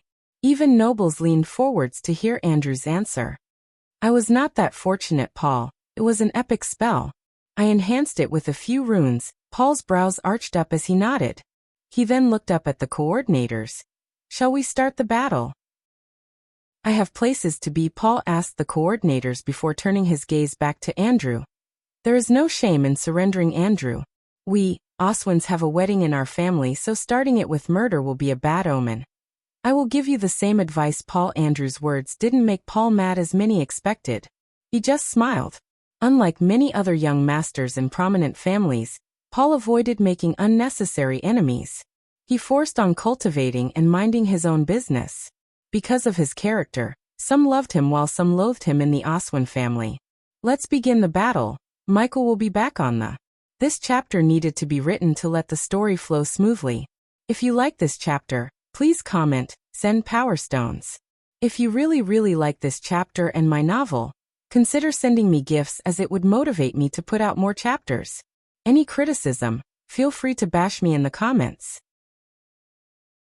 Chapter 365. After the bell rang indicating the start of the battle, both Andrew and Paul took out their weapons from their space rings.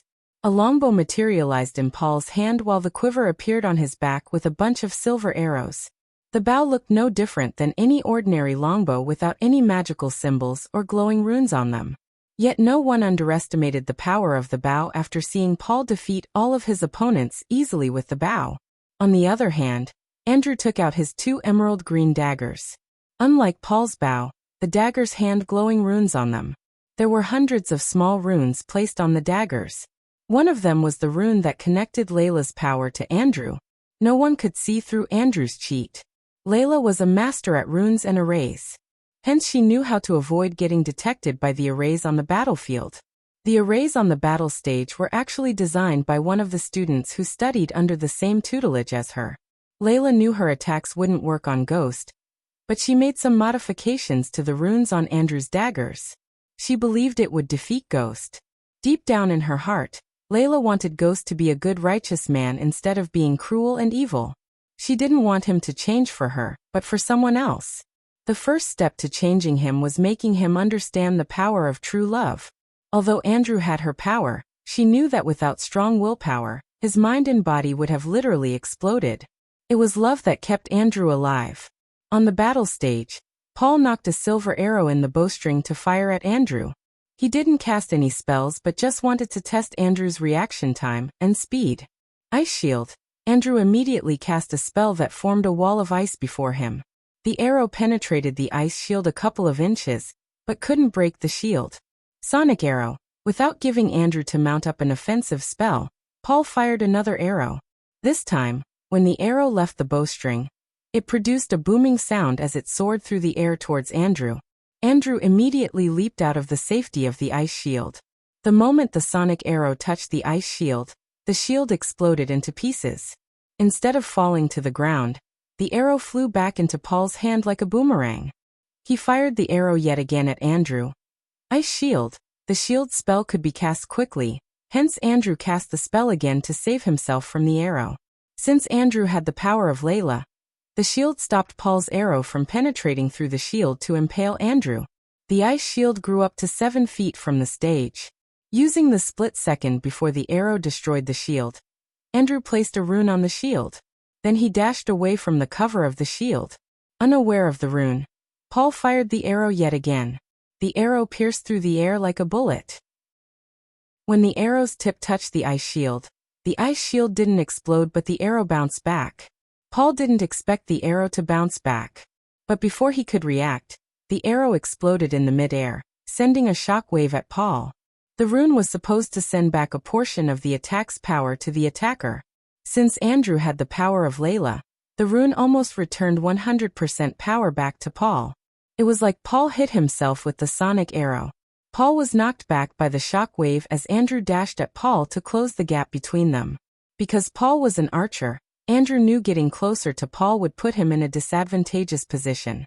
While running towards Paul, Andrew drew symbols in the air as the crowd saw golden runes appear in the air before disappearing into the battle stage.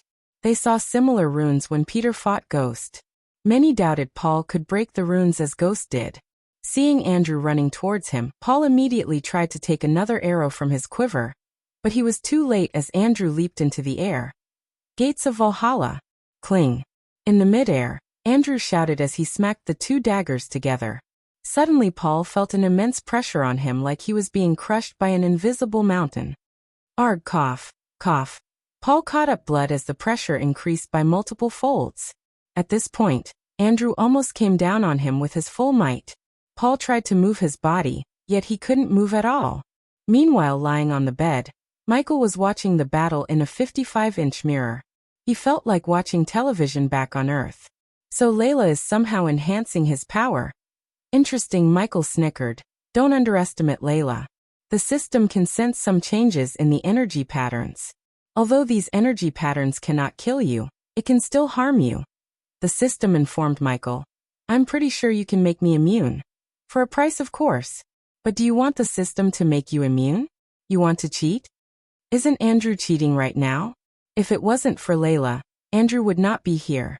Besides, I have bigger things to worry about than dealing with Layla's bitchiness and petty feuds. Michael turned the pages of Lord Information's book to learn more about Wuxia. Are you thinking about taking the guild leader position? The system was more talkative than usual. Michael was too focused on building a revenge plan against Wuxia to mind the system's talkative nature. Not thinking. I already decided to take the position of guild leader.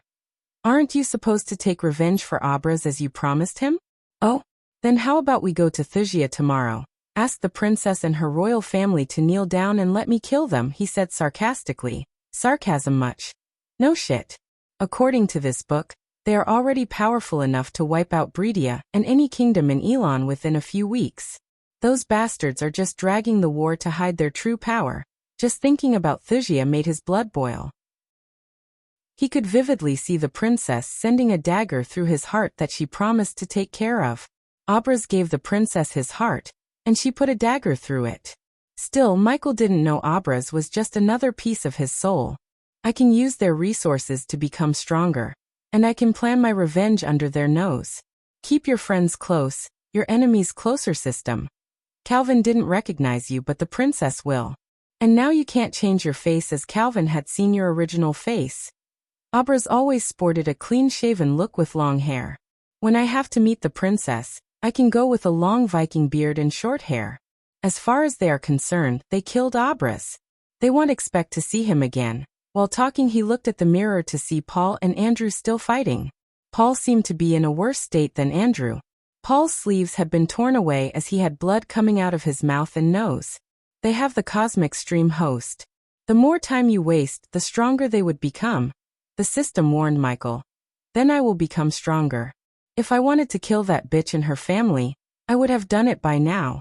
I don't want to kill them. Death is mercy for them. What are you planning to do? In his anger, Michael failed to notice the fear in the system's voice. I will make the princess and everyone they care about experience hell. I don't like to torture people, but I will make an exception for them. I will enjoy every second of it. Anyone who stands in my path will die. Wuxia will burn. The entire room became darker as he spoke. The system noticed his strength slowly increasing. In this world, many cultivators are doing evil shits every day. But the guardians painted me like the manifestation of evil, the Dark Lord.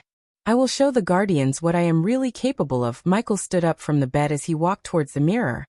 May gods have mercy upon Thusians, 'cause I want at this exact moment. A large tree could be seen on a lonely mountain. The large tree stood alone atop the mountain.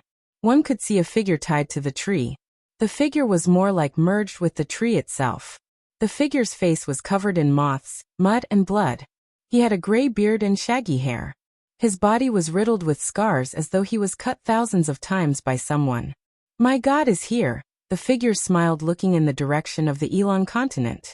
Back in Michael's room, he was staring at the mirror as Andrew stood beside Paul with his daggers against Paul's throat. I surrender, Michael heard Paul utter the words. The crowd erupted in cheers as Andrew plummeted to the ground in exhaustion. In the giant mirrors, Michael saw Imelda clapping in joy with tears of joy running down on her face. He then saw the crowd cheering as loud as they could for the underdog of this tournament, Andrew. Even Claire and the elders of the Sunrise sect were clapping to show their support without having any idea of how Andrew managed to beat Paul. Ding, ding, ding. Suddenly, before the coordinators helped Andrew and Paul leave the stage, 3 loud bell sounds reverberated the arena. The view of the battle stage immediately changed to the VIP stage in the mirror. They all saw King Bredia stand up with a grin on his face. Please, he raised his hand as the crowd immediately became silent. I have an announcement to make. The winner of the Core Formation Championship will be rewarded with the title Baron along with Bradford Barony. For people like Ashton, it wasn't a piece of surprising news, but for commoners, it was another story. Many sounds of gasping could be heard in the arena. The king stayed silent for a few moments before speaking again. And the hand of my daughter, Princess Catherine, in marriage. If you like this chapter, please comment, send power stones. If you really like this chapter and my novel, consider sending me gifts as it would motivate me to put out more chapters. Any criticism, feel free to bash me in the comments. You're tuning in to the Li Mei's Wuxia Whispers YouTube channel. We're so grateful for your support, and don't forget to subscribe to join us on this incredible journey through captivating stories. Your generosity through donations truly makes a world of difference, as it's the primary source of revenue that allows me to expand and enhance this channel for you. Thank you from the bottom of my heart for being a part of this adventure.